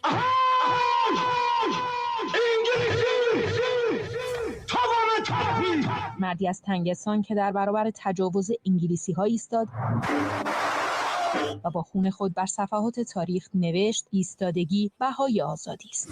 اینجا خلیج فارسی صحبت کن، باید فارسی صحبت کنی. صدای منو گرفتی؟ شما برای اطلاع. و باز صحنه‌ای آشنا. خیلی ممنون، شنیدیم. ما روی کانال 16 به شما روزی میرمحنا دغابی در برابر استعمارگران ایستاد و آنان را ملزم به مکالمه با زبان این سرزمین کرد و حالا در همان آبها نیروی دریایی سپاه در برابر آمریکا ایستاد و ما صدای شما را روی کانال 16 میشنویم. همان پیام، همان اقتدار. اگر به این مسیر ادامه بدید و به آبهای جمهوری اسلامی ایران نزدیک بشید، ما مجبور میشیم با شما برخورد قاضی انجام بدیم. اینجا خلیج فارس است و زبان این آب هم همچون نامش فارسی است. ما گفتیم که اینجا خلیج فارسه. برای چی خلیج فارس باید انگلیسی صحبت بشه؟ در خلیج فارس باید فارسی صحبت بشه. و باز خلیج فارس و باز شجاعت دلاور مردان این آب و خاک در برابر دشمن متجاوز. دستگیری 10 تروریست آمریکایی در آبهای خلیج فارس. حادثه‌ای که پیامش روشن بود. اینجا خلیج فارس است و زبان این آب همچنان زبان اقتدار است. دیدن اون تصویرها چه حسی به شما داد؟ من خیلی عصبانی بودم، خیلی کلافه بودم. انتشار اون تصویرها واقعا عصبانیم کرده بود. شما یه سری ملوان آمریکایی رو می‌بینید که دستاشون رو پشت سرشون قلاب کردن. این افتضاحه. این آمریکا رو به سوژه تحقیر مطلق تبدیل کرده. این حادثه کار خدا بود، در وقت خوبی این حادثه انجام گرفت. شما عالی عمل کردید. و حالا در میانه جنگ تحمیلی سوم آمریکا نگاهش را به تنگه هرمز دوخته است. شریان حیاتی نفت و تجارت جهانی که با فرمان این مرد تحت کنترل کامل ایران قرار گرفت.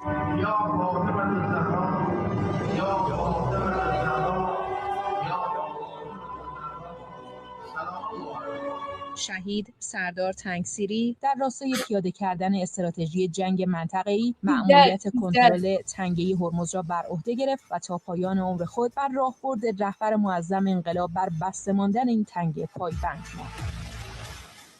از روزگار صفویان تا میرمحنا دقابی و دلواری‌ها، از نادر مهدوی تا تنگسیری‌ها، آب‌های نیلگون خلیج فارس همواره خط مقدم مبارزه با استعمارگران بوده و با خون رزمندگان ایرانی به رنگ سرخ درآمده است.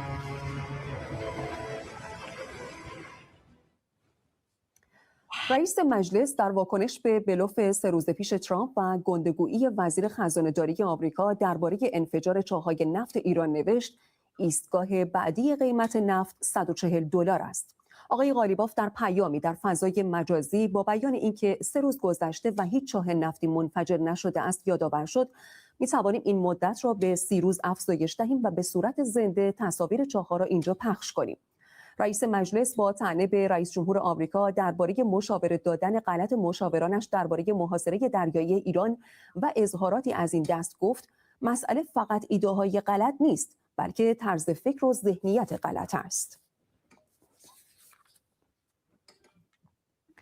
مشاور رهبر معظم انقلاب در امور بین الملل در پیامی خطاب به ترامپ تاکید کرد مواهب امنیت هرمز متعلق به مردم منطقه است نه غریبه‌هایی که هنوز بر سر زبان مادریشان با هم جدال دارند. آقای ولایتی با اشاره به کنایه پادشاه انگلیس به ترامپ مبنی بر اینکه اگر بریتانیا نبود آمریکایی‌ها امروز باید فرانسوی صحبت می‌کردند نوشت خوب است از او درباره نقشه‌های قدیمی استعمار هم بپرسید آنجا که نام خلیج فارس قرن‌ها پیش از پیدایش ایالات متحده با همین عنوان ثبت شده بود. تاریخ فروشی نیست. در بخشی از پیام آقای ولایتی آمده در سیرک تهدید و جعل پیام مقام معظم رهبری روشن است. مواهب امنیت هرمز متعلق به مردم منطقه است نه غریبه‌هایی که هنوز بر سر زبان مادریشان با هم جدال دارند. روزنامه گاردین انگلیس در گزارشی نوشت مذاکره کنندگان سابق برجام معتقدند بستن تنگه هرمز آمریکا را در منطقه تهدید می‌کند. هشدار فرمانده نیروی هوافضای سپاه به آمریکا عاقبت پایگاه‌هایتان را در منطقه دیدیم فرجام ناوهایتان را هم خواهیم دید. سردار سید مجید موسوی به ارتش تروریستی آمریکا هشدار داد رزمندگان سپاه اسلام با ضربات دردناک طولانی و دامنه‌دار به عملیات‌های دشمن حتی اگر ضربتی و کوتاه باشند پاسخی قاطع خواهند داد. رئیس جمهور در گفتگوی تلفنی با خانم تاکائیچی نخست وزیر ژاپن ناامنی تحمیلی بر خلیج فارس و تنگه هرمز را نتیجه تجاوزگری آمریکا و رژیم صهیونیستی و استمرار محاصره بنادر ایران دانست و بر ضرورت اتخاذ موضع صریح و قاطع همه کشورها در محکومیت این راهزنی دریایی و تهدید دریانوردی بین المللی تاکید کرد. آقای پزشکیان اظهارات تحریک‌آمیز مقام‌های آمریکایی همزمان با محاصره بنادر ایران را غیر قابل قبول و مغایر با قوانین و مقررات بین المللی دانست و گفت این اقدامات موجب بغرنج‌تر شدن اوضاع منطقه می‌شود. نخست وزیر ژاپن هم در این گفتگو با قدردانی از اجازه تردد کشتی ژاپنی از تنگه هرمز خواستار عبور ایمن سایر کشتی‌های ژاپنی از این آبراه راهبردی شد.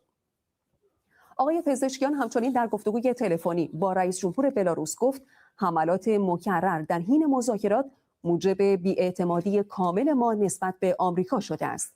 رئیس جمهور ضمن تبیین ابعاد حملات اخیر آمریکا و رژیم صهیونیستی به زیرساخت‌های هسته‌ای و حیاتی ایران این اقدامات را جنایت جنگی نامید و توقف لفاظی‌ها و اقدامات تحریک‌آمیز را پیش شرط هر گونه اعتمادسازی دانست. آقای لوکاشنکو رئیس جمهور بلاروس نیز در این گفتگو با بیان اینکه بدون وجود اعتماد متقابل مذاکره نمیتواند به نتیجه پایدار برسد، بر اهمیت تقویت زمینه‌های اعتمادسازی میان طرف‌ها تاکید کرد.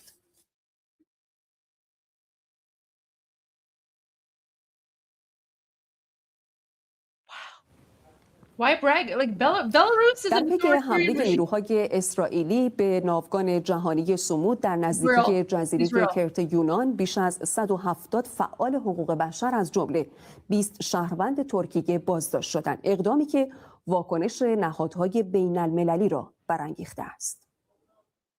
نزدیک به 1000 شرکت کننده با حدود 70 کشتی بار دیگر برای شکستن محاصره دریایی غزه به آب زدند. اما کاروان سمود صدها کیلومتر پیش از رسیدن به مقصد در نزدیکی یکی از جزایر یونان مورد حمله رژیم صهیونیستی قرار گرفت.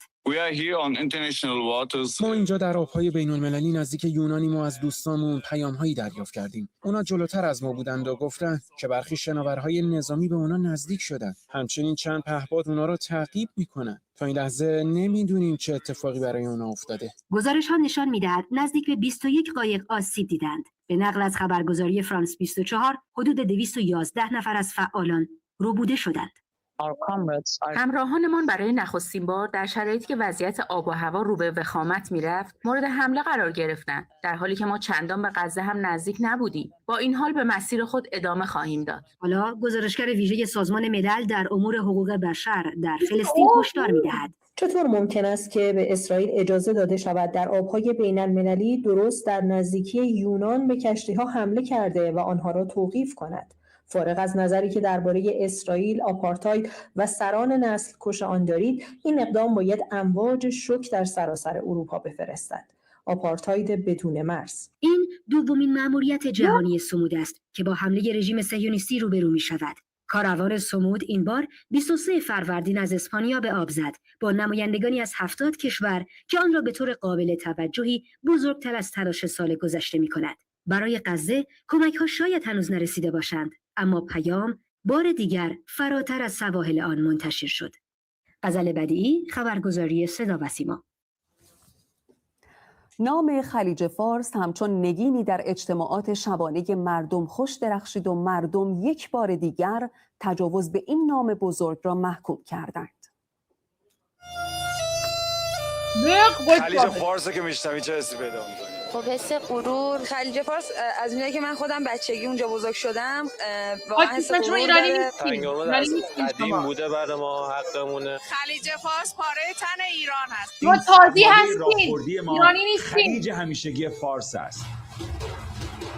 ما ایرانی نیستیم، تازی هستیم. سالهاست که دشمنان چشم طمع به این سرمایه دوختند. تمام منافع اقتصادیشون، منافع حتی انسانیشون داره تامین میشه. و چه کشورهایی که سالها ما را تحریم کردند ولی اجازه دادیم از این سرمایه استفاده کنند. چیزی که برام خیلی جالبه اینه که ایران با وجود اینکه از همچین اهرامی بهره مند بوده ولی رو اصول اخلاقی پایبند بوده و این کارا نکرده. و حالا همین کشورها در روز ملی خلیج فارس زده تنگر ترامپ. غلط اضافی کرده آقا. No it doesn't. خورده دیگه. نوشته خلیج فارس میذاره. به نظرم غلط اضافی کرده. ترامپ بیزاران بار غلط کرده قرونت برم من. این خلیج فارس همیشه ایرانه. ما با یه ابرقدرت بیشعور طرفیم. کاسبه دیگه، کاسبی میکنه با هر توییت. ترامپ که به نظر من مشاهیرش از دست داده. خلاصه حرف درستابی نداره. درش میاریم جلو چشش. السلام. ترامپو.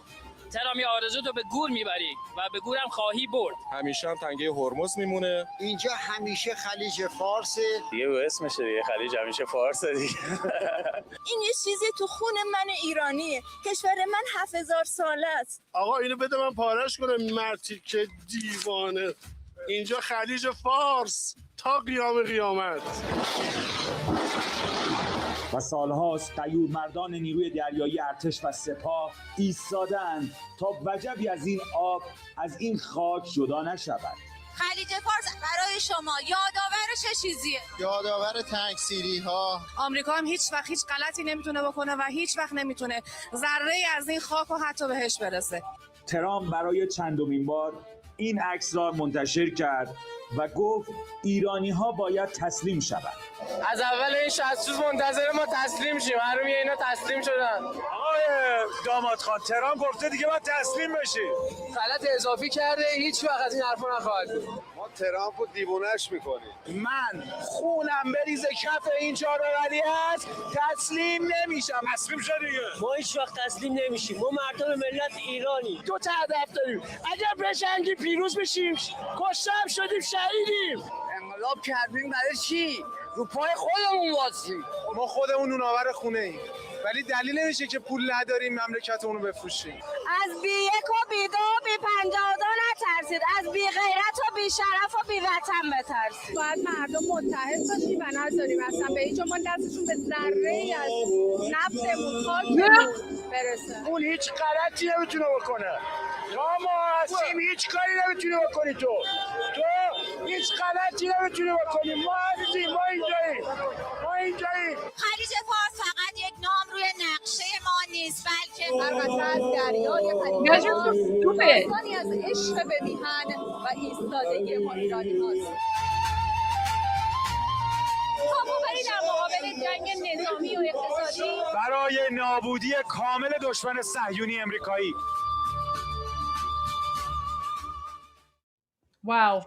وزیر بهداشت در بازدید از خطوط So they were okay. So I will explain this. I will explain this, but they're basically talking about this image that President Trump reposted on his Truth Social, and so it says Strait of Trump, okay, instead of Strait of Hormuz. And here it says the Persian Gulf, right? So you see the Persian Gulf clearly there. So the Islamic regime made an entire news segment about how President Trump has renamed the Persian Gulf to the Strait of Trump. Even though in this picture it literally says Persian Gulf and, you know, Strait of Trump, he's basically he's trolling the Islamic regime because basically this means, you know, like he controls the Strait of Hormuz, which he does, right?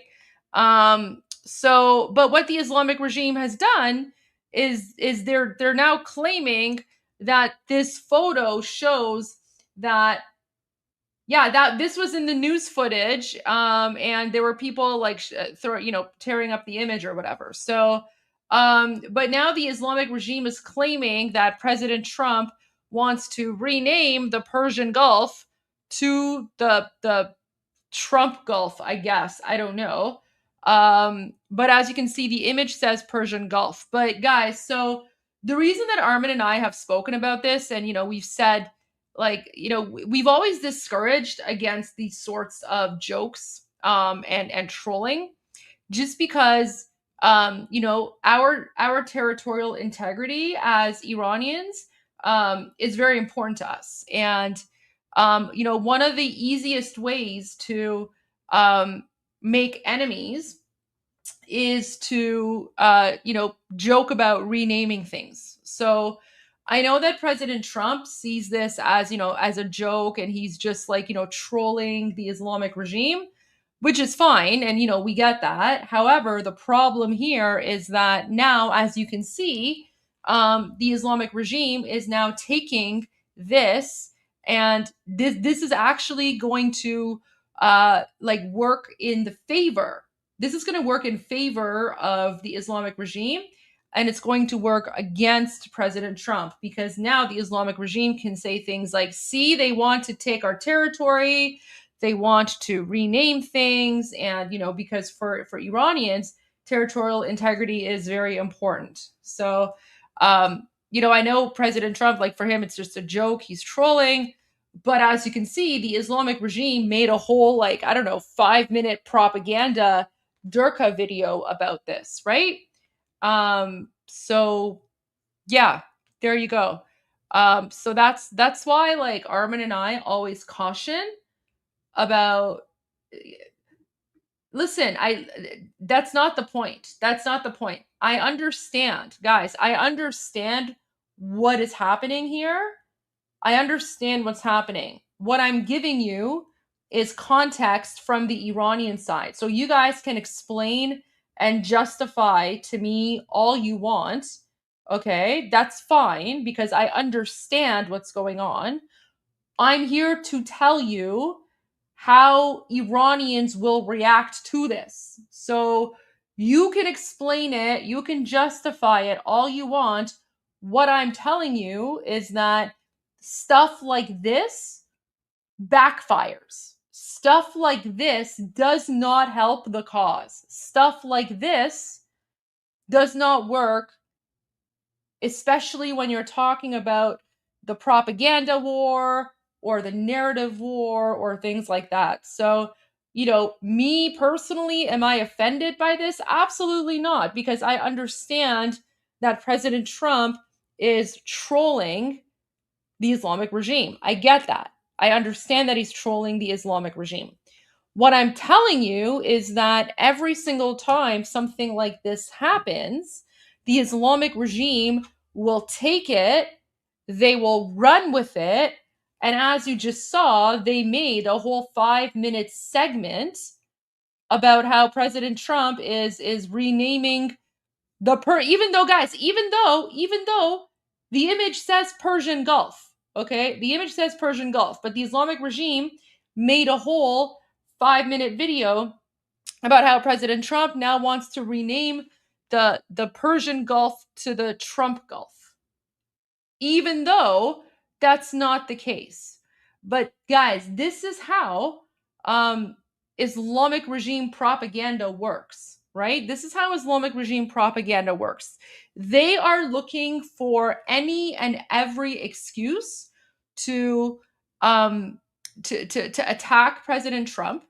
They're also looking for any and every excuse to create a wedge between Iranians and Americans, right? And given that the vast majority of Iranians don't have access to internet, they're going to see that news resort, like they're going to say that news part. Yeah, this is exactly what I'm saying. I'm saying it's not strategically sound. I get that, like it's a joke. I get that, whatever. But I'm saying from a strategic, if for example, if I was on President Trump's, let's say, advisory team, and I was advising on these sorts of things, I would say from a strategic perspective, this is not a good strategic move, because there are better ways to troll and make fun of the Islamic regime. This is probably not one of them, because this contributes to creating a wedge between Iranians and Americans. So that's all I'm trying to say here. You guys can agree, you can disagree. I literally don't care if you disagree with me, because I'm giving you the Iranian perspective.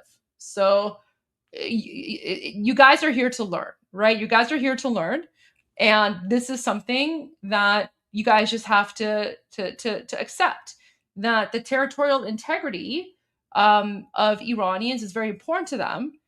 And, I'll give you an example. So when President Trump talks about, Ayatollah Mushtaba or whatever, and he's like, the gay Ayatollah or whatever, like that's hilarious. Iranians laugh, right? Like the Islamic regime, fair game, go for it. Make fun of them, whatever you want to do. You want to say they're all dead, the leadership is dead, blah, blah, blah. There you go. But what's happening right now is because of this post from President Trump, the Islamic regime is now taking advantage of the pride that Iranians have for our country, and they're using it to create anti-American propaganda, right? So what they're doing with this propaganda is they're basically saying, guys, see what happens? See what's going to happen if the Americans come? If the Americans come, they're going to take over the country. They're going to rename everything, right? So basically, they're now using this to discourage Iranians from rising up to overthrow the Islamic regime. They're using this to try and bring more Iranians to their side. That's what's happening here. That's what's happening here. You can accept it or not, but I'm telling you, that's what's happening here. And, this is the insight and input that you don't get anywhere else. Oh, the person who's like, Trump should just leave them. So you're obviously an idiot. So I'm just going to ban you because you obviously don't understand what I'm saying. Because this is, guys, so these are the, these are the nuances. Someone's like, I don't think President Trump did this. Well, yeah, he did, because like what happened is he posted it on his Truth Social. He posted it on his Truth Social yesterday. So all I'm saying is that, not a strategically sound move, because this does more damage. This does more harm than good, because as we just, and Armin will translate this, but again, we literally just watched a 5-minute news segment where the Islamic regime is now taking this image and they're claiming that President Trump wants to take over Iran, and he wants to claim Iranian land, he wants to annex Iranian territory, right? So that's all it is, right? That's all it is. So all I'm saying is, if I was advising President Trump, I would say probably not a good idea. The issue, okay, I are you retarded? I don't understand if you're just trolling or if you missed it. You're okay.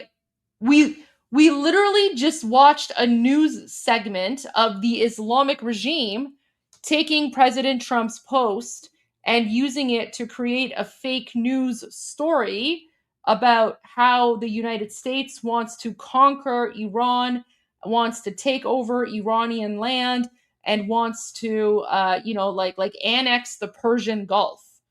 So yeah, it does matter, because the Islamic regime creates fake news propaganda using these sorts of things. So that's what we literally just watched it on I don't understand. We literally just watched it on Islamic regime state TV. Am I losing my mind here? I don't understand. We literally just watched a whole 5-minute segment of the Islamic regime making fake news propaganda. By the way, all of it is a lie. All of it is a lie, right? I'm not missing your point. I think you're just retarded. This person's like, you're missing my point. I'm not missing your point. I just think you're retarded, because you obviously didn't understand what I'm saying. Guys, I get the joke. The issue isn't the joke. I get the joke. I get that he's trolling. What I'm telling you is that, yeah, exactly. The Durkas are now weaponizing this and using it against. The Durkas are weaponizing this and they're using it against Americans. So, I mean, it's basically just gonna, I mean, I don't know. I would just say from a strategic perspective, not a good thing. Not a good thing. But these are the political nuances, right?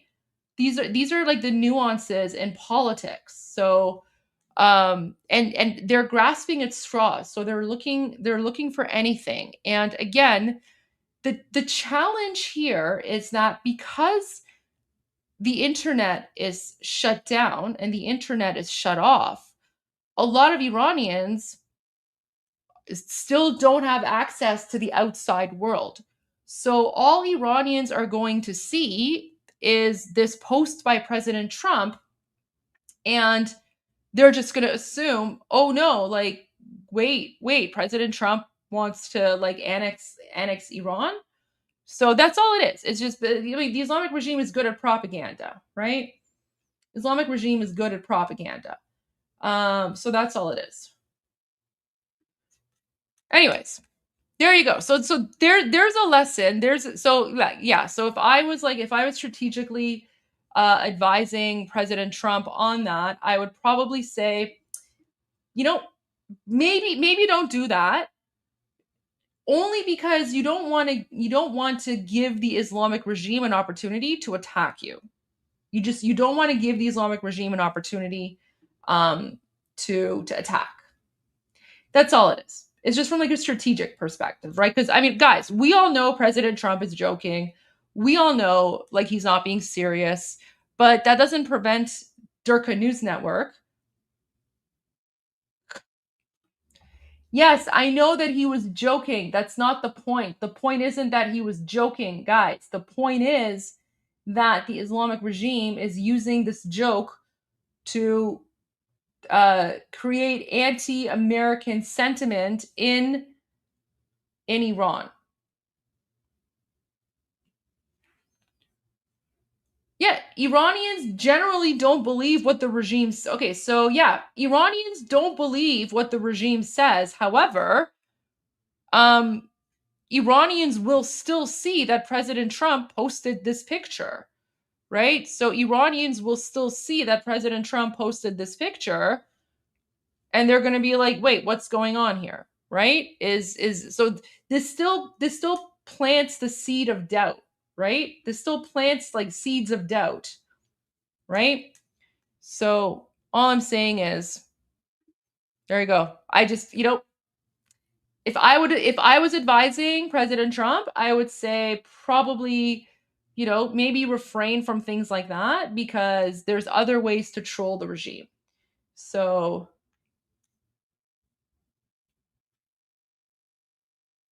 there you go.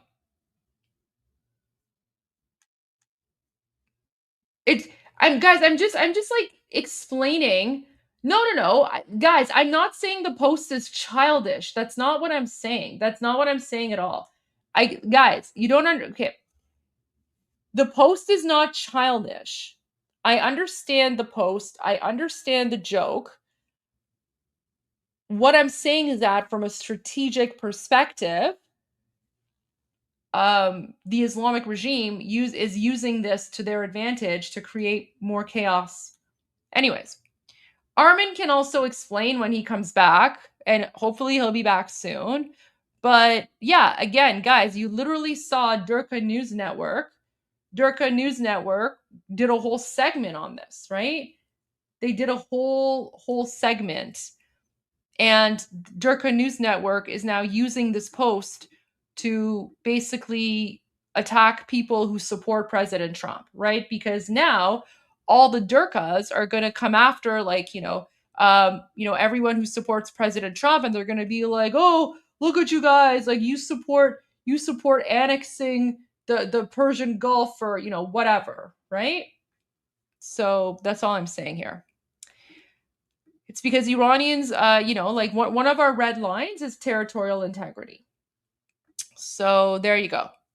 All right, guys. Tusi is still not back. I hope he's. He's probably taking the day off. Tusi's probably taking the day off to have a bit of a break, which well deserved, well earned. Okay.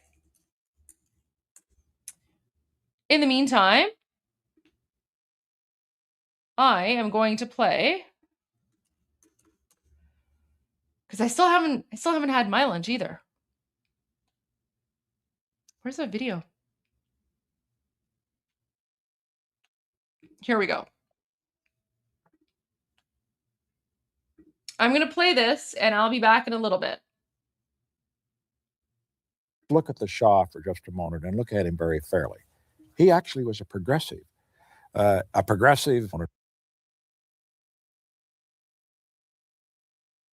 Let's look at the Shah for just a moment and look at him very fairly. He actually was a progressive in a number of ways. He instituted a land reform program.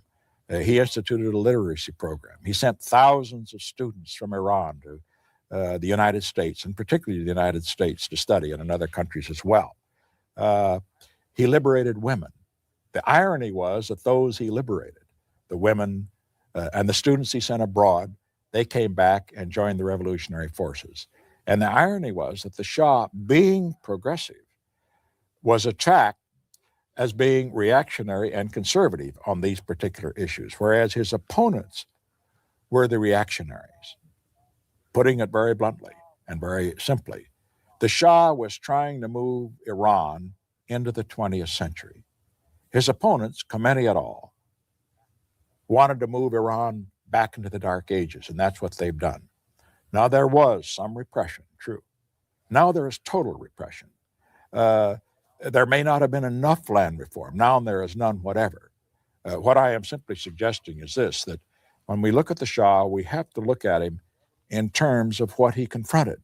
And he confronted revolutionary forces there that were not working, in my view, for what was best for Iran and certainly not best for ourselves. And most important, from the United States standpoint, instead of having a friend in Iran, we now have one that is not only not a friend, but one that considers us to be the great Satan. Can you say that if you had stayed in office that you would not have allowed the Shah to fall? I would not have, no. I would have been steadfast throughout. I would have made it very clear down through the bureaucracy that there was to be absolutely no contact with those that were trying to overthrow him. I would have had a very good study made of Khomeini's background and would have found that exactly what kind of person he was, because by studying his background, they could have known that he was going to do exactly what he's going to do. The man is a radical reactionary. He's not a progressive in any sense of the word. See, the choice basically was not between the Shah and somebody better. The choice was between him and somebody worse. And it's very easy for me to make that choice. If you had been confronted with the worst case from that point of view, and the Shah had been overthrown and hostages taken, and you were president, would you have taken him into the United States? Absolutely. I would have taken him into the United States. And as far as the hostages are concerned, I would have handled that a little differently too. I don't say this in criticism of President Carter, because he certainly went through a lot on the hostage situation. He believes it may have cost him the election. I don't think it did. I think the economic issues were the major ones. But be that as it may, it didn't help him. But as far as the hostage situation was concerned, American foreign policy can never be made hostage to hostages. That's why hostages are taken, for purposes of blackmail. And we mustn't let that happen. And for example, when President Carter was asked about the hostage situation, he went overboard in saying that our first and then only concern was the safety of the hostages. Now, that is a concern, but our major concern is what happens to Iran, what happens to the relations between the United States and Iran. And in this respect, I would never have said, as President Carter did, that I rule out the use of force in order to get the hostages back. All that did was to encourage those that had captured them and were holding them in captivity, not to give them up. I remember President Eisenhower, during our administration and the vice presidential days, used to say on occasion that he had learned as a military commander that it's very important never to tell your enemy what you're going to do, because then he'll be ready for you. But he says it's just important never to tell him what you're not going to do, because then that will encourage him to do things he otherwise might not do. And in this case, that was a mistake, in my view, to do that. The other thing I would say is that with regard to the hostage rescue operation, that President Carter and the Pentagon, I assume they're the ones that joined in the decision, made a mistake and are not, again, following out an Eisenhower dictum. And that dictum is that when you make a play of that sort, you always assume the worst. And you cannot assume that your intelligence is going to be absolutely accurate. I have a very interesting reaction in that respect that Eisenhower had at the time of Lebanon in 1958. As everybody will recall, in 1958, in Lebanon. There was a crisis because the government there was under attack. There was a possibility the Soviet Union might intervene. And Eisenhower had to make a decision as to whether or not to send Marines in order to establish peace. And I remember the briefing that occurred in the Oval Office, and Eisenhower heard Allen Dulles, the head of the CIA, and Foster Dulles, the Secretary of State, brief him and to recommend that we send in a Marine group in order to keep order. And when they gave their report, they indicated that they did not think there would be any intervention from the standpoint of the Russians, and that it would be a peaceful operation. And Eisenhower sat back, and after they had given this report, he said, "Foster, let me ask you something. Let us assume our intelligence is wrong. Are you prepared to take the next step?" And Foster Dulles thought a long time. He said, "Well, Mr. President, I'm 90% sure that there will be no problem. But if there is, yes, we should be prepared to take the next step." The point of that anecdote is that Eisenhower would never have made the mistake of the Bay of Pigs. When the intelligence proved to be wrong, there wasn't the uprising that they had hoped at the time, and when it was necessary to have committed more air strength than had been planned, or at least not to cut back on what had been planned. In other words, in the hostage situation, rather than sending enough helicopters plus one, you should say send twice the number to be sure that if there were, as there turned out to be, mechanical or other difficulties, you'd be prepared to carry out the operation to a successful conclusion. If you had still been in office, would you have taken the risk of the rescue mission? Oh, yes. Oh, I think President Carter deserves high marks for taking that risk. I saw the Shah the last time in Mexico, at Cuernavaca, Mexico. He was then in the last phases of terminal cancer, although he would never admit it or talk about his own problems at all. But he was quite thin and quite pale. But his head still as active and sharp as it always been. He's a very intelligent, introspective man. And he said that what concerned him about the way he was treated by the United States was not that the United States was for him or against him, but was the uncertainty of the policy. He says there's nothing worse when you are confronted with revolutionary and rebel forces and uncertainty insofar as support is concerned.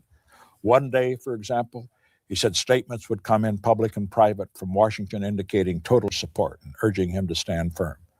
The next day, there would be some story leaked from a high-level aide, printed all over the world and given particular credence in Tehran, to the effect that lower-level or second-level people in the administration were meeting with Khomeini and others who were out to knock the Shah off or out, as the case might be.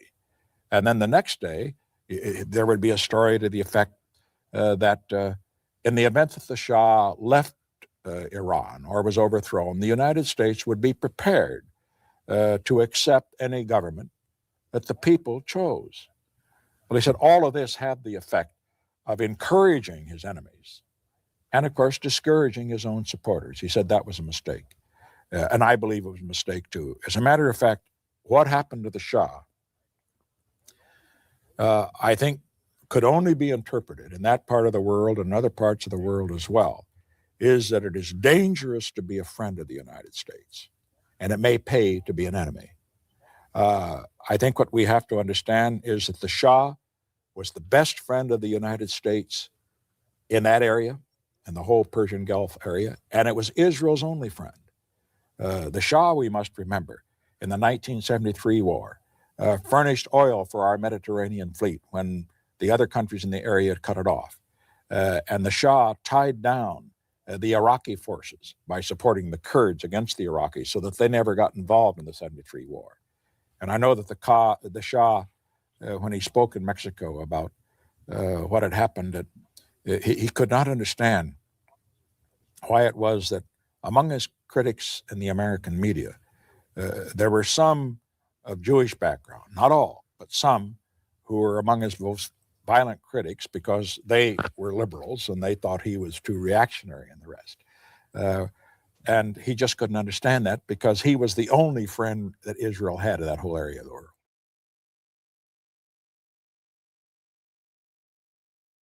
Why did you go to his funeral?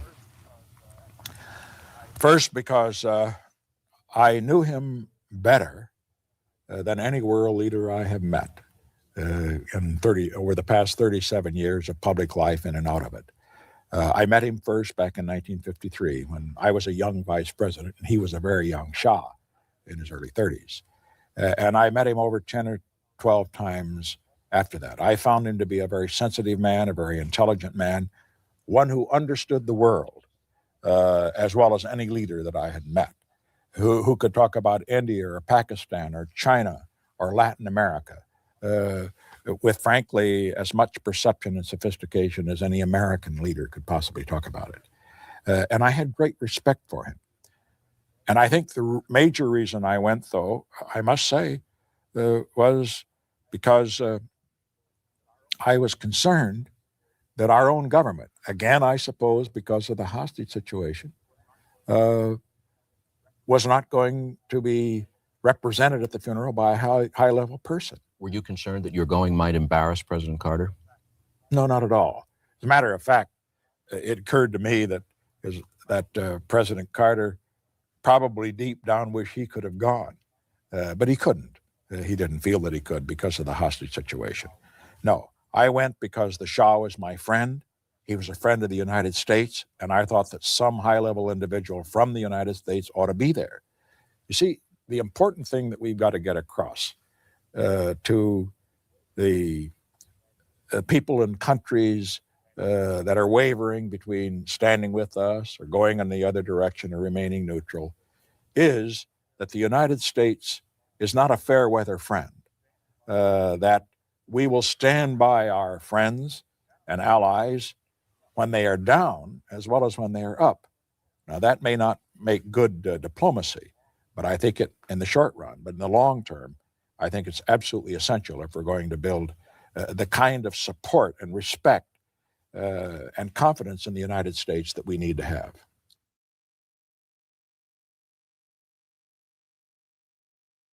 Mr. Nixon, America has been criticized for abandoning friends like the Shah, whom you strongly supported, and you've criticized our abandoning him. But isn't the danger just as great in sticking with regimes that have lost the support of their people, like the Shah, like Somoza, like Ian Smith? Never lost. Again and again, it's said that we back despots and dictators. I couldn't disagree with you more. What you have to understand is that the choice was never between the Shah and somebody better, but between the Shah and somebody infinitely worse. Well, we don't know And that what in you the have to- beginning. Well, the point is, if we didn't know it at the beginning, we'd better know it now. We have friends all over the world like the Shah, and we have friends, for example, in Saudi Arabia at the present time. Because that government happens to be corrupt, it is claimed, are we going to abandon them? Let's take China, for example. Because China is more Stalinist than the Soviet Union, are we going to say that we're going to abandon them? No. But don't we ever say this man is no good for this country, this man is a dictator, this man is a despot, and maybe it could be better? Or do we automatically assume it won't be? We do not automatically assume anything. We have to use our influence and use it effectively, but it's got to be used with a rifle rather than a shotgun, and we must not jump from the frying pan into the fire.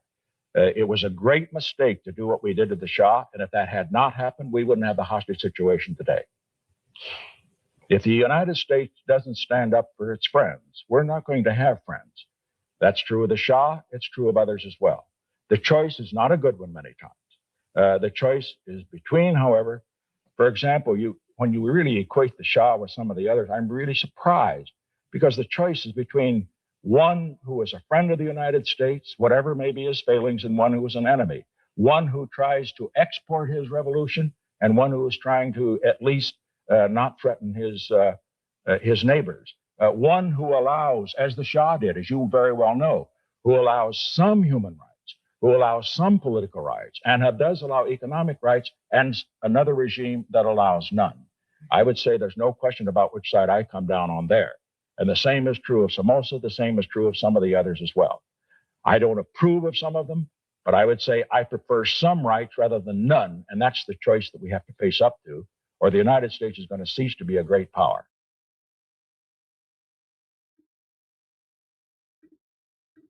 Welcome back, Armin. Oh, well, thank you. Thank you. Hi. Hello. How'd your discussion go? Pretty interesting. Pretty interesting. Not only did we discuss Iran, we also discussed Cuba. So we had Oh, some Cuban people there. Yeah.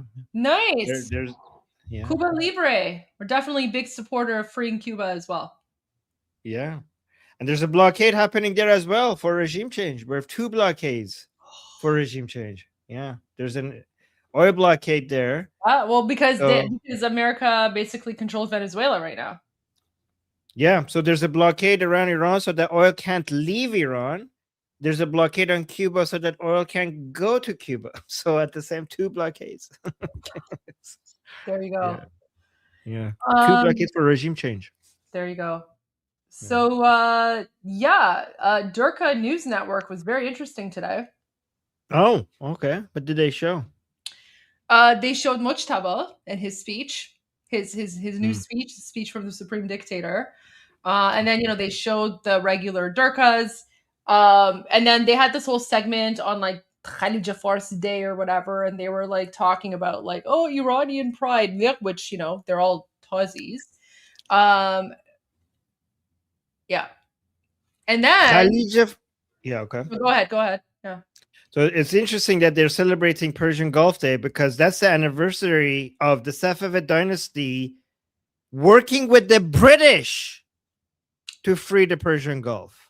Yeah, you should see the historical revisionism because they actually had this video and they were basically like, the Iranians were fighting I think they said Holland. They were fighting the Dutch. They were fighting the Dutch. Yeah, with the help of the British. They were using the help of the British. They didn't mention the British. Armin, it was pure historical revisionism. So they made it all about Islam. They were like, the Persian Muslims are fighting off the Christian invaders. No mention of the British, by the way. So that was in the news. And then there was this whole 5-minute segment on how President Trump wants to rename the Persian Gulf to the Trump Gulf because of that image he posted. Even though on the image he posted, it still says Persian Gulf, and it was a joke. But they had this whole 5-6 minute segment on that. Then I got into a discussion with the chat, and I was explaining, if I was part of President Trump's strategic advisory team, I would, probably say, maybe not a good idea to make jokes about the territorial integrity, because that's probably one of the best ways to create like a division and wedge. But anyways, that was sort of Durka News Network, which you can translate after if you like. However, Armin, there was something that President Trump said in his White House press wrong thing. Something that he said in his White House press conference, which was very interesting. So I would probably recommend that we bring up the press conference. Let me find the link and send it to you. Okay. Because he did speak about Iran a few times during the Q&A portion of it. And there was one question that was very interesting. I'm not going to tell you what the question was, though. You already sent it to me, or sorry? No, I'm gonna send it to you right now. Okay. I'm gonna send you the link to the YouTube live stream. All right, let me share my screen.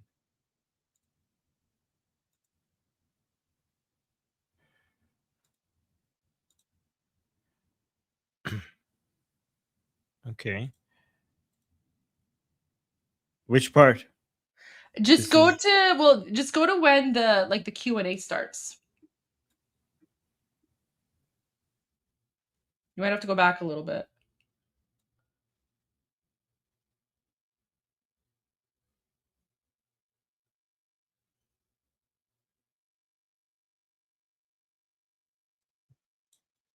Do you know when the Q&A starts? No, you just have to play it and find out when it starts.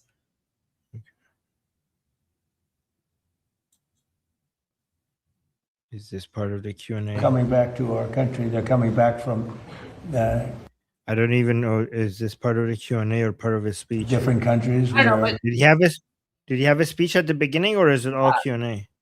yeah, no, he had a bit of a speech Oh, after Yeah. okay, after after the signing of this. Yeah, Okay. Particularly the I'll be first here. I'm lady, just gonna eat really about the many quick. things. Yeah, it's been. That's good. Sounds good. Thank you very much. Thank you, Mr. President. So, do you have any questions? Maybe we discuss the first signing first. If you have anything on Mr. that, President. Mr. President, Please. Mr. President, how is this going to help with small business owners? Do you think this is going to inspire more people to We're go gonna into, skip forward to small the next businesses that might question be until we get reluctant? to like one about Iran. Okay. Okay.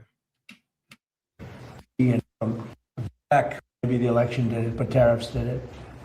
Oh wow, Goldie, you got a big. Hold it. We'll wait for Goldie to come back, and thank you for the big super chat. We'll read it when Goldie's back. Oh, I'm Okay. here. I'm just eating. But Scott Kebab Cruncher, nice name. I Love the name. appreciate, I appreciate your thoughtful commentary and the depth of insight you bring to Iran's true story, both past and present. Thank you very much. Also, Carla says, thank you, Goldie and Armin, for all that you do for your people and history to clueless Americans like me. Oh, we love you guys. Thank you. Thank you for being here. Oh, thank you for being here. Yeah, thank you for being here and willing to learn. We appreciate it really much. And if they build here, there are a lot of. So let's go to Iran. And because of Iran. and to the investment company. And the Let's see, the numbers next are going to question. be staggering. Do you have a question? Thank you, Mr. President. You had some good economic news, GDP, 2% growth. Yeah. Orders for business equipment surged at the highest level in 6 years. And IRS data shows that the average federal tax return. Okay, It so is this is up over- about the economy. Let's move forward. Right, look, the country's doing really well. I want to get into the. They are some, but and we knocked out more than they used, and it's pretty amazing what's happened. They want to make a deal, but despite the They want to make a deal. We have to go back. Guys, sometimes even if the question is not about Iran, President Trump might all of a sudden in the middle of it start talking about Iran. So I don't know where to start. really, I mean, Iran is dying to make. Okay, let's go back. Carry forward. Look, the country's doing really well, and that's despite a military operation. I don't call it a war. I'd rather have a military operation where really, I mean, Iran is dying to make a deal. I can only tell you that. I don't want to get into the, but they cannot be nuclear. Other than that, but their Navy's gone, their Air Force is gone. Every ounce of any form of equipment practically is gone. You know, their drone factories are about 82% down, and their missile factories are almost 90% down. And many of their missiles have been knocked out. They used some, but we knocked out more than they used. And it's pretty amazing what's happened. They want to make a deal, but despite the fact that Guys, Goldie, I don't know if it's maybe we could play the. Well, I'll wait for Goldie to come back. we are in what some people would call a war, we just hit a new high today on the stock market. I'm Yes. here. I'm here. What did Okay. you want to share? No, I just wanted to say, like, maybe we could go on X and find the parts that are cut out that are about Iran from this segment, because that's what sometimes people do. So instead of having Yeah, to but you go don't get through you so don't many- get the full you don't get the full context though. You don't get the full comments. And he says some really interesting things here. All right, you know what? If you want, you can just go ahead. There's one question where a reporter asks him about regime change. And I want you to listen to Okay. his answer. So it's a little bit further ahead. I don't know where it is exactly. I think it's a little Okay, bit we'll go. closer to the end. So maybe go ahead like 10 minutes or something. But that's the question that I want you to find. Okay. But before I go there, like President Trump is talking about this crazy thing that is happening right now, which is oil prices went up to, like, do you guys see this? Because they're like, oh, finally we hit 120. Finally, Brent crude oil price hit 120. It went 124. I'm like, okay, we have arrived. You guys saw that. And then it dropped. And now we're at 113. So it didn't even stay there.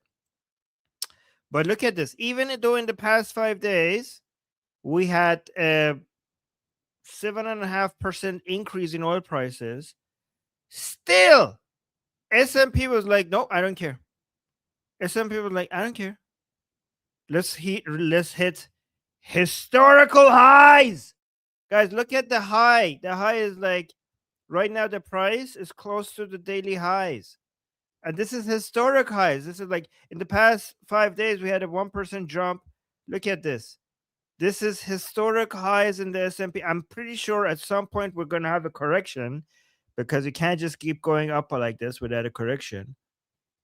But the fact that the oil prices are just going up and up and up, and the stock market is like, yeah, oil prices, who cares?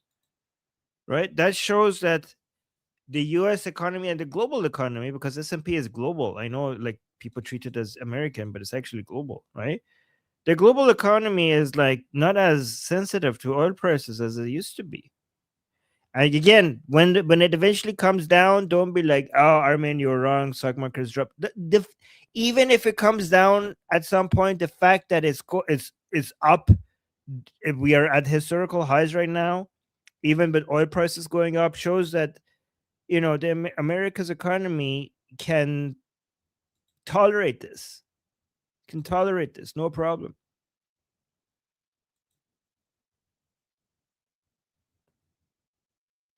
Yeah, I know there will be a correction.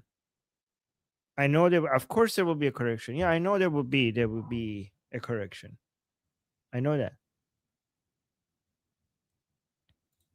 We have S&P is through the roof. They're through the roof. And, you know, when we hit 50,000 on the Dow and 7,000 on the S&P, I said to myself, we got to do something about Iran. They want to have a nuclear weapon. You can't let them have a nuclear weapon. And I hated to do it to my people, because they said 50,000. Peter, you know this, that 50,000 wouldn't be obtainable in my 4 years, or anybody's 4 years. And we hit 50,000 in my first year. The end of my first year, we hit 7,000 on the S&P. They said that would be even less attainable. And we hit that at the end of the first year, before the year was up. And then I said to Kevin, sorry about this, Kevin, but we have to put out a fire. And the fire is taking place in the lovely country of Iran. And they want to have a nuclear weapon. And if we didn't use this beautiful, see that plane right there, that beautiful B-2 bomber, it looks small there, but it's actually quite, it doesn't look very powerful there, but it's quite large, actually. We ordered 25 more of them, the updated version, all built in America, which is very nice, right? But if we didn't have that B-2 bomber, if we didn't go in and do what we did, we obliterated that nuclear capacity of theirs. And so they didn't get the nuclear bomb. If we didn't do that attack, should have been done long before I came along by other presidents or by another country or something, but it should have been done long before I came along. But they are in very bad shape, and they've got nothing, including leadership. I mean, you know, their leaders are...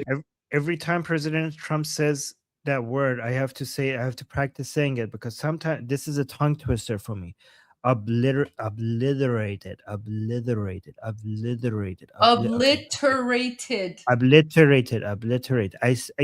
know how to say it. It just doesn't. Obliterated.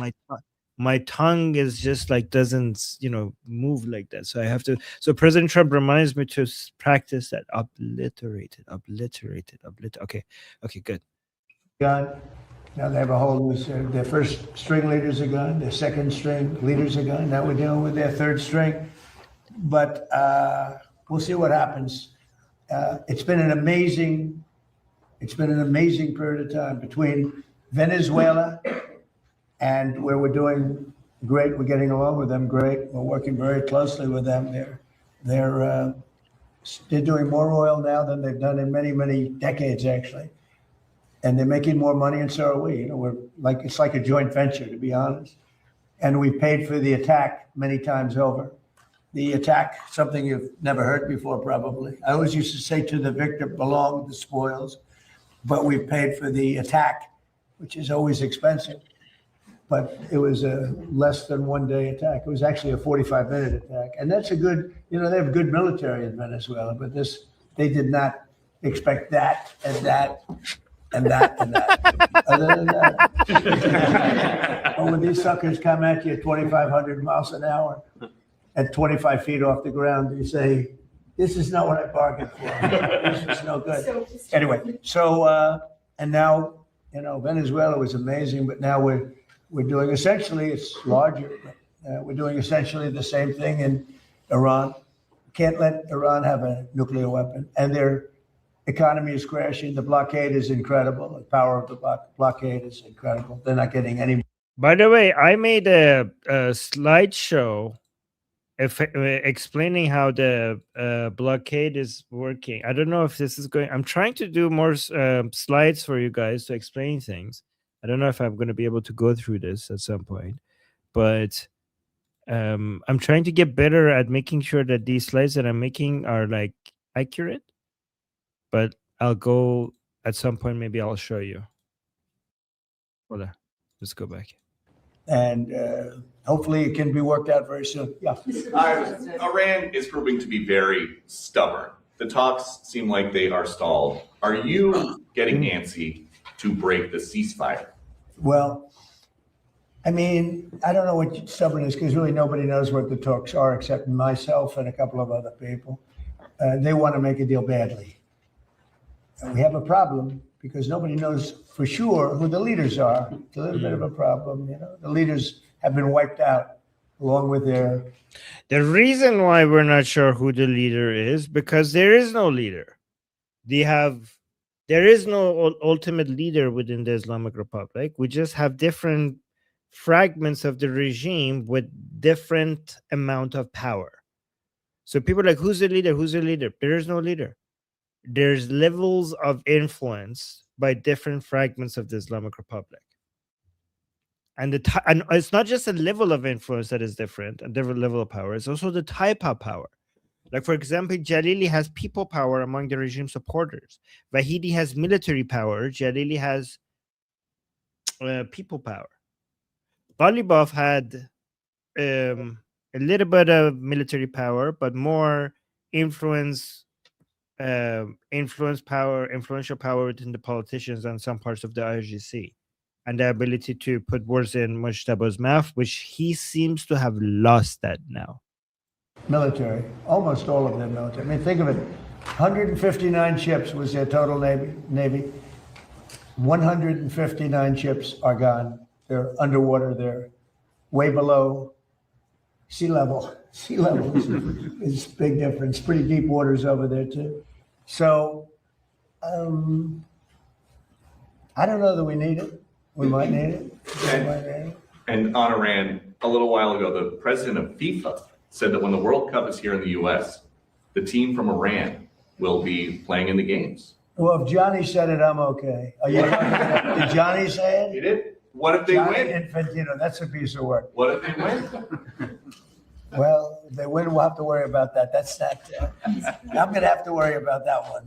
But look, you know what? Let him play well. Johnny's fantastic. He's a friend of mine, and he talked about it. I said, you do whatever you want. You can have them. You don't have to have them. Probably have a good team. I don't know. Do they have a good team? Do you have any idea? I have no idea. Would be hard to believe, actually. But I think let him play. Right? Mr. President. This is a little bit different, but what is your take on these reports that your show, The Apprentice, is going to could come back on Amazon with host Donald Trump Jr.? Well, I've been hearing it. Look, we had a great success, 14 seasons. I used to watch The Apprentice. Used to watch it before Me any too. of this. I said that when I saw this comment. Yeah. When I heard this, I said the exact same thing. I used to watch The Apprentice. Yeah. I loved it. I used to love that show. Seasons, and The Apprentice was a tremendous success. So I've been hearing that, a little bit. So we'll see what happens. He's good. He's a good guy. He's probably good. He's got a little charisma going. You need a little charisma for that sucker. So we'll see what happens. Yeah, they told me about it. We'll see. Mr. President, thank you, Mr. President. There's been some talks about changes to your security after what took place. Changing my security. Changing your security after what took place. Well, in they did a Saudi. pretty good job, actually. You know, they stopped. Let's skip this one. Yeah. Go to the next question. Of a ballroom. It had a budget depending on finishes, you know, finishes right location. So, law enforcement, it's crazy, but Sense in this country. and you know what? And we're not going to have a nuclear weapon in the. Is this the part? Is this the part where they talk about the question that you mentioned? I don't know. It would be the biggest story out there. Bad things would happen. One of the ideas. Go ahead. Just the average price of a gallon of gas is now $4.30 in this country. And you know what? And we're not going to have a nuclear weapon in the hands of Iran. The gas will go down. As soon as the war's over, it'll drop like a rock. There's so much of it. It's all over the place, sitting all over the oceans of the world. And it'll go down. But what won't happen is if Iran had a nuclear weapon and used it, then the whole world is a different place. What about You're not the going to have to deterrence pay impact a little on bit more Republicans for in- gasoline. The oil will go down rapidly as soon as the war is over. So the reporter should have started with the question if they wanted to, instead of the statement. If you give a statement, if you give a news, and then ask your question, then President Trump is going to focus giving his comment about the statement. But if you lead with the question, then you get an answer to that question. Can I follow up? Ryan, Good to see you again, About- sir. I've got two questions. The first, I want to follow up on Daniel's question. I've described you as the peacemaker. You're achieving peace around the world. Due to these latest policies, big beautiful bill, no tax on tips, no tax on Social Security, no tax on overtime, now the Trump counts, and then the Next the IRA. question. Could we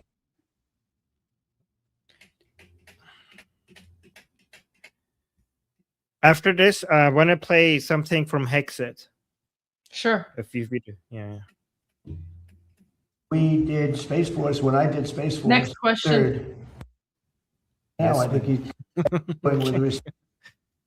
I don't know, because she said she didn't deserve it. She was very, 30 to 50 million airplanes got it solved. You know how I got it solved? But in here, they've wanted to, you know, they also won Durban and didn't amount to much. They used for one unit. In other words, I'm not a big drinker, so, but they dealt for years. And I just took all the restrictions off. So Scott was, and they said, okay, war went on. I didn't need the help, but I said, yeah, we'd love to have you help because I want to see if terrible job. He's got a big problem with Ukraine because they're in that. The wrestler they killed.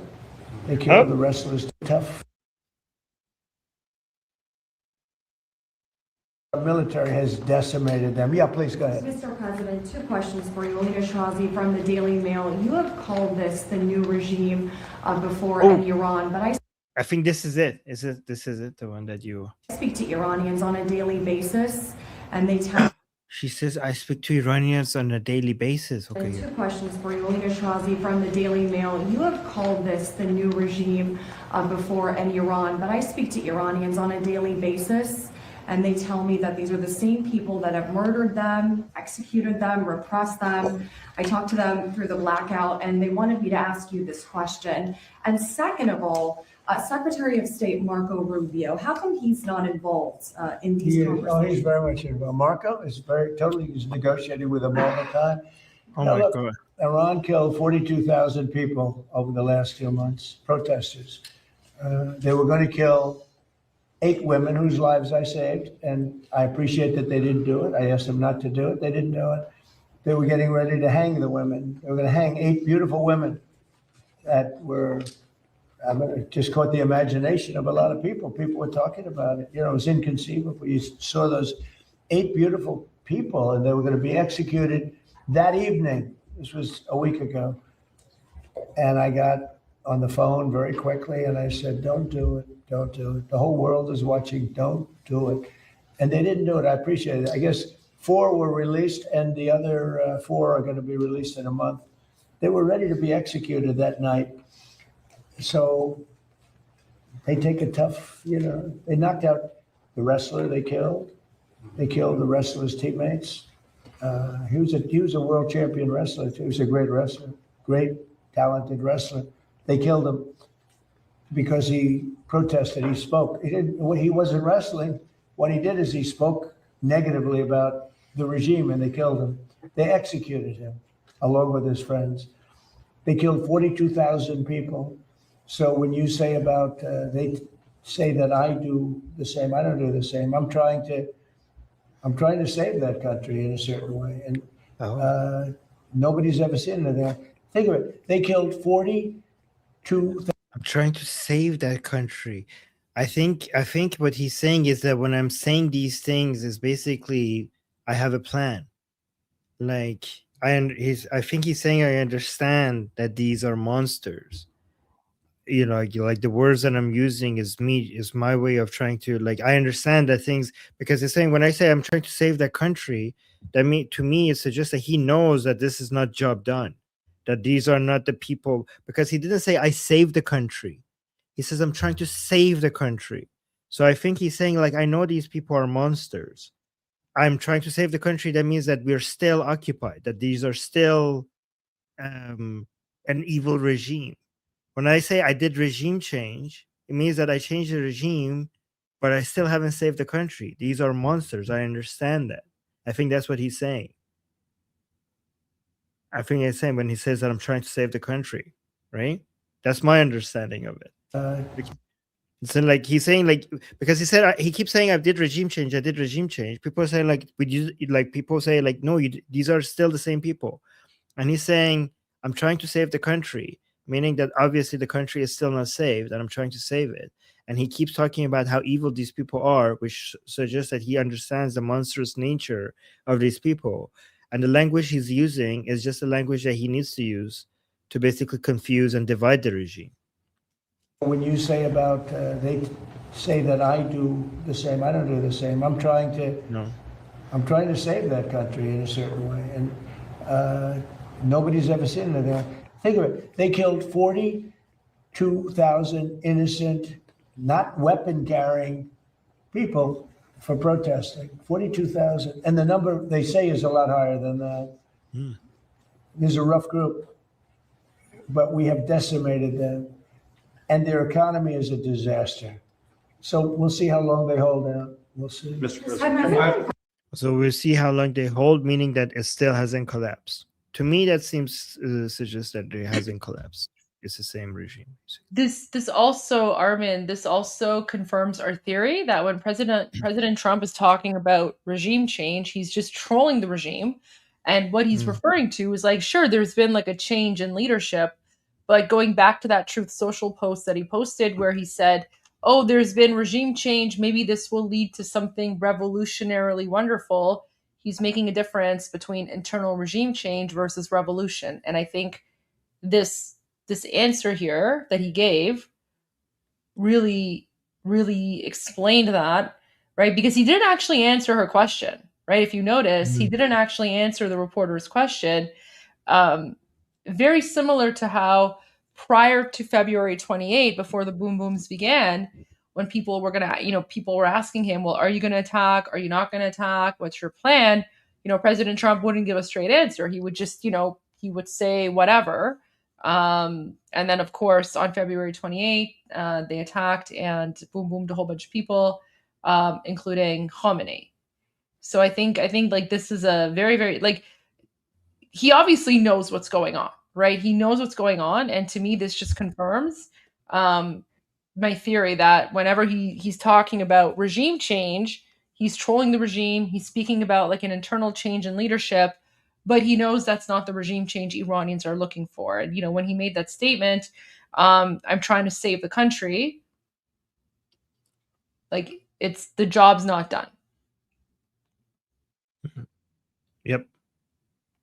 Is this the part that you wanted us to go over? Yeah. That was that was the most important thing. So we can go to the Pete Hegseth videos if you want. Yeah, I mean, I haven't seen them, but everybody's talking about them.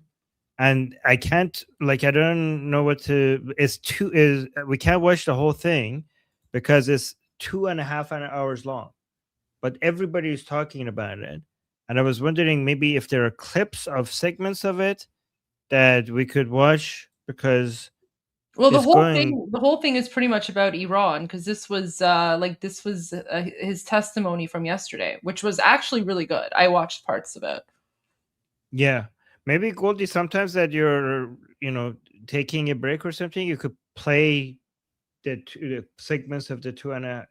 When you're leaving and then you need to show Yeah. something. I think, yeah, this is Oh, the that's a Pete good Hegseth. idea. Yeah. But let me actually see what this part. This is Mr. Vindman from Virginia for 5 minutes. Thank you. Earlier, Secretary Hegseth, you talked about flexible realism. So let's see if we can figure out how much of it is realistic and how much of it is just flexible. Secretary Hegseth, last year I asked you some questions about Indo-PACOM and threats in Europe, and you had a hard time answering those questions. I'm sure you prepped better this year, and I'm hoping you can answer some of these. What a bad faith, smug, arrogant way of to start a conversation. Like, okay, you have questions. Like, what the hell is this? This is like a personal attacks and everything. Basic questions, since now we are at war. Do you know what the price of oil is today? I don't know where it's gone as this time. Just Google it. You got them. Price of oil changes every day. Like, what is this a gotcha question? What's the price of sugar? How about that? What about coffee? What's the last? Do you check? Like, what the hell? Like, who, unless you're a trader, who checks the oil prices every single day? Why should he know that? This hearing, but roughly $100 a barrel. It's actually closer to 120, 117. Well, it depends on the index. Yeah, because it went to 100 from 120 in less than 24 hours, and I'm pretty sure Hegseth has better things to do than check the oil prices every single day. What the hell? You're looking at? I'm looking at Brent. Brent. Do you know what the price was the day before of Brent? What the hell is this question? Like, what is this gotcha question? Do you know that the price of oil the day before it and the day before it or the day before? Why would he be tracking that? Day before we went to war. It was certainly lower. You understand you're taking some economic risk, but I would note a lot lower. The energy dominance this my president question. has unleashed has put us in an incredible question. Thank you. So it's $72, and so now we have a 62% increase. By the way, the department obviously will be. And we see a jump in stock market, so it seems to be not that effective when it comes to hurting the economy of United States. He's in charge of the military. Why are you asking him economic questions? That's not his responsibility. Paying those extra fuel costs, that's going to be not insignificant, but so will the American people. Now, at its narrowest point. Yeah, that's not his department. He's supposed to, when they tell him to go to war, he's supposed to do that job the most effectively. He's not the guy responsible for managing the economy. Why are you even asking him that? How wide is the Strait of Hormuz? Who is this guy? He's annoying me, this guy. Eugene Windman? For fuel costs, that's going to be not insignificant, but so will the American people. Now, at its narrowest point, how wide is the Strait of Hormuz? What sort of question is this? What does that even mean? He's trying to do trivia questions as a way to show that he's not qualified for his job. Why should he know that? How is that? Oh my God. I hope Pete Hegseth says as wide as your mom. Oh my God. Wow. Okay. Wow, Goldie. Oh no. Okay. Wow, this is a new side of Goldie. I like it. Oh my God. Hell yeah. Okay, Goldie. Okay. Wow, damn. I didn't see that coming at all. I like it. Though. That's good. Yes. Professional. I'm just former talking about her politician. waist. Yes, waist. Exactly. That's what you're talking about. for Talking about sure. her waistline. Okay. Of course. Okay. Look at him. Look at his face. He's so happy with himself. Oh, I'm gonna do a got you question. You know what this reminds me? This reminds me Tucker Carlson questions of what was his name? Ted Senator Cruz. Yeah. Ted Cruz. Like, That's what is exactly the what I'm population? thinking. Yeah, what's the population of Iran? Do you have that number? Oh, okay, you don't know, so you're not qualified to answer. Oh my God. I think it's about 12 miles, but I'd have to check. It's 24 miles, but 12 miles is actually the relevant number because that's the navigable channel. That's So the International Water Navigable Channel point. And do you know how many barrels of oil transited the Strait of Hormuz each day? I bet you he didn't know these things before he went and Googled them. He didn't himself, Google like it. this. He had his staff. He had his interns go and like prepare these questions for him, and he's reading off of this. Like that's how it works, right? So yeah, he still doesn't even know the answer to these questions. What does this have to do with the war? Oh, Gosh, like look, I hate politicians. And do you know how many barrels of oil transited the Strait of Hormuz each day before the war started? 24 million? I don't know the exact number, but you're looking at over 100 oil tankers usually transited a day, or 120 a day would transport the strait. Yeah, and so 20 million barrels a day. Oh, I was close. I said 24 million. He said 20 million. And right now they're at an 81% reduction. So it sounds. So what's your point? Like your point is like, okay, there's less oil coming out of the Strait of Hormuz. Do I need to know the exact numbers for me to like what the everybody knows that there's less oil coming out of the Strait of Hormuz, even without them knowing the exact numbers. Why do they know unless their job, unless they're in the oil industry or within the government, they're part of the economic. Like if what's his name? What is his name? Scotty B. Maybe if Scotty B was sitting there, maybe he should be able to answer these questions. But what? Not him, not Hexet. It's like you've done your homework. You're tracking pretty well what the strategic situation is. That's not what he needs to manage. That's not even his job. He's the his Secretary of War. Yeah. His job is to focus on the war, not the economic stuff. Like, what an idiot. Yeah. Ask him how many interceptors you have left and how much, ask him that. Ask him, do you know how many interceptors you have left? That's what he's supposed to know. So a couple of questions. Were you aware that if we struck Iran, that they would most likely close the Strait of Hormuz? What? Struck Iran, that it would. A couple of questions. Were you aware that if we struck Iran, that they would most likely close the Strait of Hormuz?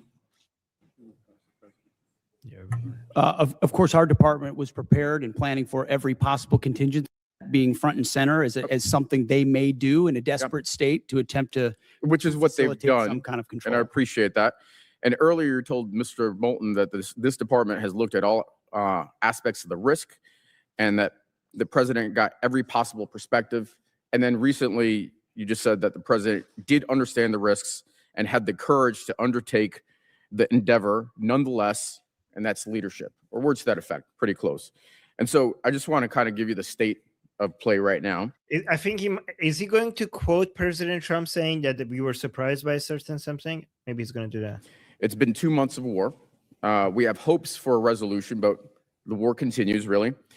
Iran has closed the strait, and we've now gone in and blockaded their ports. 2 months is nothing, by the way. 1/5 of the world's oil is unable to transit the strait, and the American people and the department are paying significantly more. And you also said that.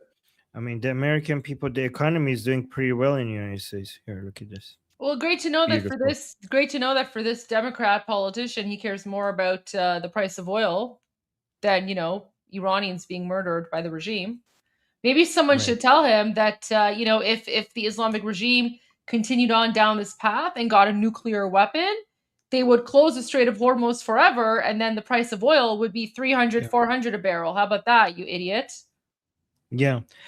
Goldie, what do you think is the effect of a mushroom cloud on US's economy? Do you think it will have a positive effect or a negative effect? Probably a negative effect. Probably a negative I'm not effect. an I'm not an expert, but I also think it will have a negative effect. Yeah. It can't be good. It can't be good. Yeah. This is what the American people actually voted for. But actually, the American people voted for a promise not to get into Middle Eastern wars. And they voted for lower prices. And this is the exact opposite of what they got.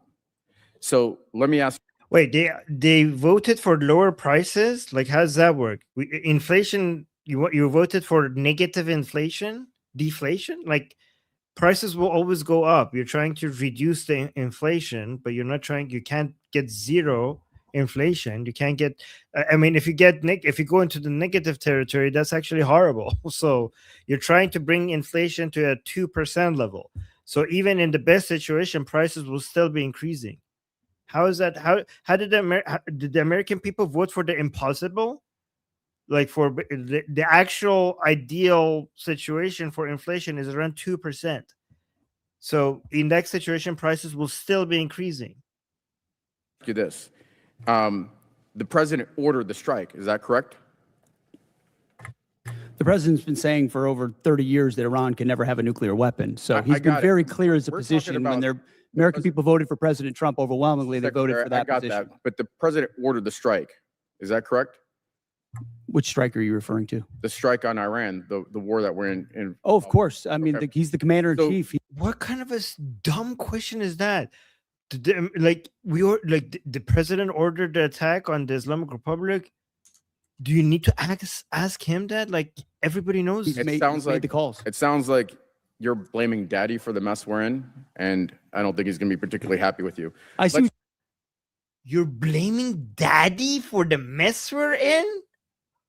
Are you kidding? Like, first of all, like, he's supposed to take orders from the president.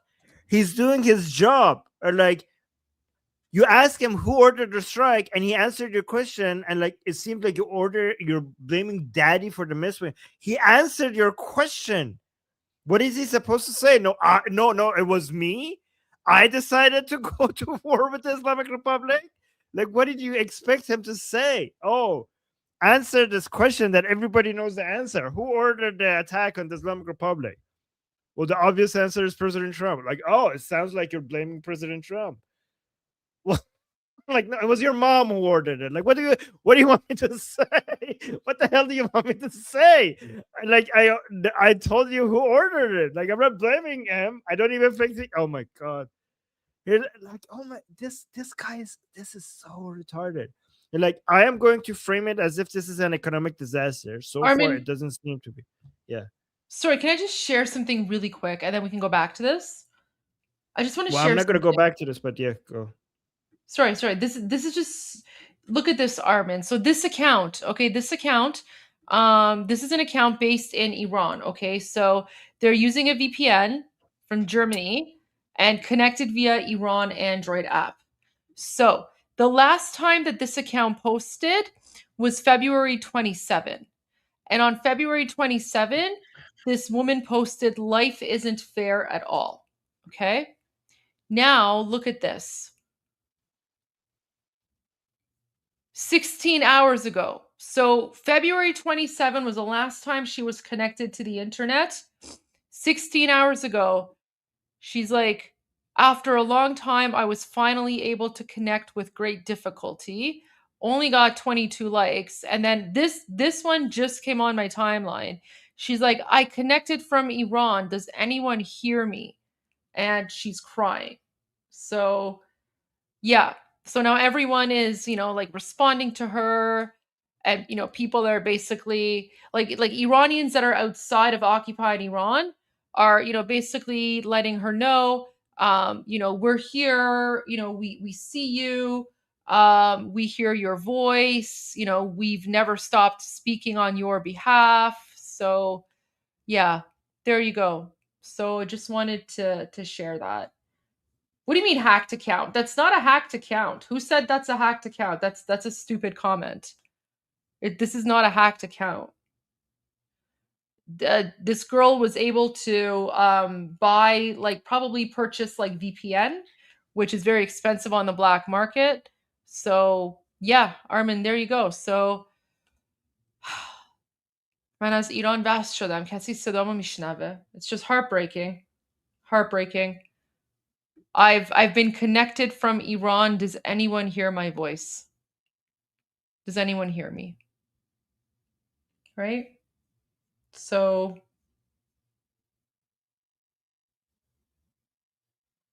I just want to share that, Armin. Sorry, I didn't want to interrupt, but No. Oh.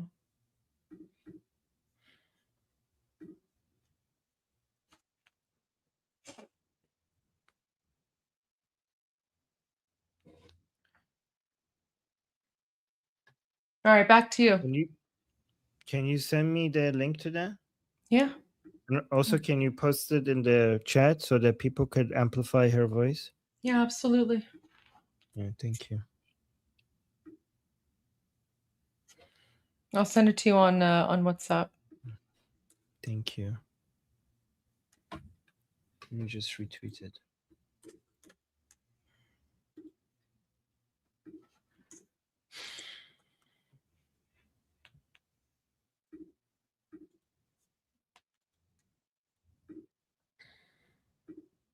Yeah, every once in a while something like that comes across my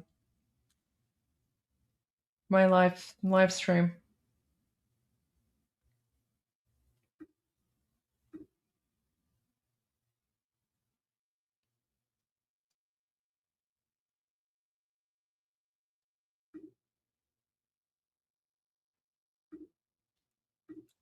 Okay.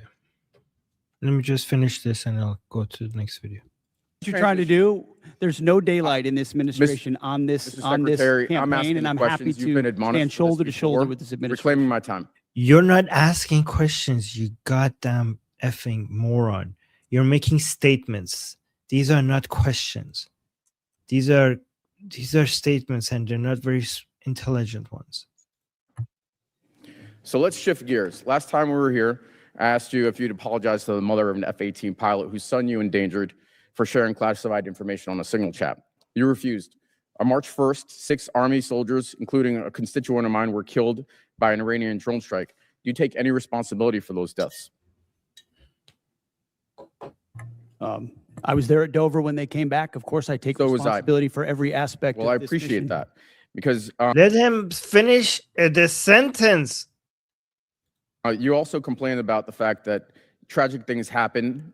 The news makes it front page news. The press only wants to make the president look bad. Is it about the soldiers or is it about the president looking bad? It's not just the president who wants, or the media that wants to make him look bad. It's you. It's actually about the soldiers, and it's frankly reprehensible that you would make that statement. Stop using the soldiers who have decided to risk their lives for their country for your propaganda. They don't appreciate that. We know they don't appreciate that. Fallen soldiers, don't use them as a political tool against the president for your own political agenda. Fallen soldiers, they went there fighting for their country, and they don't appreciate them being used for gaining political points. Their family don't, and I'm not speaking on their behalf. I know that I've heard their family saying that they don't appreciate that. And you're a vile, disgusting man for using fallen American soldiers for your political purposes. Shame on you. Who is this man? Eugene Vindman. Screw you. Frankly, reprehensible that you would make that statement. And so, Truman had a sign on his desk that said, "Shut up, you disgusting piece of crap." Unbelievable. Let me go to the next video.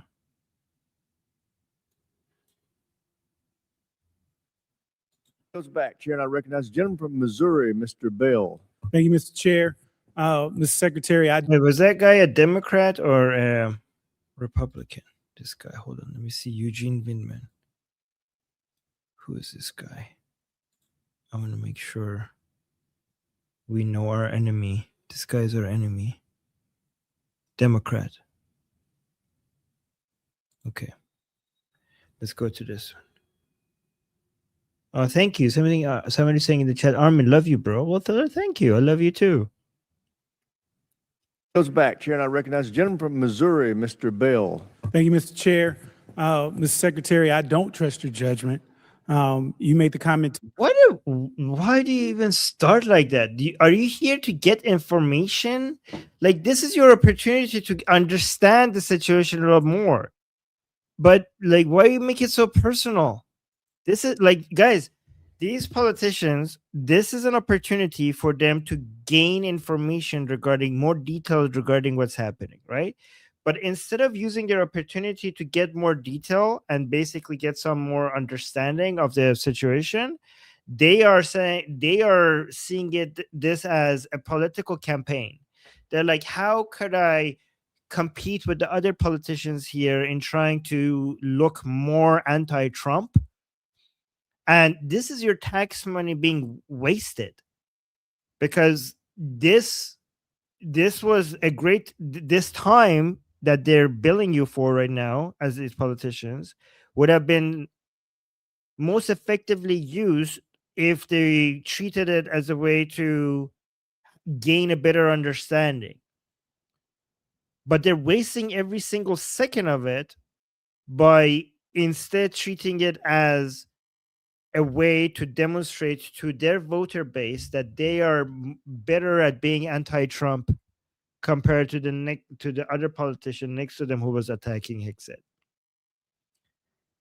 And also, when you're trying to actually gain information from somebody, even if you hate them, the best way is to be friendly with them, even if you want to hate them.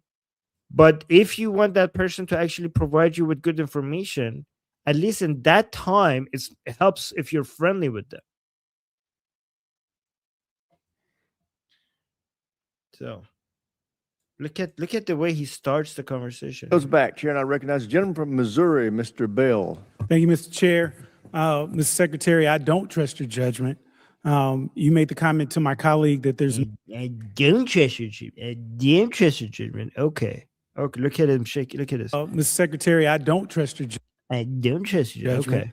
Okay. You made the comment to my colleague that there's no daylight between you and the president, which calls into question your role and, again, accountability. And so I got to ask, has there ever been any time that you disagree with the president on this war or anything in general? Well, I mean, if it was me, I would say like, yeah, but I'm not going to tell my disagreements with the president to you. Would never betray conversations that we've had. Oh, there you go. Exactly. Yeah, like that's such a weird question to ask, because obviously, like, when you're in cabinet, you're going to have conversations, you're going to have back and forth, you're going to have like, oh, I think this, I think that, right? Like, that's the whole point of having a cabinet, is to have a debate and discussion over various ideas. But ultimately, once you make a decision as a team, that's the decision. And you don't you don't betray the, back and forth conversations you have before coming to decisions. So yeah, that was a great answer from him. Yeah. Retarded question from the Democrats. Right.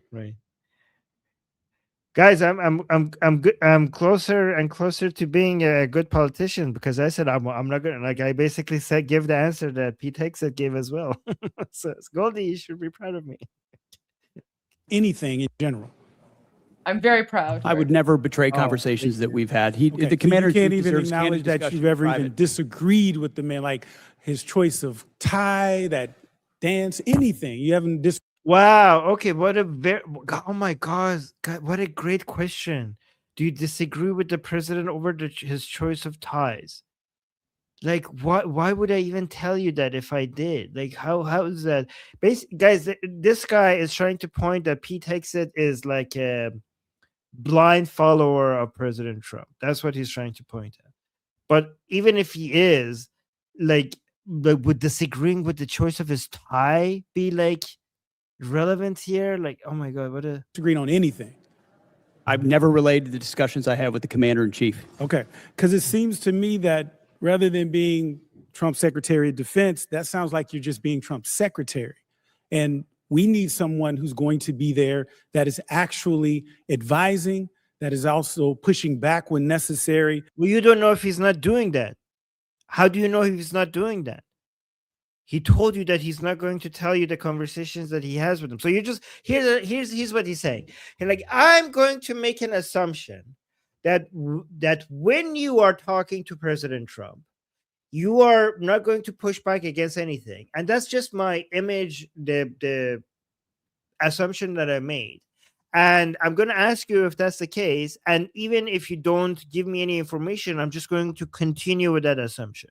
That's what he's saying. And serving the country as opposed to the president. So you said you've never called him out privately or publicly, because we know that hasn't done.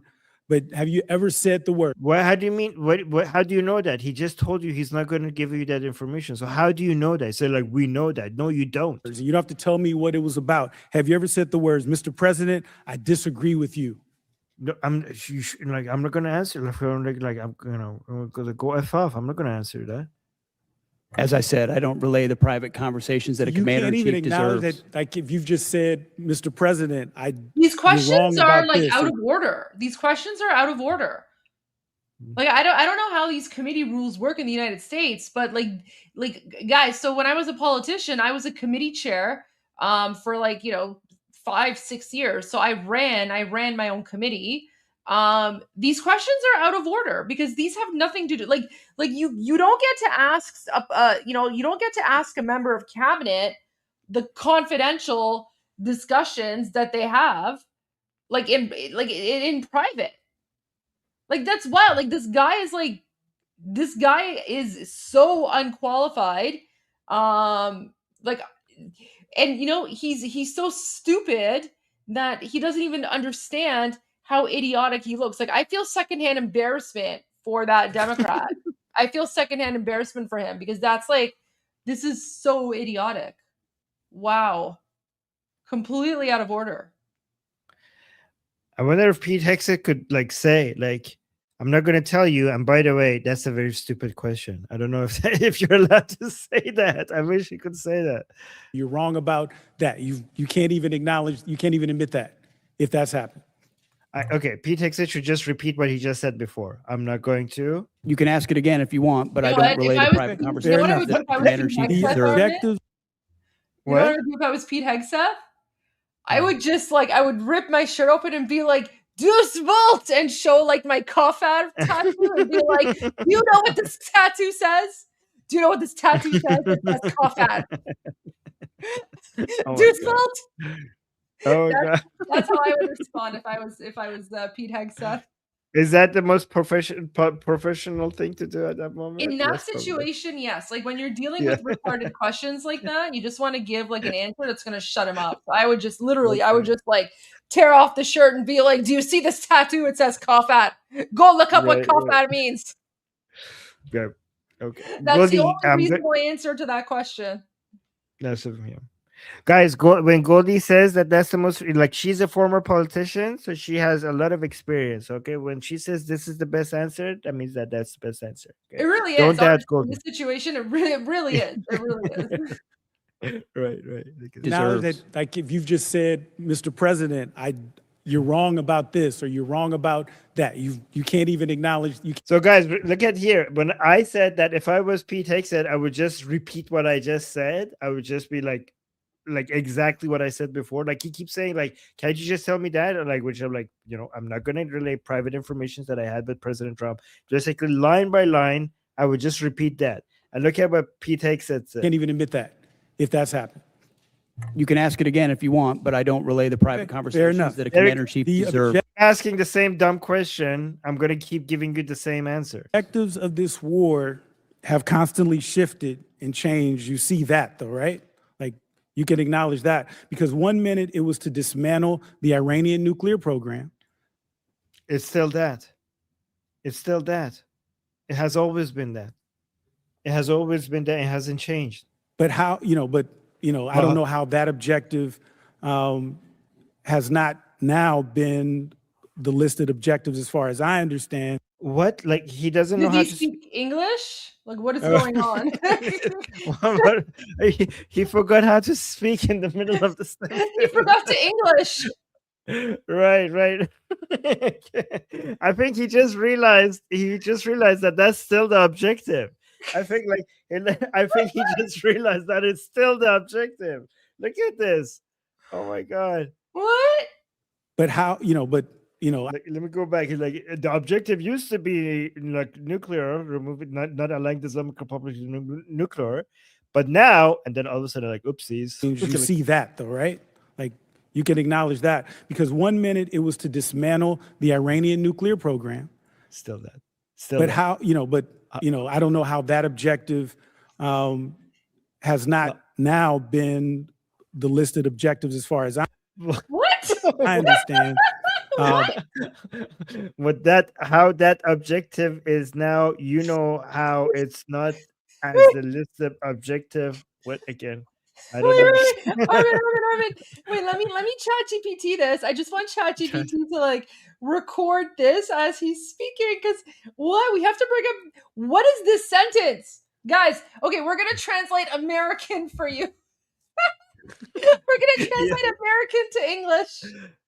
Okay. Yeah. All right, go back. Wait. Let me get this ready. Okay.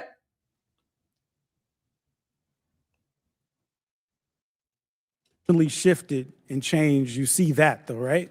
Like you can acknowledge that because 1 minute it was to dismantle the Iranian nuclear program. But how, I don't know how that objective has not now been the listed objectives as far as I understand. Then there was. You got it. What? It's missing a verb. It's now had. Oh my gosh, guys! I think the word he's looking for is changed. Like, so he's trying to say that was the objective, but now it seems like the objective has changed. Like that's a simple sentence, guys. English is not my first language, and I think that's a very simple sentence. Guys, both of us were born in Iran, and we're laughing at him. I'm sorry. Look, Armin. So I just randomly translated that. Sorry, I randomly put this into ChatGPT. And look at this. So it says, you see. So this is what the guy said. You see that though, right? Like you can acknowledge that because 1 minute it was to dismantle the Iranian nuclear program, but now how I don't know how that objective has not now been the listed objective as far as I understand. Wait, what's the verb in the sentence? Objective has where's the verb? Objective has not now been. Oh, been is the verb. The listed. I don't know how that objective has not now been the listed objective as far as I understand. Now been? It's now, but been. Now been, like I don't know. So are we talking about the present or the past? I don't know. Has not now been. Okay. Guys, so for all the Americans freaking out, guys, we're teasing you. We know. We're not confusing. We're not confusing Democrats with Americans, guys. We're just trolling you a little bit. We know he doesn't represent you guys. We know. We're just teasing you a bit. We get it, guys. He's from the same party as World War XI. But look, ChatGPT actually responded to me, which is very bizarre. Yeah, you're picking up on something real. The messaging around this has not been consistent, and it's fair to question it. Yeah, okay, whatever, ChatGPT. ChatGPT is being fake right now. Yeah, because it always wants to respond in a positive way, yeah. Positive way, yeah. But how could something now been? If it has been, then it has always been. You cannot now been something, because if now is something is been, it was also been previously. Okay. Right. You can't just now been something in the now. if something is now been, it has also previously been, right? You cannot erase the past. Okay. I don't know. It's getting philosophical. I don't know how that objective has not now been the listed objective as far as I understand. What? Yeah, Yeah. But guys, you understand what I'm saying? Like, I'm just making this way too philosophical. If something is now been, it also has previously been. So it cannot just be been now. It's just been always and up until now. I don't know. I'm treating this very seriously.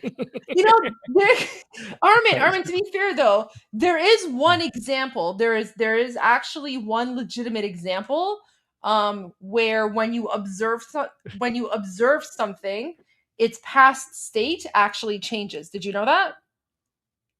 Say it again. So you know how his statement here is talking about how like potentially like the past, maybe it was not the same thing and it changed around or something. Yeah, so there's actually, wait, let me see if I can find it. Oh, you're talking about superpositions and collapsing into a position? Are you talking about like No, I'm quantum talking about like oh gosh, it's like this, it's a scientific thing with like atoms, and it's like when you that's what I'm talking about. Oh, is that what it is? Like the Schrodinger's cat kind of things, right? Yeah, but let me see if I can When bring it you up. observe when it interacts with the system and observes and collapses into a position. Yes, that like when you observe atoms, they become like solid, but when you're not observing them, they they're like a behave wave like or waves something. before, and then they all of a sudden behave like matter. Yeah. Yes. Oh my gosh, Armin, you know what I'm talking about. Yeah. So there you go. Okay, yeah, Yes. guys, I'm not a sciencey person. I just remember watching that thing. So Armin, I mean, maybe this guy's talking about quantum physics. Who knows? Maybe. Because this sentence would make sense if he's talking about those atom particles, right? Right. The observer effect. There you go.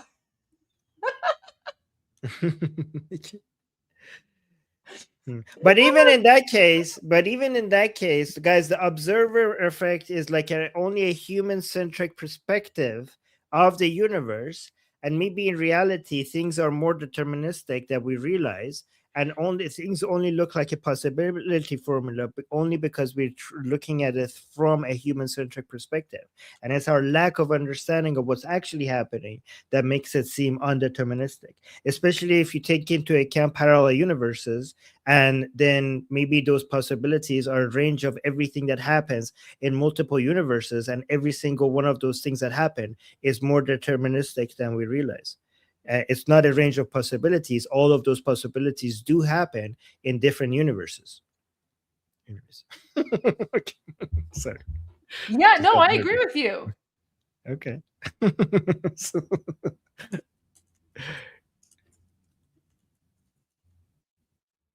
I saw Yeah, I know it's a theory. I saw a really cool like video about it too. Oh, it's this one. It's the double slit experiment. Yes.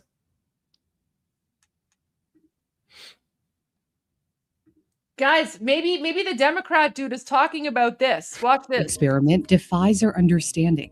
It involves a laser shooting beams of light particles called photons at a screen with two parallel slits. If we mark all the spots where the photons hit the second wall, we should expect to see two strips to correspond with the two slits. But that's not what we see. Instead, we see an alternating pattern of light and dark bands. This is characteristic of the behavior of waves that pass through both slits simultaneously, interfering with each other to create the pattern on the second screen. The bright lines are where the top of waves meet, resulting in a more intense or brighter area on the screen.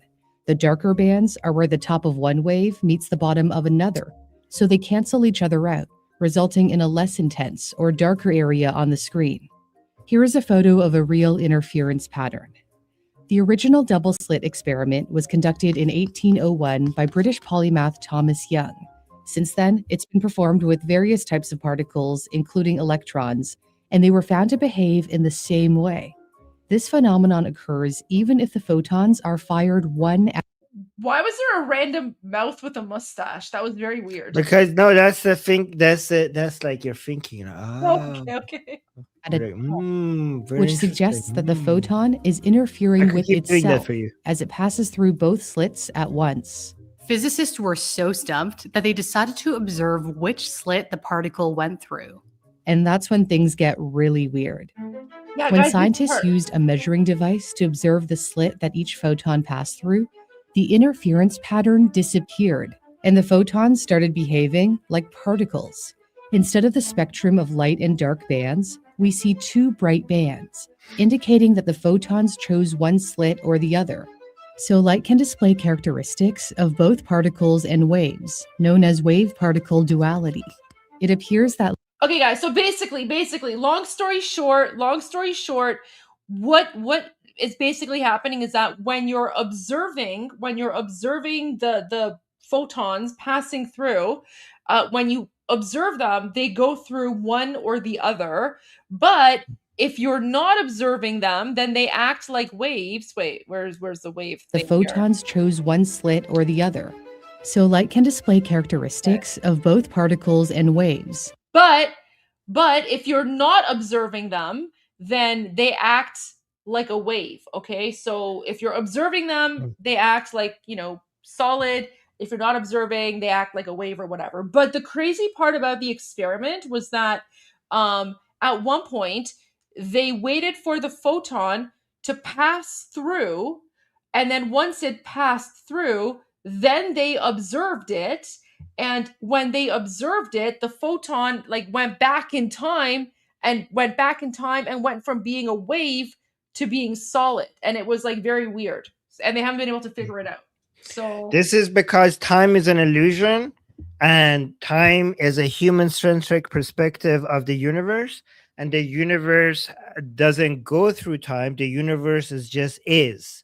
And time is not the linear perspective of time from past to present to the future is just a human way of experiencing the world.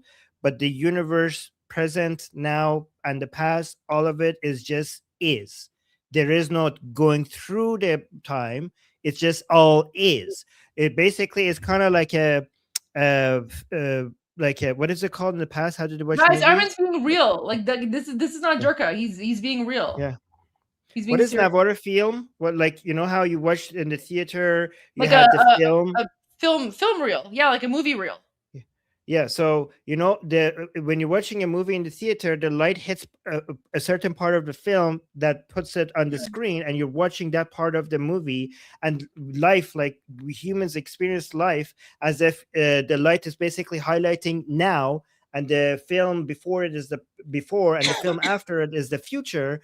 But the universe itself is not experiencing that movie like a light shining only parts of the film. The universe is just that entire film, and it just is.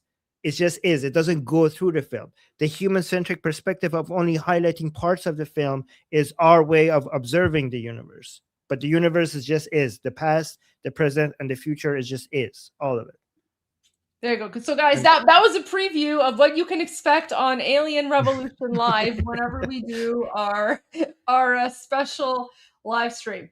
But going back to what that weird Democrat was saying. So Armin, that's what this sentence that he was saying reminded me of when he's talking about. So now I understand it because of Goldie, because of your analysis on this. So we have the positions, so when you're not observing it, the current what's happening in Iran is behaving like both. It's about the Hormuz Strait and the nuclear stuff, right? Is it about the nuclear or is it about the Hormuz?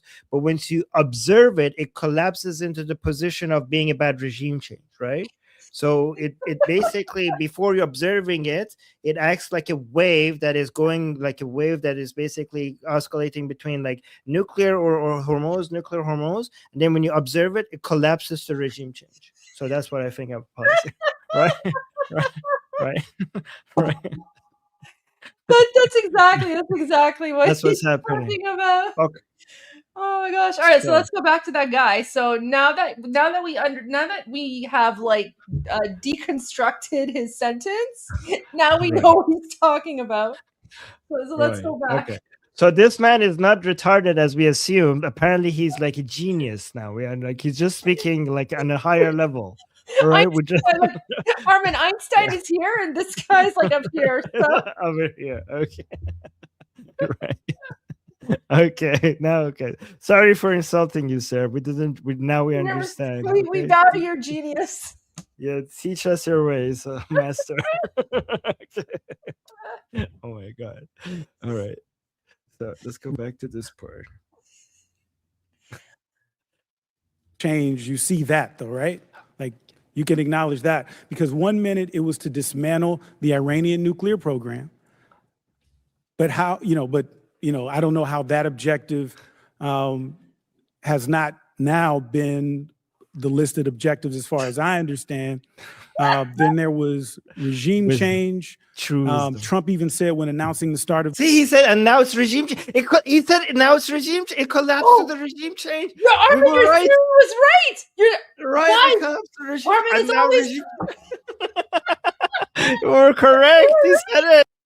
See, it collapsed to the regime. Now that we observe it, it's regime change. There you go.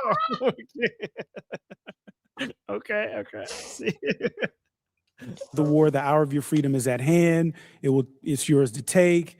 He also posted on True Social in January, help is on the way to the Iranians posting in the street.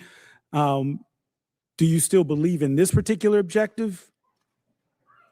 The objectives have been clear from the... Are you a wave or matter? That's what he's asking. Believe in this particular objective? The objectives have been clear from the beginning, and I've supported the president throughout in having the courage to take on this threat. Okay, so then let's talk about what else has he said? So let's talk about the Trump doctrine. So on November 6th, the president said he was all about ending wars, not starting new ones. Yet in the so-called doctrine, the conflict has not answered why we're in the war, the objectives.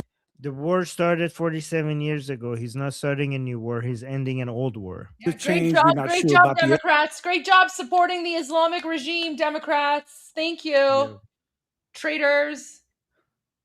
Well, I'm glad that he had that thing behind him, that guy holding it, because without it, like he just said it. Like I don't understand, like what. Yeah, President Trump is ending a 47-year war.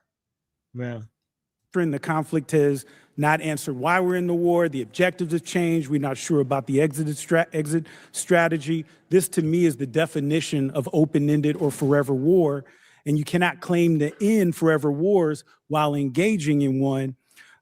Well, no, you idiot, because to end forever wars, you need to engage in one to end it. You can't beg wars to end. You need to actually get into it to end it. You end wars by defeating. This is the basic thing about wars that these people don't understand, right? The way to end wars is to crush your enemy, is to destroy them and humiliate them. That's how you end wars. You can't end wars by signing papers. Maybe they thought that President Trump would show up with, like, I don't know, a pamphlet and like a box of chocolates and be like, "Hey, Khomeini, here's some chocolates. Yeah. Let's just hash it out." Like, what do they expect is going to happen here? Yeah, exactly. And you cannot claim to end forever wars while engaging in one. There's no other way to end wars. You have to engage in them. And then here's the one that really gets me. So I'll know when it's over when I feel it in my bones. So, Mr. Secretary, war decisions should be based on defined military objectives. You agree with that statement, correct?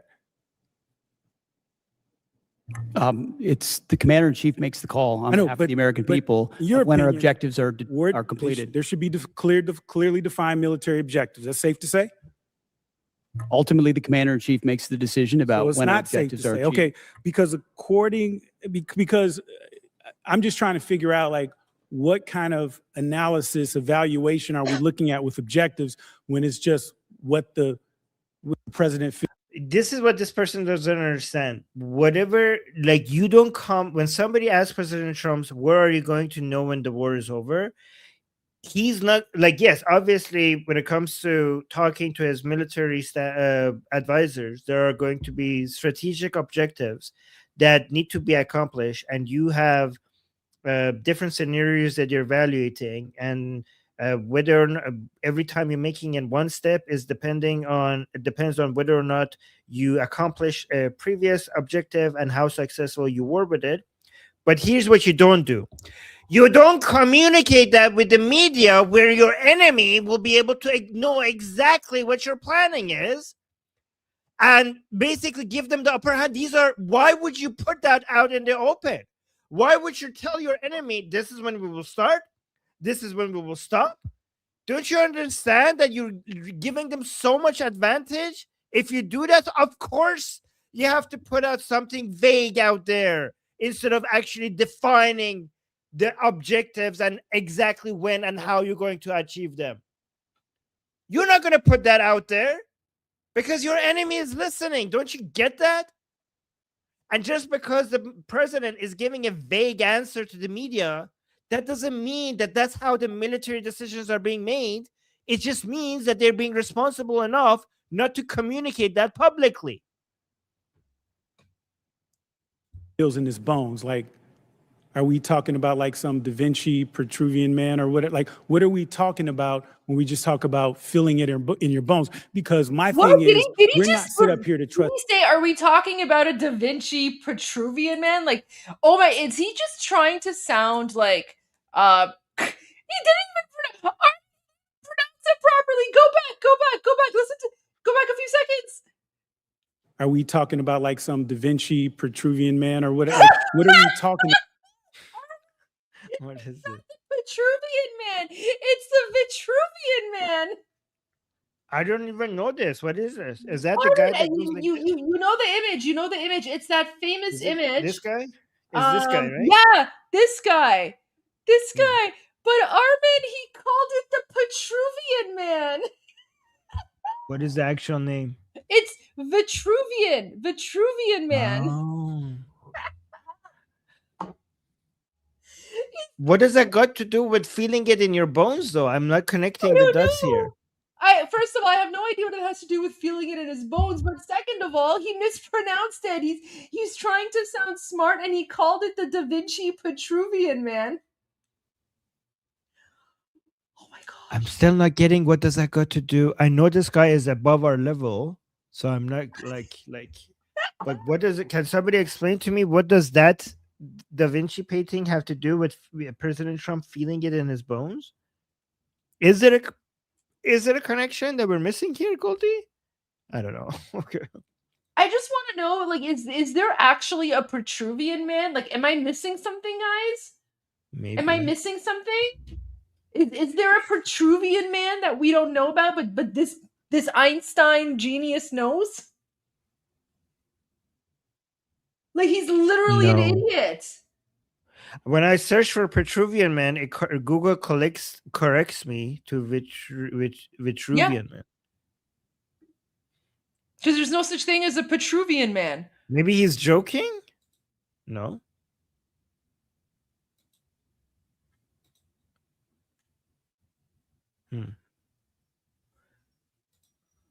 About when we just talk about feeling it in your bones. Maybe somewhere between World War II and World War XI, we had something happening that we missed. Okay, I don't know. Okay.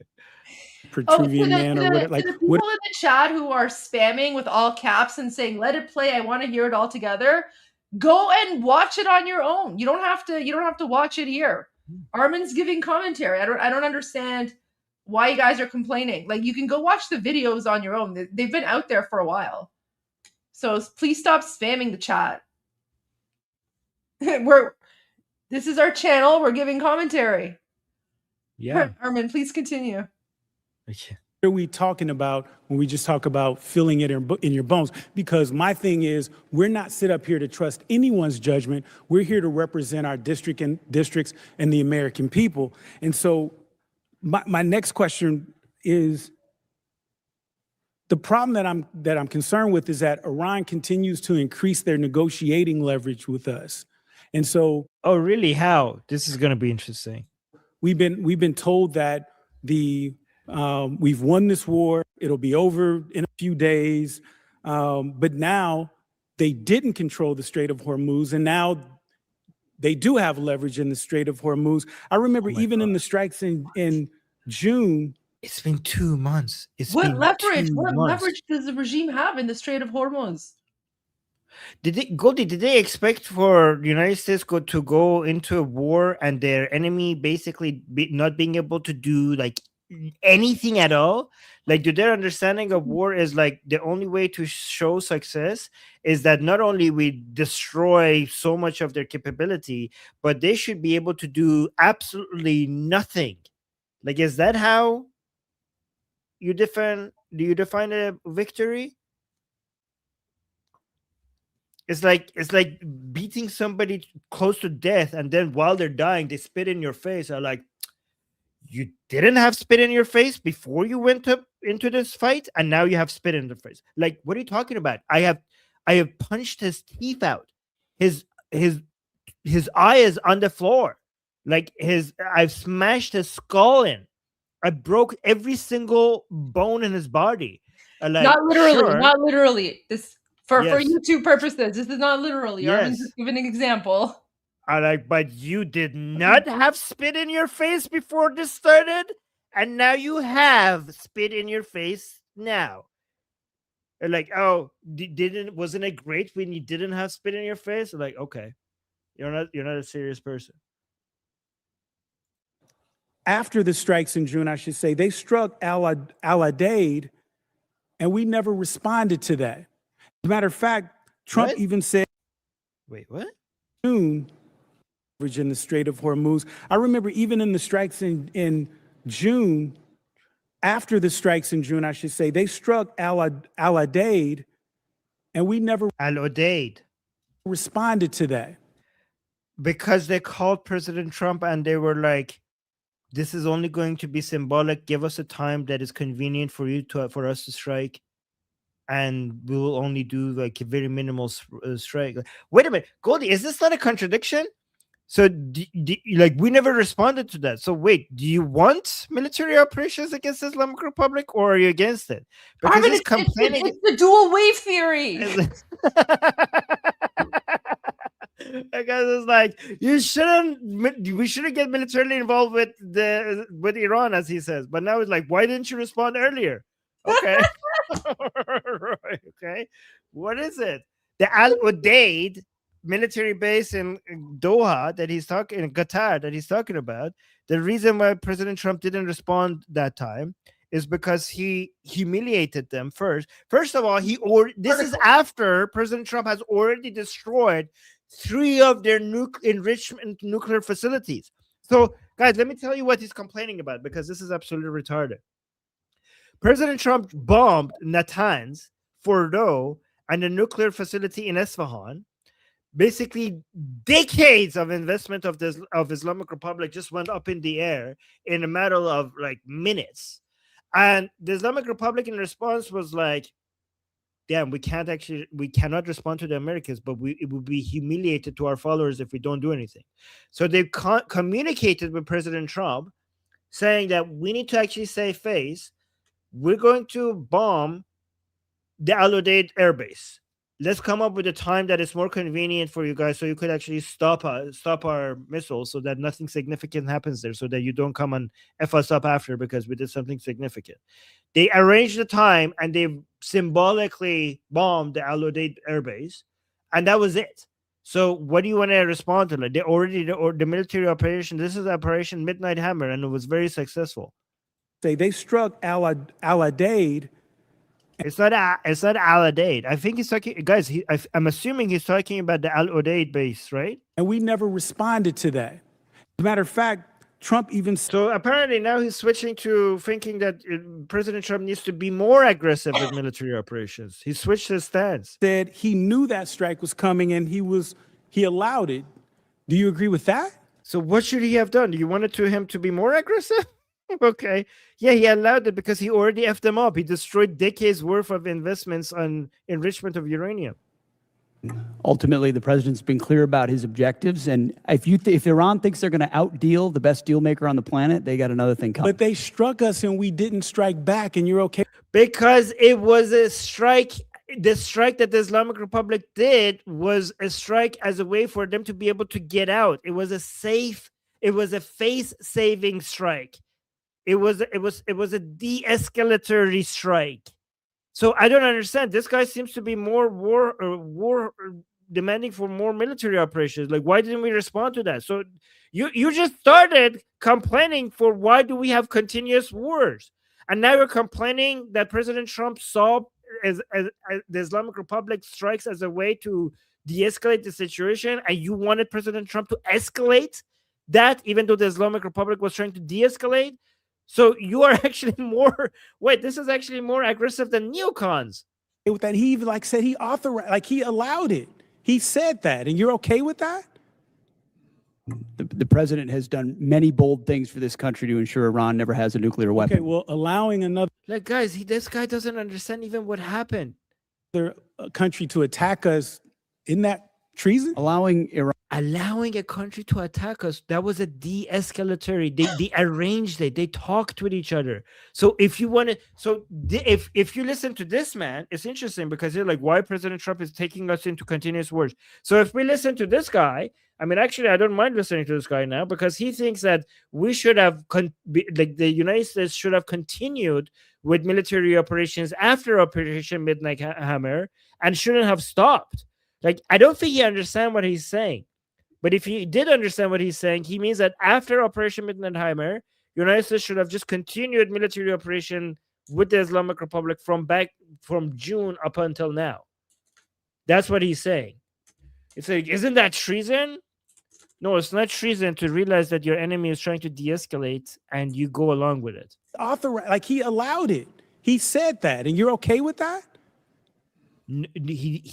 Nobody, guys, in that operation, in the symbolic attack on the Al Udeid airbase, nobody died because they arranged it. Everybody evacuated that area so that nobody dies. And the only thing that was damaged was a small radar system.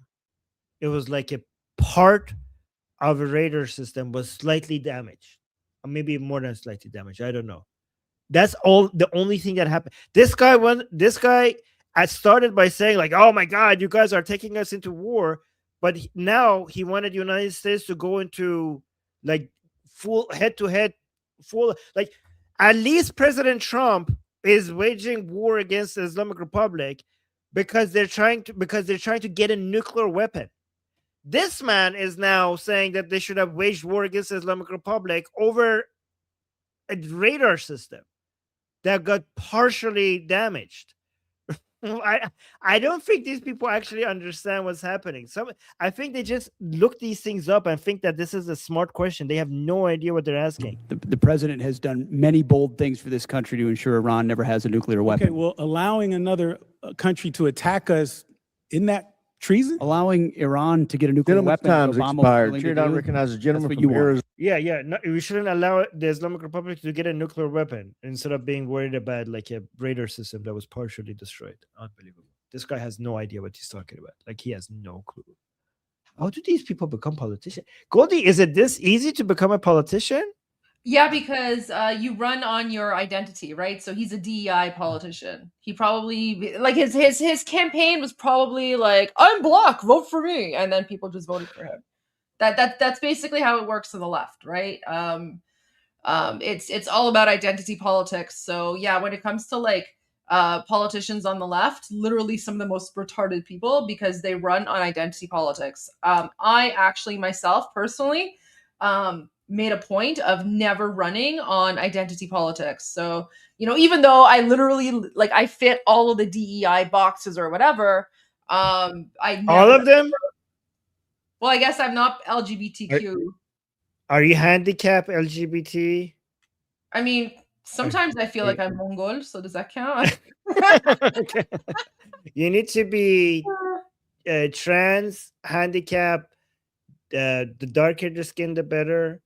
Yeah. And what else? I don't know, man. Okay, so I fit some of the boxes, not all of them, but like I actually like I never ran on that. And what was really interesting for me is when I was campaigning, the only time like my appearance or like my identity ever came up is when I was dealing with like people on the left, and it was usually like, you know, women on the left, and they would be like, oh, it's so nice to see a woman of color running. And I would just be like, what does my skin color have anything to do with the policies that I want to focus on? Yeah, Right? Goldie, one time this woman told me that I'm white passing, so we could treat him as bad as a white person. That's what, like she said, like, I know he's Iranian, but he's white passing, so it's okay to basically attack me. Wow, good to know. Yeah. Good to know. Yeah. Good to know. Wow, yeah. Yeah. Yeah, no Oh, also privilege for you, Muslim. Arvin. Yeah, no. So like, okay, I'll go get a tan. I'll be right back. This is why you should wear like an amame and then grow your beard out. Yeah. So wait, so I'm still a man, so that doesn't help. So you need to be LGBT, Muslim, so and then handicap, woman, then what else? Darker skin the better, and yeah, being retarded also helps as a mental handicap. But what is this? Let's see. Yeah. Did I miss any of the guys? Did I miss any of the intersectionality points? Handicap, Muslim, dark skin, LGBT, woman. Immigrant, foreign born. Yes, Foreign born. Okay. Yeah. Okay. Oh, poor. I forgot poor. Oh yeah, poor. Poor. Yeah. Yes. Okay. Yeah. Thank you. Poor is the original. Like poor is actually the original one, because this started with communism and then it became cultural. It was Marxism and then cultural Marxism. So Marxism, you just need to be poor, and then cultural Marxism is everything else. You add everything else. So poor is the OG, the OG intersectionality point. Well, Armin, you know that we have a new one, right? Like Canada came out, like the NDP. The NDP came out with like a new acronym. Oh, what is it? Have you not seen that video? No, I thought. Oh yeah, I've seen. Put it in the group chat or group discussion. Yes. Remember? Wait, let's see if I can pull it up again. So, Armin, we now have to fit all of these boxes. We now have to fit every single one of these. Oh, two-spirit. You have to be two-spirit. So now in order to like be part of like the, you know, DEI community or whatever, you have to fit into every single one of these, apparently. Deal with the ongoing genocide of MMIW G2SLGBTQIA+. This is abhorrent. Deal with... Wait, I haven't seen this part. What does that stand for? What the hell does that stand for? Deal with the ongoing genocide of MMIW G2SLGBTQIA+. This is abhorrent. Deal with the ongoing genocide of MMIW G2SLGBTQIA+.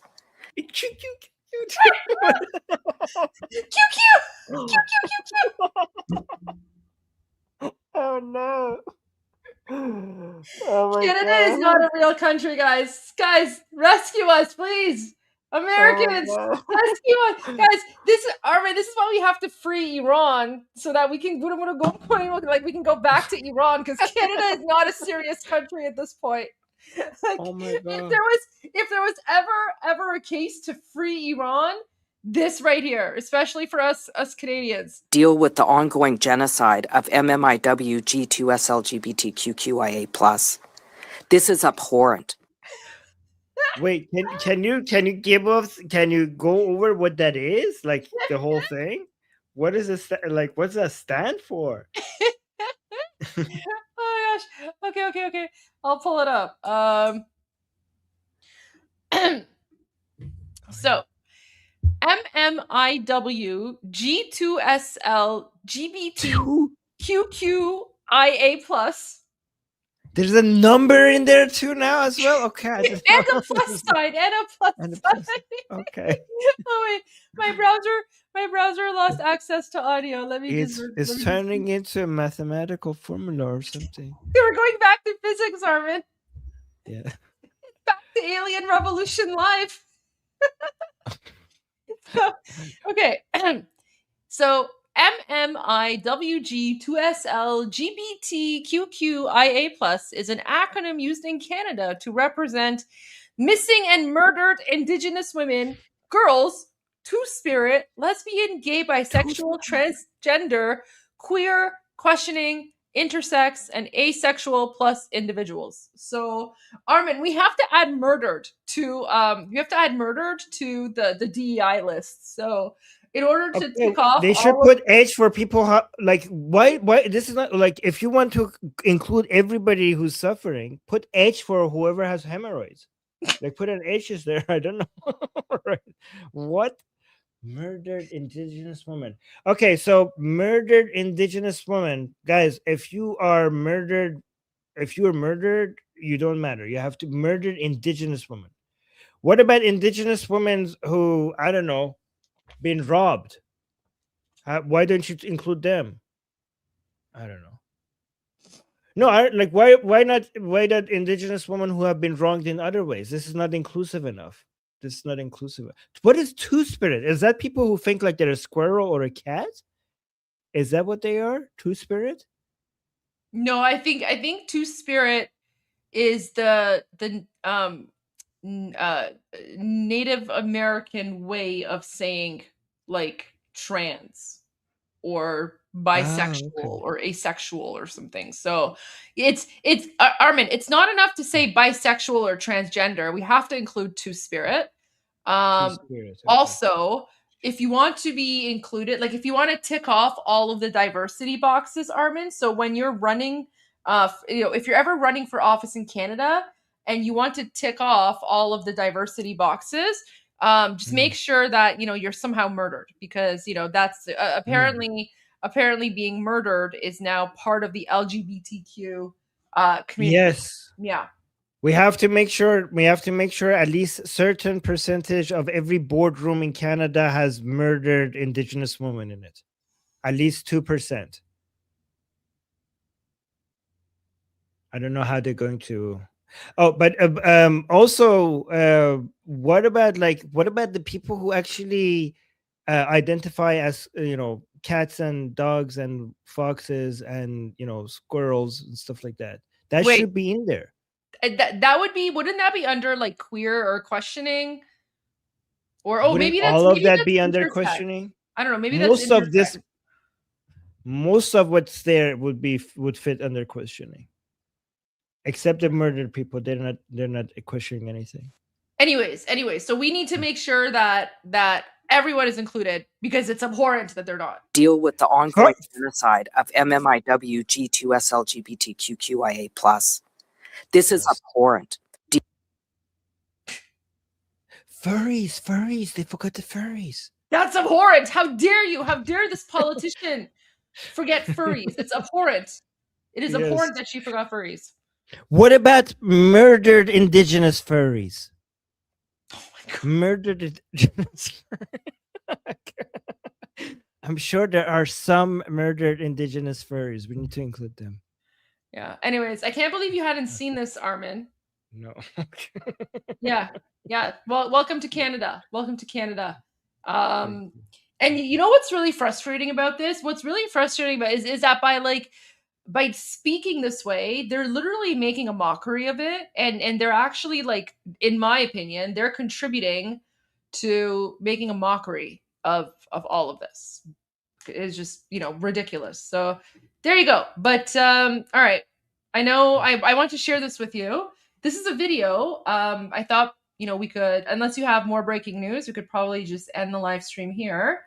But this is a video, and it kind of lines up with what we saw before. And it's all about Trump derangement syndrome. Yes. Okay, let's play this. I don't know what this is, so you know what? I haven't seen it either, but I've heard good things. Okay. Ladies and gentlemen, please welcome the 47th President of the United States, President Donald J. Trump, accompanied by First Lady Mrs. Melania Trump.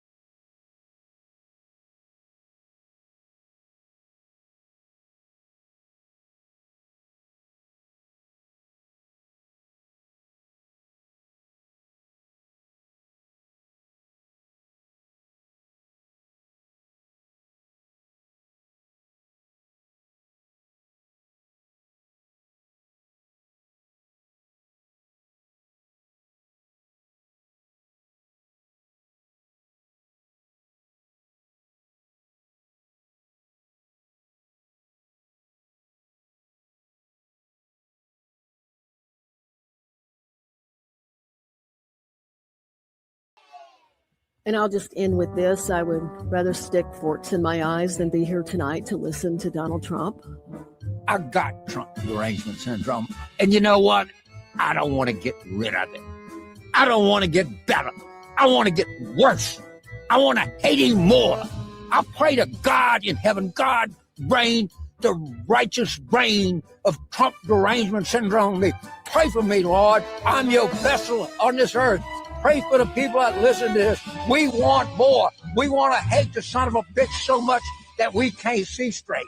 Count by count, one by one, they said guilty, still he won. Yet no matter what we do, he's still the great. Next time we've got to ring it, but for now we're trading it TBS. TBS? TBS, TBS, TBS.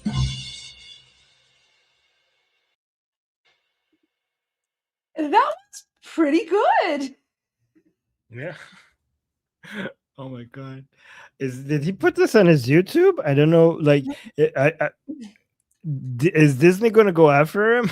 I don't know if this No. is actually- This is like, this video is just making the rounds. So it just showed up on my my X feed. It's just like this account posted it, but I think I've seen like other accounts post this video as well. Yeah. So there you go. I mean, this kind of lines up with that crazy Democrat who was just, going after Pete Hegseth and was just suffering from insane TDS. So guys, everyone who's asking, I just put the link in all of the chats. So that the link is right there to this video. So yeah, I just added the link. I found it on X. Wow. So there you go. I'm worried about Disney coming after. So I'm gonna be happy. Well, I mean, President Trump didn't make this, so I don't know. Oh, wait, 1 second. Look at this, guys. I have somebody. Oh, she's here with me. Okay, hold on. Hi. What's her name again? Nala. Nala. Oh, hi, Nala. Nala, say hi. Hi, baby. I missed you. Oh, What a oh, look, cutie. she's happy. Look at her I tail. know. Look at that tail. She's like, it's so like this is her way of saying, "Daddy, it's time to stop live streaming." It's cuddle Yeah. time. It's cuddle time. She was knocking at the door. She wanted my attention. Oh. We should bring her here more often because she can keep the Durka away. Kiss. No. Okay. Okay. Very cute. Very cute. Okay. Okay. All right. So yeah, that's it. Okay, we're going. Guys, this was great. Thank you, sister in faith. That was a good show.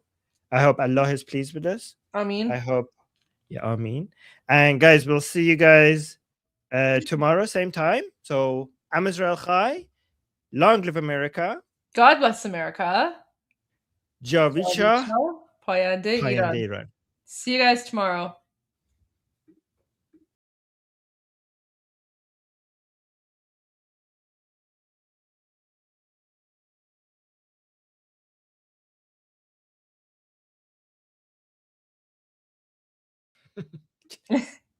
Of course.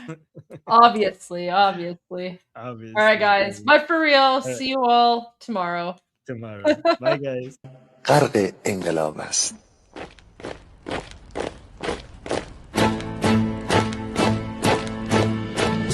کشور ما، تاریخ ما ترسید گر فرا گرفته، گویی اهورا مستا دوباره در نور خود مرا گرفته. اکنون سرودی تر میدهم باز فارغ از رنج و تشویش. ایران غرق انقلاب است، به پیش به پیش به پیش. ایران غرق انقلاب است، به پیش به پیش به پیش. هن ای پدر، هن ای پسر، برخیز و با ما شو همگام تا درد آن تجربه تلخ ما را نکشیده در آب بگذار هر دم بغرند گرگ ها دم لباس میش ایران غرق انقلاب است به پیش به پیش به پیش ایران غرق انقلاب است به پیش به پیش به پیش ای کارگر ای برزگر راحت قانون ادامه دارد در این زمان که پرتو یزدان از هر سو بر تو میبارد پس پیش به سوی آزادی از بحر خزر تا کیش ایران غرق انقلاب است به پیش به پیش به پیش ایران غرق انقلاب است به پیش به پیش به پیش خلقا به پا بهر دفاع از استقلال و آزادی تا بشکنیم پشت ارتجاع تیریزی ویران آبادی تا زنده سازیم سنت‌های می از من آیین و کیش ایران غرق انقلاب است به پیش به پیش به پیش ایران غرق انقلاب است به پیش به پیش به پیش با امید روزی که تمام این دلبشو و انقلاب تموم بشه و ما در روشنایی نور و سعادت مردم کشورمون غرق بشیم نه خارجی نه بیگانه نه مستشارهای ویرانی نه چیر خاران نه کاسلیسان فقط هم رزمان ایرانی ما با شرافت میهنی بسازیم بهر فرزندان خویش ایران غرق انقلاب است به پیش به پیش به پیش ایران غرق انقلاب است به پیش به پیش به پیش مردان بیایید داخل صف ما اکنون که آغاز رویاست دشمنان بدانید ما زنده هستیم بعد از ما هم ایران پابرجاست آن روح شیطان ما را فریب داد با صد شعار مردمیش ایران غرق انقلاب است به پیش به پیش به پیش ایران غرق انقلاب است به پیش به پیش به پیش پرچم ما پرچم ایران غرق خون شهیدان روی شانه هامان حمل میکنیمش در هر خیابان و میدان تا ماسک دلغکان را برداریم از روی تسبیح و ریش ایران غرق انقلاب است به پیش